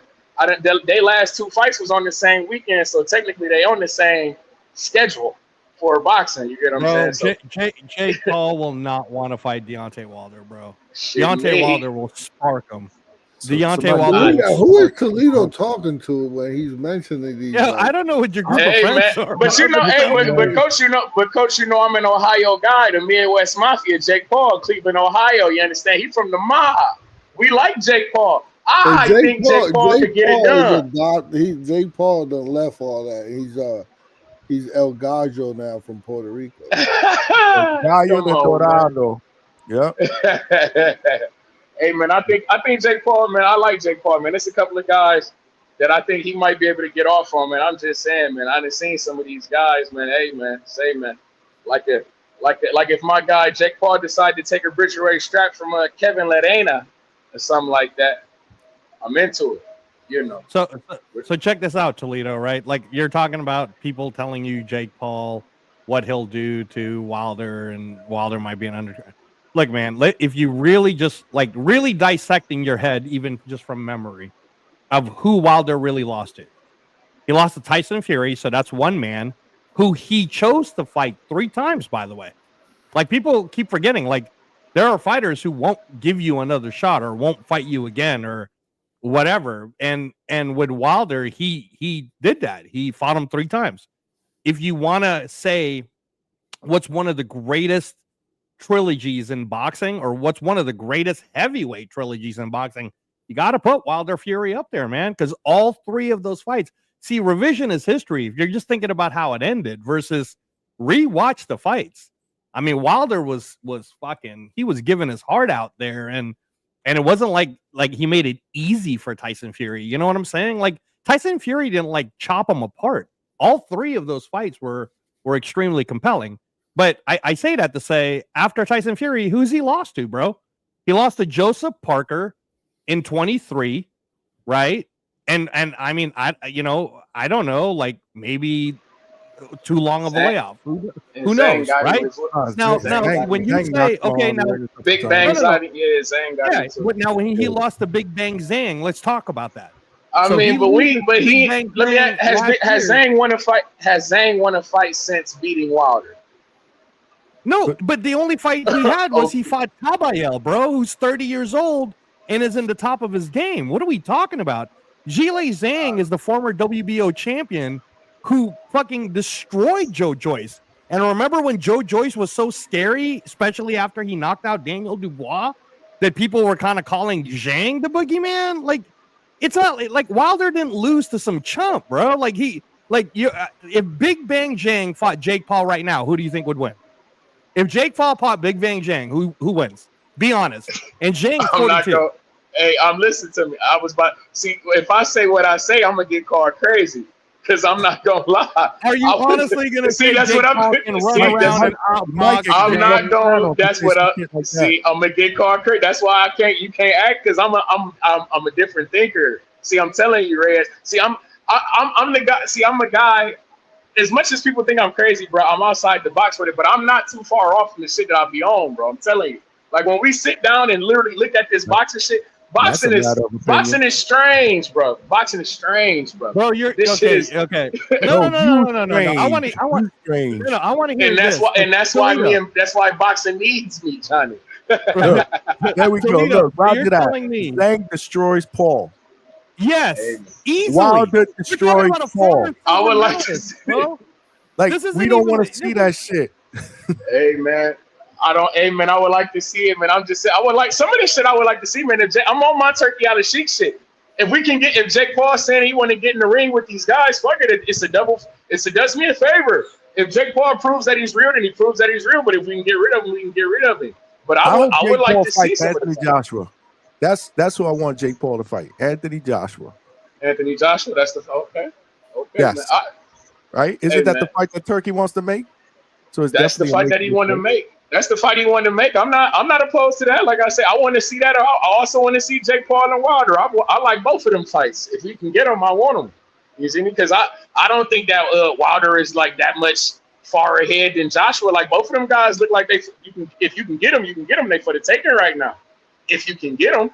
But hey, man, that's neither here nor there, Johnny. See, because you know that the real fight is August 30th, downtown Toledo, Ohio, Huntington Center. You understand me? Albert Bale making his second fight at 135 pounds against Keith Hunter, about to get his shit knocked loose. Oh my days. We also got, you feel me, Ryan Williams on that card, the game changer from Toledo, Ohio. We got Dante Benjamin from Cleveland, Ohio on this card. See, we got James Evans, the heavyweight from Toledo, Ohio on this card. Man, this is serious. Coach, can't wait to see you downtown Toledo, Ohio, the Huntington Center, August 30th. Beat me there. Don't meet me there, Coach. You know what's going on. But y'all be cool, man. Shout out to my third shift workers. Shout out to the third shift workers and Treese, man. Always a great call, but his matchmaking sometimes. I gotta throw the record scratch on it. Hold on. It smelled like a toilet full of nasty ass shit. Okay.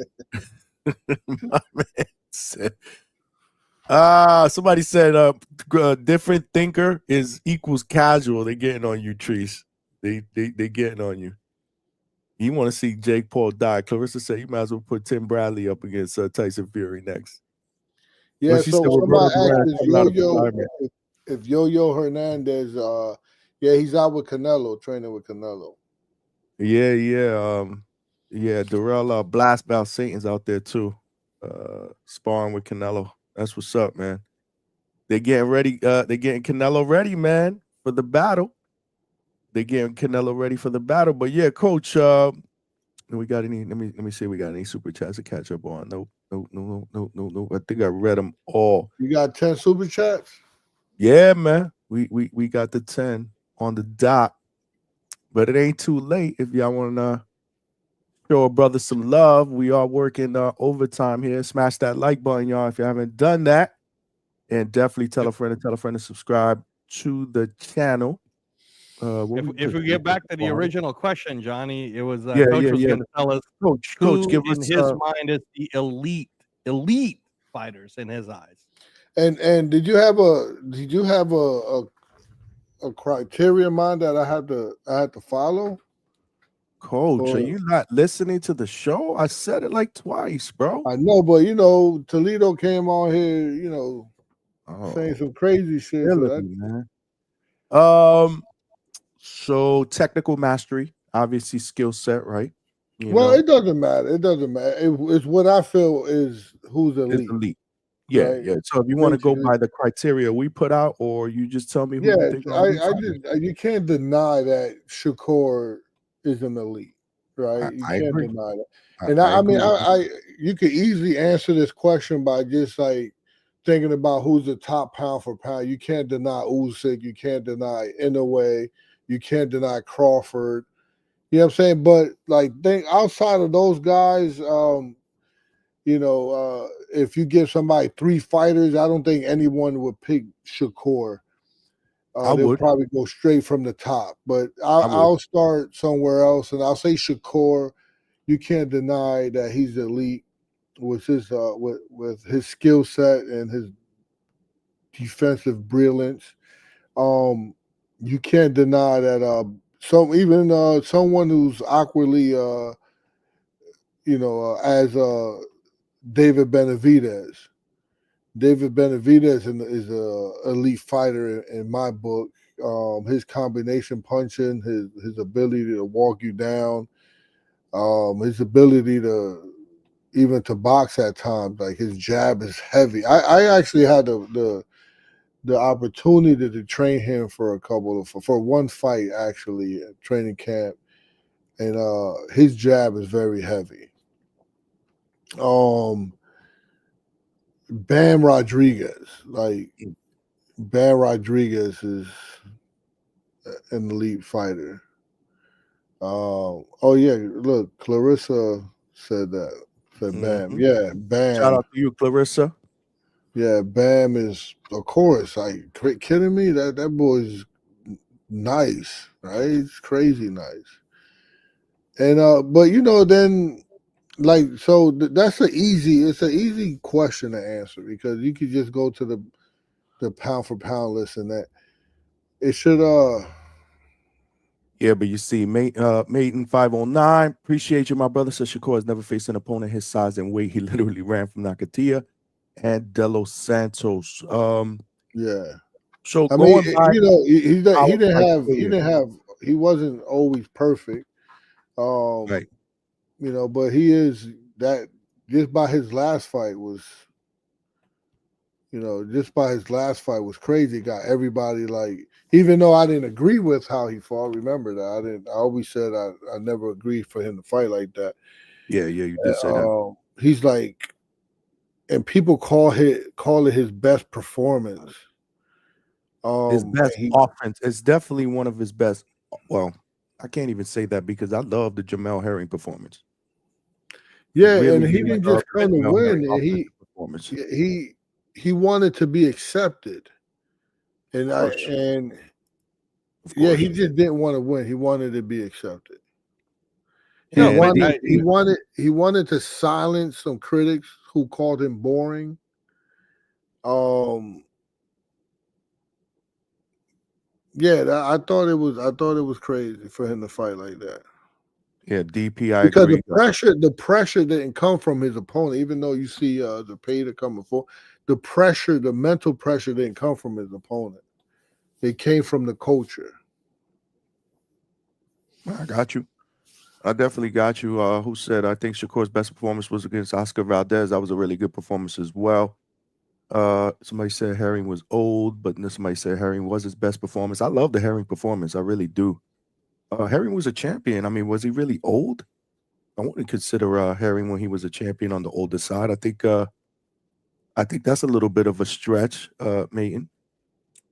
I think Herring is old now. Shout out to Jamel Herring. That's my dude. He does a podcast with my guy Norbs during the morning hours. But listen, at the end of the day, just like the pound for pound list, like we said, it's very, very subjective. But we're just a little harder here with who we name with the elite status, right? But Coach, you could probably agree with this, right? Just some people just pass the eye test, man. When you see them, you're like, bro, this dude is special. You see what I'm saying? But along with that comes the arguments about the resume because people are questioning Shakur's resume, even though he's a multiple division champion. I get it, right? And I don't think it's necessarily his fault either, right? There's a lot of people that have avoided him. People will say, well, is Tank an elite fighter? The skill set is there, but not the resume, right? We talk about that shit all the time. What is Tank doing? Like they're talking about, and shout out to Tank, obviously he beat those charges. So he's a free man. He's a free man. He's free to fight Lamont Roach. If they're gonna do that rematch was supposed to actually that rematch a couple of months ago was supposed to happen Saturday. It was supposed to happen August 16th. It was supposed to go down August 16th. So hopefully they get that cracking. I know Manny Pacquiao has said he's making his return in December. Pacquiao Tank, Johnny. Pacquiao Tank. That's what I was gonna say. Does that happen? I don't know. So that's a fight that could definitely happen now that Tank is if Tank wants to choose to fight again. Again, we haven't heard anything about Tank potentially coming back. He's been quiet. He's been pretty quiet. He's been pretty quiet. So, it's interesting to see where that goes, where it goes with Tank and future fights. But I mean, I agree with Reyes. I think Usyk is up there. Usyk has to be considered elite in a way as well. I know somebody said in the chat, I think it was Alberto earlier, that he gets dropped too much. I don't care about that. In a way, it's special, bro. It's just he is a special fighter. So in a way, Coach, that was a good one. Bam. But again, the name recognition, but the accomplishment there, the consistency, the fact that he's breaking dudes down when he's fighting them. You know what I'm saying? Hey, listen, right. I in my world, this is what I do from the time I wake up to look at what time it is now. We're talking We about to boxing. wrap it up soon, man. I'm tired and Right? I'm sick. We're talking boxing. This is my life. I know who's special. Like if you're saying Shakur is not special because of his resume, like I'm not trying to argue with you. Yeah, No, I Coach. agree. I It agree. was, Coach. it I'm was just part of saying the criteria. based on Yeah, criteria. it was part of the That's where, criteria of the group. Now, Yeah, if we were going to say who we believe is special just based on talent and where we see their ceiling, that's kind of like what you were talking about. Yeah, but he fought. part of He the fought. criteria He is fought who has champions. they- He's 3-time. I think he Listen, got the resume. I get criticized for that all the time, Coach, because I'm a guy that says Shakur is elite. And I'm just telling you what gets thrown back at me. What gets thrown back at me. Like You know what I'm Reyes saying? Boxer said that he could get into Andre Ward's resume. Right. But also, like he at the time who was there, he fought, right? Remember he did the Super 6 thing, and you know that's what made him famous, Coach, was the Super 6. But okay, so my only point with the Andre Ward thing, and again, man, Trice started it because he started like kind of like talking about Wilder, and for me, it's not fair. But Coach, if you think about it, past the Super 6, what did Andre Ward do? I was there for the first Kovalev fight, and I thought Kovalev beat him. The second fight, he beat Kovalev. Wait. What did he do? He beat Kovalev twice. Yeah. No, he beat him twice. Yeah. Don't downplay because you was there. No. Kovalev was a monster. Yes, he was.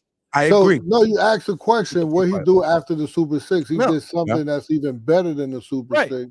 So here's look, I'll never I said this earlier, Coach, before you went on to Johnny, that Andre Ward kind of opened this door to himself. Like in one respect, I think the reason why he did it is he's the backup plan to when Joshua says no to Jake Paul. I think it's going to end up being Jake Paul versus Andre Ward, and they're trying to start the hype train now so that it could be sold Andre Ward versus Jake Paul, sometime in 2026.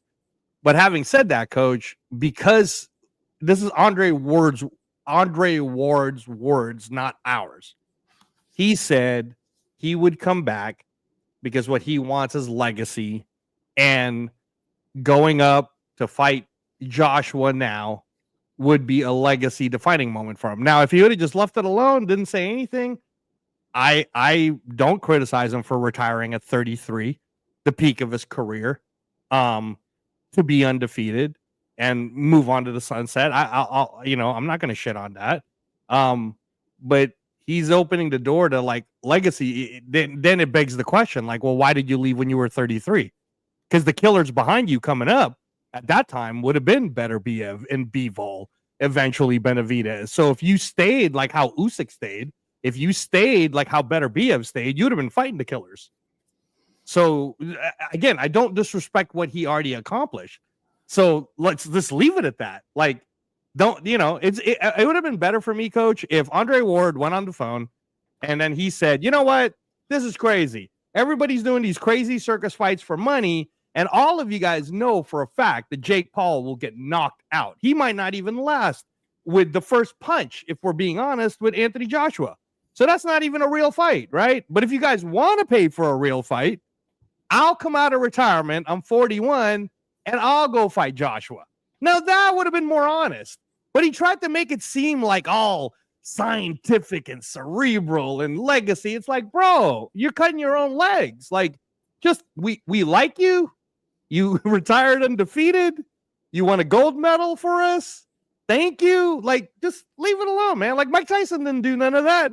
He was just like, fuck that shit. I'm gonna go beat up Jake Paul. We'll go get this money. Yeah, exactly. And we knew what it was. Hey, somebody asked me a question out here. They're gonna have to go back. I answered that question already. Which one? This one? Yeah.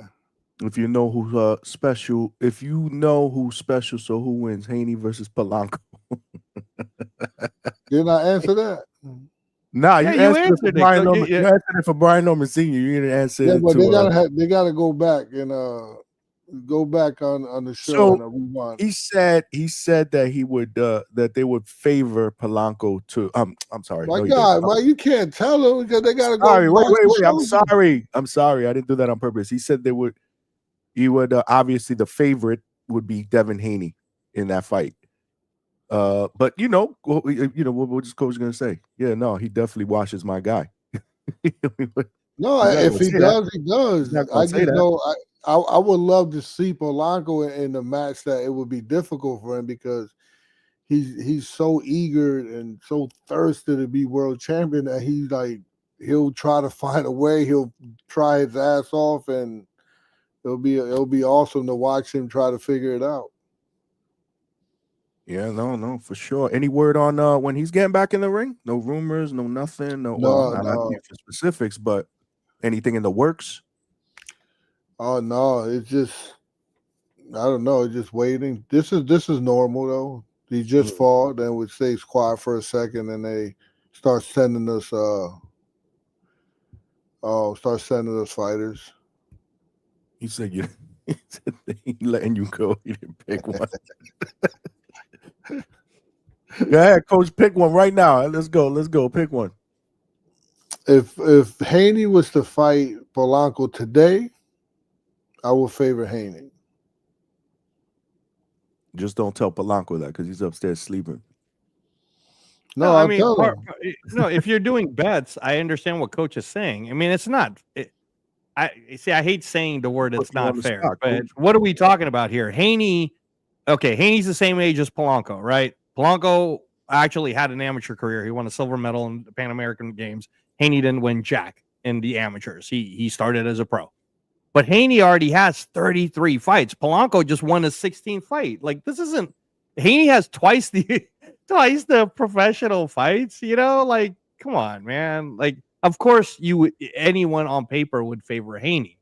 But I don't know, man. He didn't look that good to me against Jose Ramirez, is all I'm saying, coach. He's gonna have to prove me wrong. You kept it He above. got the W. The reason I grade him above, I would say that Shakur Stevenson fight was a failure versus his fight.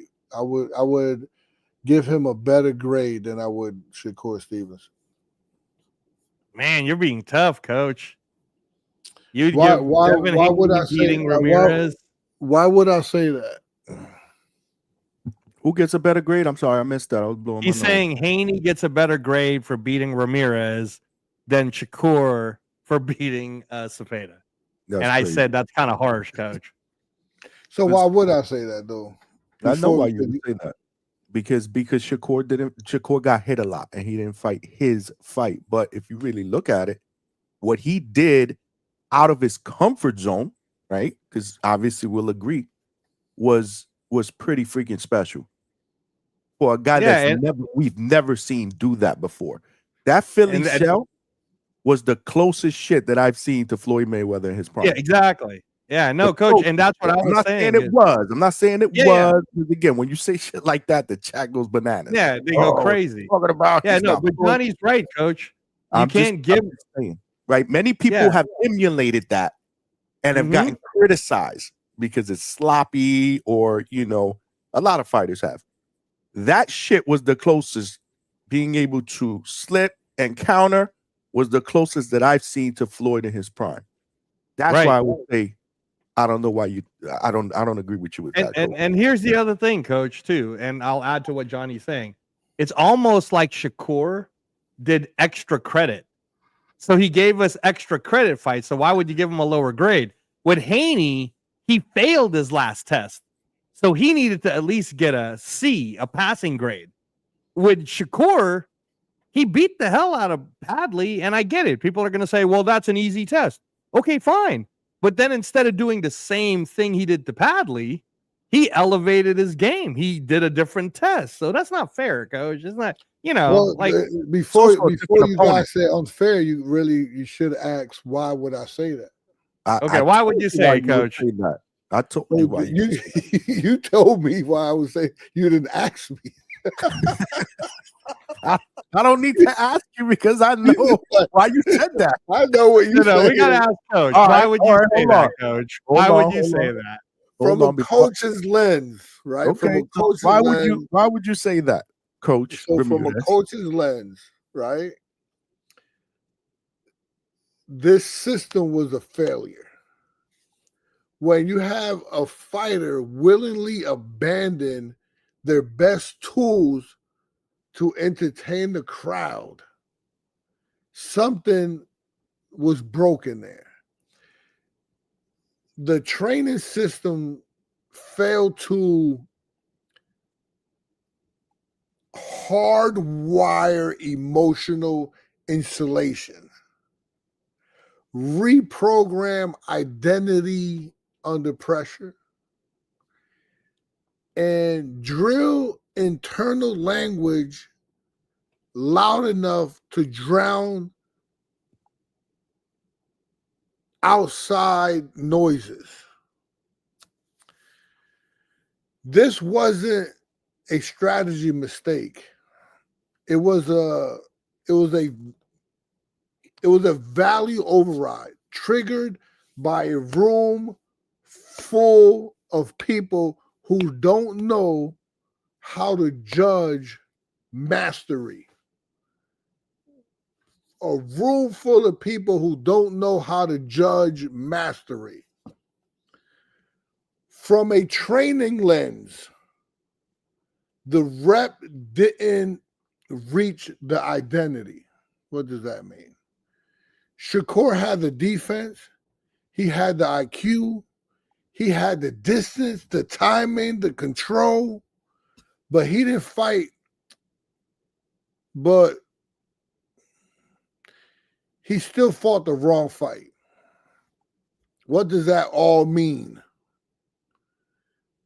Sparring didn't push the sparring didn't push ego decisions. Movement drills didn't rehearse chaos judgment. His internal compass, the one that should point to win clean, was still bendable. This isn't about ability. It's about emotional defaults under the lights. And when a fighter defaults to prove I'm tough, not control everything, this is what he said, to prove that I'm tough, right? When you say that, you're still vulnerable. No matter how skilled you are, you're still vulnerable. Now, let me finish this. From a competing lens, I'm giving you different lenses here. I don't know if you're picking up on that. From a competing lens, he wasn't fighting one opponent. Because Shakur just didn't fight his opponent. He fought the boo. He fought you guys that's on the chat, the keyboard warriors. Right? He fought the podcast monsters. Right? That's who he fought. The podcast. He fought the narrative. He fought the narrative that defense equals cowardice. Right? Wow. Okay. He walked in with a clean. He walked in with a clean win in his pocket, and still handed some of it back. That's not lack of focus. Look, that's Shakur calling you. That'd be funny. Yo, Why are you talking smack about me? I'm watching the Hangout spot right now. What is this dude talking about? Let me call him right now. Yo, tell Shakur I said what's up, Coach. Tell Shakur while you got him on the line that I disagree with you. Yeah. I Respectfully. Respectfully, for those of you guys that always that say I always agree with Coach, no, I don't always agree with Coach. Hey, listen, I gave you different lenses, right? I know you gave me a bunch of, but you did what Reyes usually does when he's trying to sell me on the Nicholson fight and Jake Paul against somebody. Yeah, you did what Reyes does. Nah, I respect it. I get it. I knew what you were gonna say though. Oh, but can I finish I got one more lens for everybody here. You got another lens? Okay, go ahead. The floor is yours. The floor.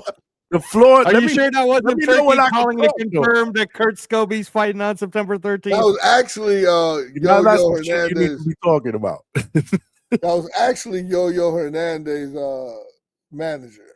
Okay, so what's popping? So Yo-Yo's gonna be on that weekend. Hey, we can find out right now. Yeah, hey, hell yeah, Coach.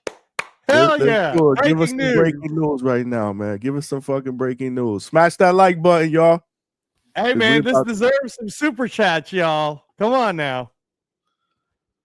What you got? You gonna read something? Read that text. So listen, I'm here on the podcast. Hey, what's up? What's up? Oh, look at Yo-Yo. Look at Yo-Yo. Look at Yo-Yo. What's good, champ? Hey, what's good, champ?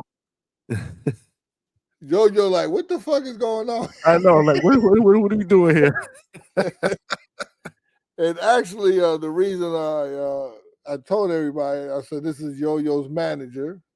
Probably one of the best managers out right now because of how the fuck he's making all these moves happen.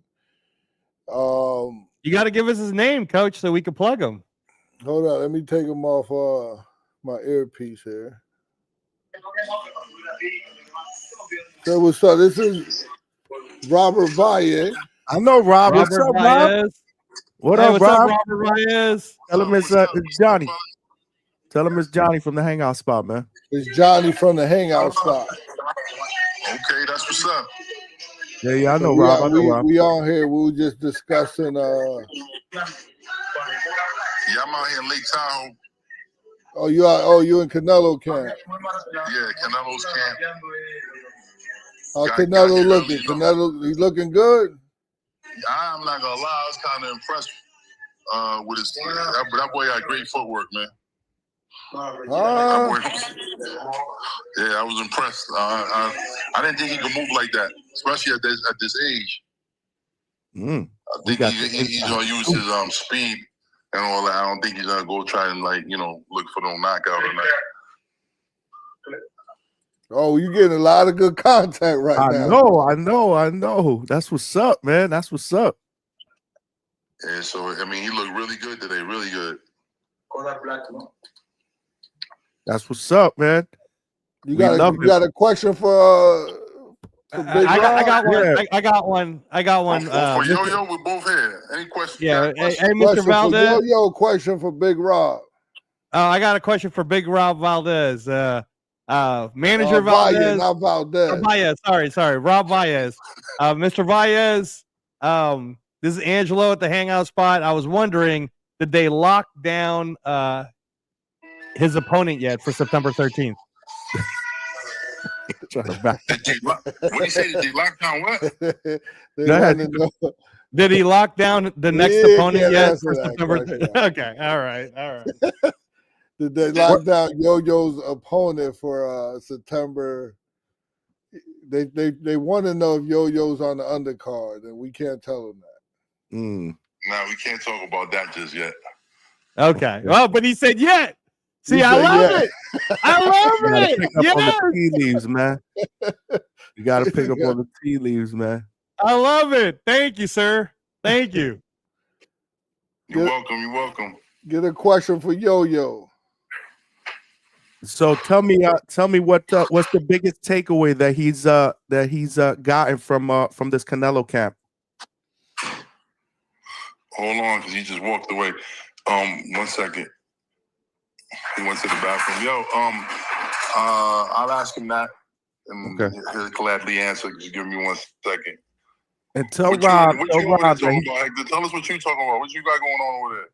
I was just trying to understand. I was just trying to get them to understand that how a defensive brilliance of Shakur, how he just gave everything up because he wanted to please the crowd instead of getting a win.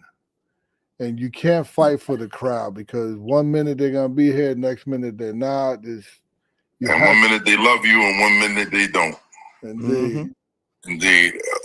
He's back. Let me ask him the question. Oye, que del campamento de Canelo, ¿qué es la cosa que tú crees que más aprendió? ¿Y yo? Sí. Bueno, hemos trabajado acá. En todo el tiempo que tú has venido aquí, ¿tú nunca has trabajado con Canelo? Sí. So, ¿qué es la cosa que tú más... This is why he tough. ¿Ah? Listen, ¿Pero qué en el sparring? Si se fue cuando te dio un piñazo con la mano zurda, con la derecha, si fue un movimiento de pie. Yo estoy trabajando la fruta. No. Tú no estás entendiendo. Tú no aprendió nada de Canelo. En lo que tú la veces has venido aquí. You got to argue. You know what his biggest takeaway is? Porque él no sabe, yo voy a hablar por él. Los puños a los hombros. También. De que llegó, oye, de la primera vez que él volvió del campamento de Canelo fue tirarle puño a todo el mundo a los hombros. Lo que hace Canelo. You want to translate that, or you want me to translate it, Johnny? Yeah, you could translate it. He said the biggest takeaway was hitting the shoulders and the bicep as targets. That's a good one, yeah. No, absolutely. That's a good one. But you know something that I want everyone to realize as a trainer and as a manager. When you're a good trainer and you're a good manager, your job, you're willing to risk getting fired every single day because you speak your mind and you speak how it is, right? You just see his manager yell at Yo-Yo very quickly, right? Very short fuse because we're really here for them. We're not here just to baby them and to be cheerleaders. We're here to bring the best out of them. So we risk our job every day because we're not kiss asses. Oh, that's fair. Oh, that's a very fair statement, Coach. Yeah. No, that's what's up. But you got to let Rob know that eventually I want to get him on the channel, bro. He got to jump on the panel one day. That's going to be tough, but we'll try to get him there. I was going to ask. We're working on that. That's it's a process, but we're going to get to it.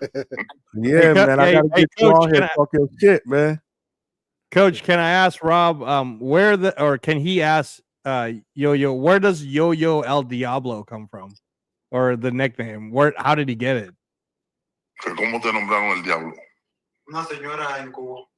A lady in Cuba gave him that name. She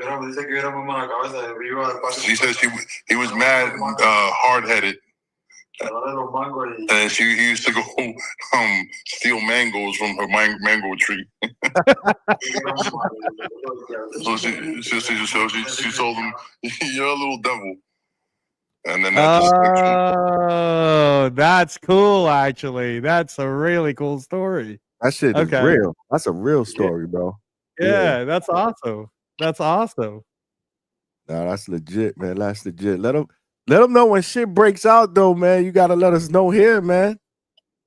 We're very, very interested to hear about Yo-Yo's next move, man. Well, you're talking to the right guy right there. Because once I know something, that's my first phone call all the time. I got one for Rob. Rob, in your opinion, because you've worked with a whole bunch of them, but where does Coach Bermudez rank in your coaching? Because we just saw a super chat. The question's too long. Number one. Oh, sorry, Rob. If you were doing a rating, if you were doing number one. Yeah, if you were doing a rate, he's number one. Okay, so Coach Bermudez is number one. All right. Yeah, that's what I told you when you started with the question. I know where you was going. That's why I'm telling you what it is. All right, I love it. That's not even a debate. There's no like 1 and 1.5.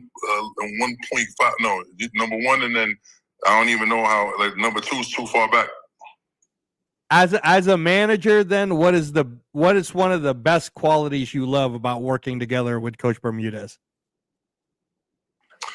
Man, it's everything. Like, you know, I mean, first of all, I've been to I don't know how many gyms, right? And nowhere they train like how they train at his gym. You know, that's number one.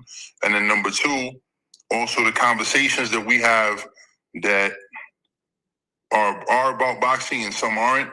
And you know, we clicked. Like from day one, it was like boom, we just clicked, and then ever since then, you know, every day that goes by, our relationship gets tighter. You know, and that means a lot to me. So, like, I'll send any one of my guys over there with my eyes closed because I know what I'm getting back. Wow. I almost saw a tear from Coach's eyes there for a second. Listen, wow. I'm definitely I'm proud to say that I'm like his mentor when it comes to boxing, but he's my mentor when it comes to life. So we have a really good connection. Wow, that's deep. Wow, that's deep. Why do you say that, Coach? Yeah, see, that right there is why he does the podcasts and I don't, because he broke it down a lot better than I just did. Wow. So, Coach, because you're saying Rob is a mentor to life, he's gone through a lot of stuff then, huh, Coach? Yeah, no, he has gone through a lot of stuff, and you know, I'm not perfect. My mind wander away, and he bring it back, and he keep me focused on the goal. Wow. You know, because he also managed Armando Rob, you know, who I mentioned, Armando Martinez, Robbie. He also got him, and I don't know. You know, I know I'm a good coach, but I only could coach people. I don't know how the fuck he got him to. He's like what, number 3 in the world now? Yeah, number 3 in the world. And Yo-Yo is like Yo-Yo's number 1 in one belt. Yo-Yo's number two in another belt. He's number 5 in another belt, and he's like number 12 in another. And how many fights Yo-Yo got? 9. Oh, is it 9 now? 8. Yeah. Yeah, 8. Yeah. No, And Yo-Yo's looked amazing. Yeah. No, but it's just like, you know, he's managing, you know, he's putting it together. He's signing, he just recently signed a bronze medalist, Olympic bronze medalist. He's doing, you know.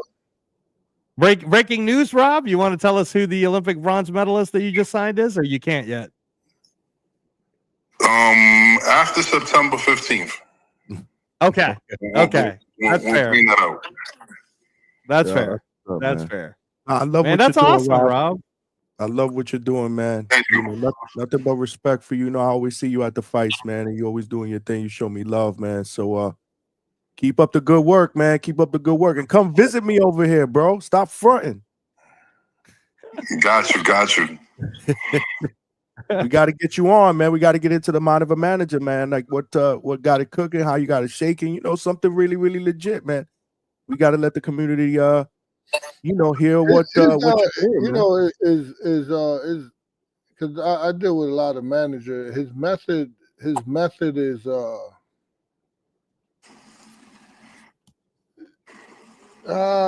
was gonna say something. I won't go down that road. But I'll tell you this much. This is one of my biggest takeaway that you guys could take away from this. One of the craziest thing he ever did, and it's crazy because hopefully he understands he can't do that again. But also at the same time is admirable. So I'm in the corner. Yo-Yo's fighting. How many times do we see this? That after the bell, they still fight, and the referee gets in, and then the other corner jumps in, and you know, to grab their fighter. And when the other corner jumped in, I don't know how Rob, in 2 steps, was in the middle of the ring about to fight the other corner, and my mouth is like wide open, like, what am I seeing right now? We could get disqualified, right? And, Well, where was he? Was he working the corner? Were you sitting in Nah, the Yeah, I'm second wondering how he row? leaped over the ropes. That's what I'm saying. You yeah, were it was sitting just like in the first, second row. You jumped over the he's in the railing. middle. Yeah, he was no, he had his manager or promoter badge where they sit right there in the front. Okay, so he was. I get you. Yep. Okay. Yeah. And then like Wow. 2.2 seconds, he's like, I don't even know how. I don't know if you jumped over the top rope or you went through, but he was in the middle of the ring about to square off with the other guy's trainer, and he's like, he can't fight, he can't touch my fighter, he can't, he's like, no, he got to get That's out. what's up, man. Yeah. That's real. That's real, But man. so so it's crazy that he did something like that, but it's also admirable that he protects his fighters the way he does. That's dope, man. No, That's real. Man. That's amazing, Coach. Because as we all know, it's a dirty business, and it's a unfortunately, and it's a dirty game, and that's just the way it goes. And when you have good people like yourself, Coach, and Rob, then that's the fighters are lucky. I don't know if sometimes they realize how lucky they actually are, because as they say, sometimes you don't know until you go get fucked. Or sorry, Johnny, till somebody message you up. Until somebody messaged you up, you didn't really realize how good you had it in the first place. So that's great, Coach. I love that you and him are symbiote. You guys have good. Yeah. We have definitely good. Hey, quick question for you guys. What sizes are you? Extra large. A t-shirt you talking about? Yeah, t-shirts. Yeah.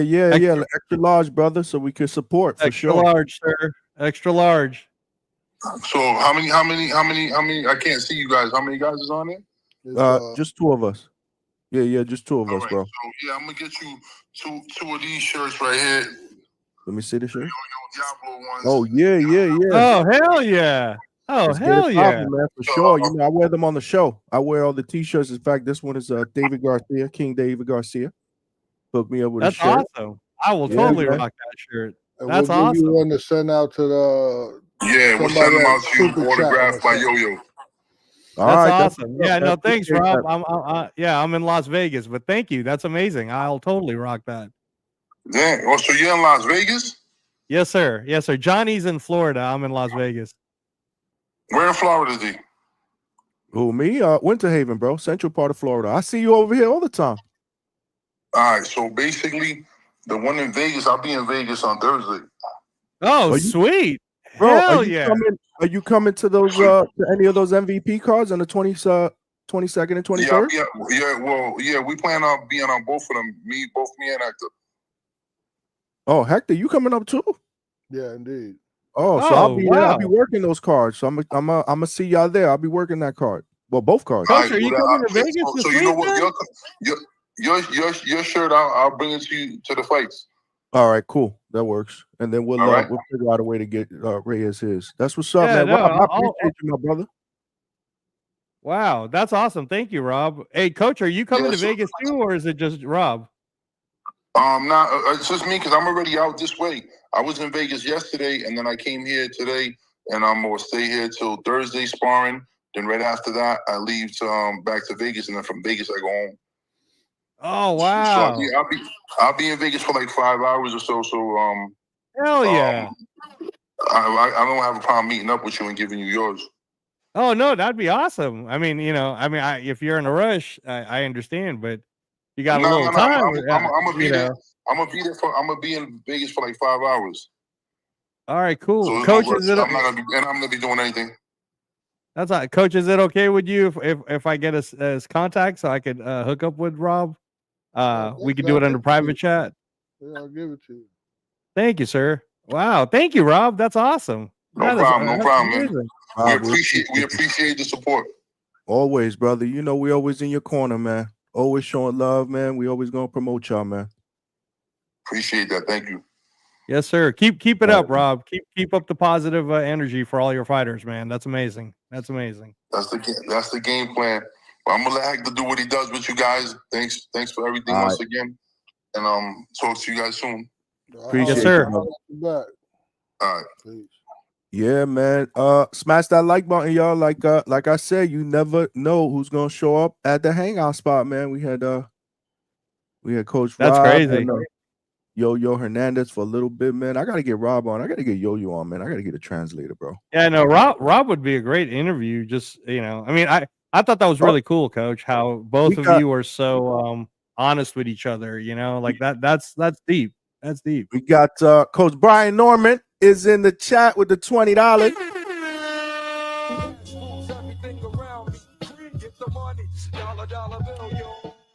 Brian Norman Sr., the best trainer to grace the hangout spot. That's the son saying that? Nah, that's senior, brother. Oh, that's senior. He said that's It best. might be Brian the Norman son Sr. saying that about his father, no? Yeah, that could be Junior saying that about no, his dad. it's not. I know who it is. Okay. All right. It's How you gonna say that about himself, though? He's confident in himself. He's yeah, man. He's in the chat. He's in the chat. Trust me, he's in the chat. He's in the chat. I agree with Coach Bermudez. He's already on his way to winning Trainer of the Year. So I hope he gets that when he goes to Riyadh in November, and because that's where they do the awards. But honestly, his son beats Haney, man. How do you not give it to him? You know what I mean? Like he would be robbed. It'd be a robbery if he didn't get it. That's ridiculous. Knockout of the year, beating Devin Haney, who arguably is one of the best fighters in the world. In most people's eyes, it would be amazing, man. It would be amazing. November 22 is going to be a movie, man. We're actually going to do a live fight chat for that. Fight chat. I think they should. I think even if they didn't fight Haney, I thought they was on their way to getting that. Yeah. But that would be third victory. The third victory in 2025. So a good way to shut that down. November 22nd is going to be a fucking movie. Not to mention the card is spectacular, bro. I mean, from top to bottom. I mean, this is this is what Turkey gives us, right? And this is what spoils us. This is why a lot of other fight fans shit on these type of undercards. Even though, like I said, we talked about that earlier. I'm not going to beat a dead horse. It's a good, solid undercard. Give it a shot. Trust me, y'all. That Lester Martinez and Billy fight, I think is going to be honestly, I'm gonna keep it a buck, man. I'm gonna predict that fight is better than the main event. It could be definitely more violent. It's not a lock. I'm not making that my lock pick. I'm making that what you call that pick, Coach? The swing. What do you call it? You like? We do the upset special. Yeah, we do an upset special. Yeah. So that's gonna be that one's gonna be my upset special. I have a funny feeling we're gonna be talking about on the Sunday after. Which one is gonna be your upset special? Well, I'm not picking yet, but in Billy and Lester Martinez, I think that's gonna be a banger. I'm predicting that fight, when we talk on Sunday, when we do our recap, we're gonna say that fight was better than Crawford and Canelo. That's my bold upset special prediction right now. I love that fight. I love that fight a lot, man. I really do. Shout out to Coach for sending me the donation, though. I appreciate that. Guys, I'm about to wrap this up, though. We're pushing 2 o'clock in the morning. You gotta read some of these comments, man. Yeah, you gotta read some of your comments, Johnny. Man. There ain't no super chats. I'm caught up with super chats, bro. I'm just about to. I've been reading them. Here and there. Hey, but Johnny, can you? When we got to go. When we get off the live, can you just stay for a second so I can get the contacts from Coach? Is that all right? Nah, I'll get it for you, and I just DM. I'll text it. Yeah. Okay, cool. Thanks. Yeah. But man, my 509 said, why would these dudes risk getting kicked out of camp and lose a good payday? I don't understand that. What do you mean? I don't understand that either. Did he mean when we were asking the question about if he's in or not? Because he pretty much told us that he was in. What was that question? He said, why would these dudes risk getting kicked out of camp and lose a good payday? Oh, probably giving us information or whatever. Nah, Yo-Yo's not there for the payday. He's there for the experience. Yeah. And what an Nah, listen, experience, man. we know That's amazing. what they can't we know what they can or cannot talk about. We don't push the envelope here. Whatever they can talk about, they can. I just hope that they share. If not, we get it, bro. It's a business. I love it. Hey, can I just do a prediction then, Coach, with Yo-Yo? He'll be. This is my quick, prediction. Real quick. This is my We're about prediction. to wrap up, brother. Real quick. All Go right. ahead. He's gonna fight on September 13th. It'll be either for the WBA interim or the WBC interim, so that it could force Adames or Lara to fight him. That's what I'll say. One of the interim belts. I'll take what is the betting? I'll take the over on that. Does that mean I agree with you, right? Again, I'm not a betting guy. That means I agree with you. I'll take the over. The over is that it would go There's the something distance. cooking there. So, There's definitely something cooking there. There's definitely something cooking there. And if it comes out of the oven and it's ready to get served, you better serve that shit over here too, Coach. Let us know what's going on. Get him on the phone. Do something, man. Well, he won't fight Laura. He don't want to fight. I mean, he's never another won Cuban. on No Laura. Cuban. He's on record saying he don't want to fight Laura. He said Laura will be 50 by next year. No, but you know what I was saying though, right, Coach? That it could be for an interim, so he could fight, for example, Shane Mosley Jr. for an interim 160 belt. Shane Mosley just fought, right? Wasn't it recently? No, Shane Mosley Jr. No, Shane Mosley Sr. just fought, bro, not Junior. When was the last time Junior fought? I kind of feel like it wasn't that long ago. Or does he have a fight lined up? No, and he hasn't fought since July 6, 2024, bro. You're talking about Senior. Senior just fought. Is that what it was? Junior hasn't fought in a while. Senior got beat up, right? I think he lost. I didn't watch it. Shane Mosley Jr. Damn, I could have. But Shane Mosley Jr. is number 2. Yo-Yo's number 1. That could easily be a WBC interim 160-pound championship. Good name on the resume too, Coach. Yeah. Coach, you know some shit and you don't want to tell us. That shit's pissing me off. He's smiling is the thing. No, I know you can't, man. I'm messing with you. I just mold him. I just train him how to box. These guys know how to fight, man. These guys know how to fight. I just train them how to box. Train them when to breathe, when to relax. Let them know when they're winning. Because sometimes, even someone like Polanco, he's out the gate, swinging away. Sometimes he just has to relax and know when he's already controlling the tempo. He could punch you. Polanco could punch you in the face 100 times, and you punch him once, and in his mind, he got to get it back. Yeah, for sure. That is for but sure. let me say this: the same weekend that Shakur fought, Katie Taylor fought. Mm-hmm. Right? Yes, sir. Yes, sir. On the Friday. Yes, sir. And Katie Taylor put on a master class that same weekend. Yes, sir. And she said, I chose to fight smart. In the first 2 fights. Oh, in the last fight she did. Yeah. I chose this fight. And then you know who praised her? The media praised her.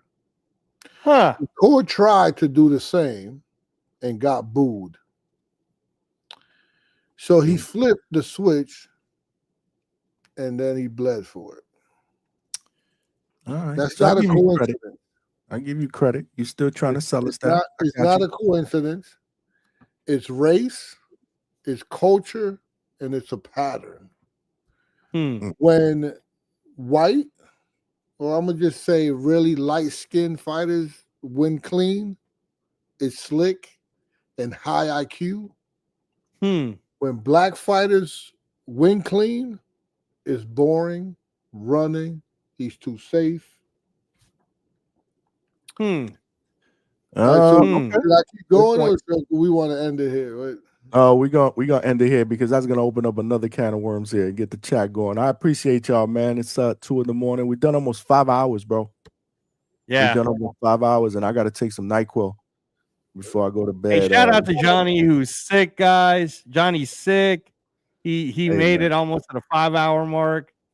Going Oh, through no, some you stuff get with his family right now. Oh, super chat. Oh my Johnny. Lord, Jake Bellinger.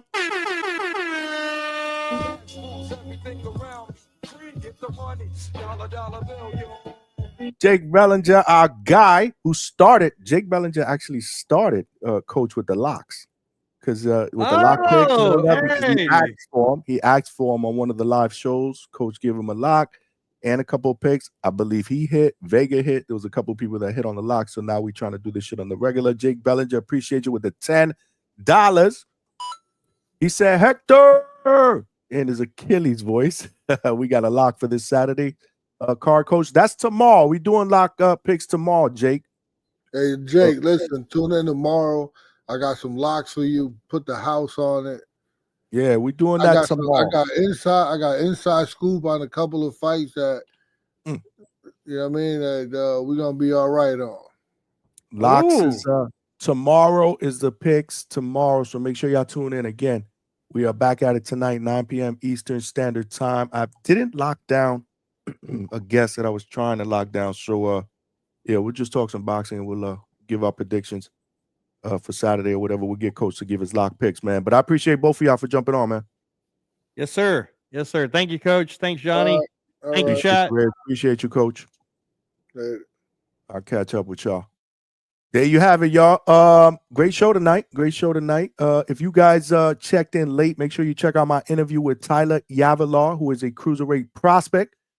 He's 2-0 with two wins by knockout. He's also he's now training at the Pro Box facility in Plant City, Florida, under the tutelage of my guy, Coach Mark Ferre, who also trains a ton of great young fighters. One of them is actually sparring. He's actually one of Canelo's main sparring partners, Darrell Blas Valsaint, who's a 154-pound prospect, undefeated. And I thought that was a phenomenal choice by Canelo Alvarez to pick him to spar because there's a lot of different things that he does. Very, very similar to Bud Crawford. If you haven't seen him fight, make sure you check him out. So great interview with Tyler Yavalar. That was in the first hour. And then after that, we opened up the lines. We talked about this card or the undercard, the fights that were officially announced on the undercard. We actually did a poll. 52% are actually okay. They feel like the fights on the undercard that was announced today are solid. 24% are disappointed. And 25% say they don't care. They just care about the main event. And if you missed it, again, the fights that were announced is Christian and Billy versus Lester Martinez, which I think has the makings of a barn burner. You got Callum Walsh against Fernando Vargas Jr. And you got Muhammad Alakel against John Ornelas. That is a lightweight fight. Muhammad Alakel is a undefeated prospect at lightweight. So, yeah, man. So we talked about that. Matter of fact, let's end this poll right now. So I'm glad that most of you guys are in on the fights. But yeah, so we talked about that. We talked about a bunch of other stuff. Appreciate all of y'all for sending in super chats and donations. We did hit our goal tonight. We are right back at it, 9 p.m. Eastern Standard Time. Not sure if I'm going to have a guest yet. I'm working on somebody. So as soon as I get confirmation, I'll throw something out on IG. If not, that's it, man. I'll go solo dolo, and we'll do it up because at the end of the day, I'm never solo when I got you guys rocking out with me. If you're watching this live on YouTube and you haven't smashed that like button, make sure you do that on the way out. X, if you're watching this live on X, hopefully you reshared or retweeted and got the channel out into other boxing fans because we're trying to grow that platform as we speak. We just started streaming live a couple weeks ago. So we're building a family base there. Okay.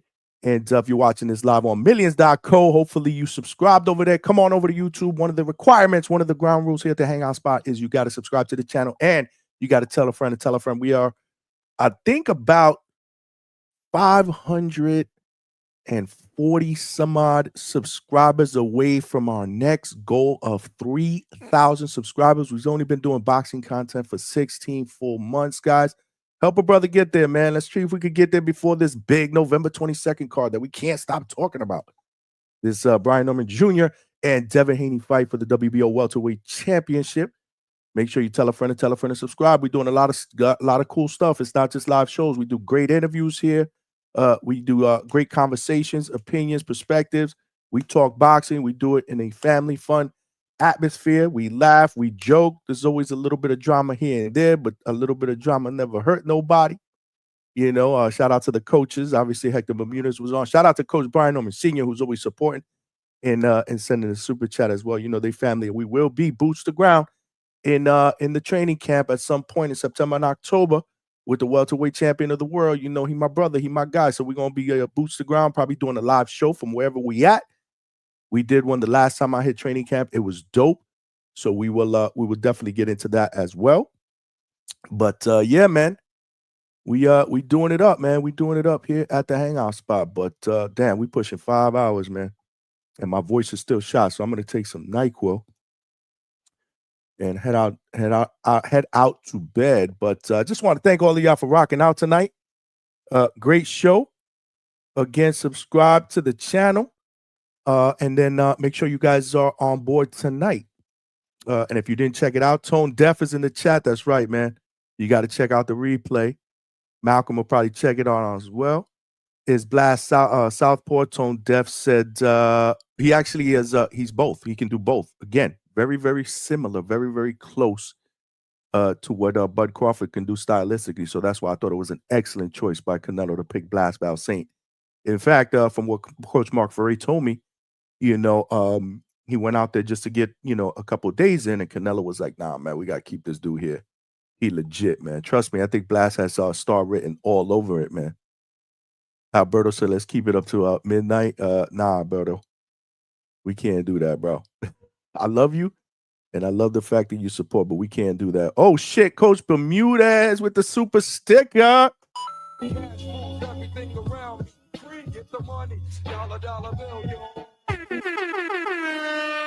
Appreciate you, Coach Bermudez, with the $20 super sticker. Thank you, Coach. Appreciate the donation, man. We cooking, man. We cooking. Roger that said, great show, Johnny.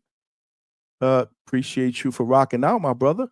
Appreciate you for rocking out. Pound for Pound King said the Grand Prix third phase is on ring at the moment. Okay, I didn't know that, but I definitely gotta hit the sack.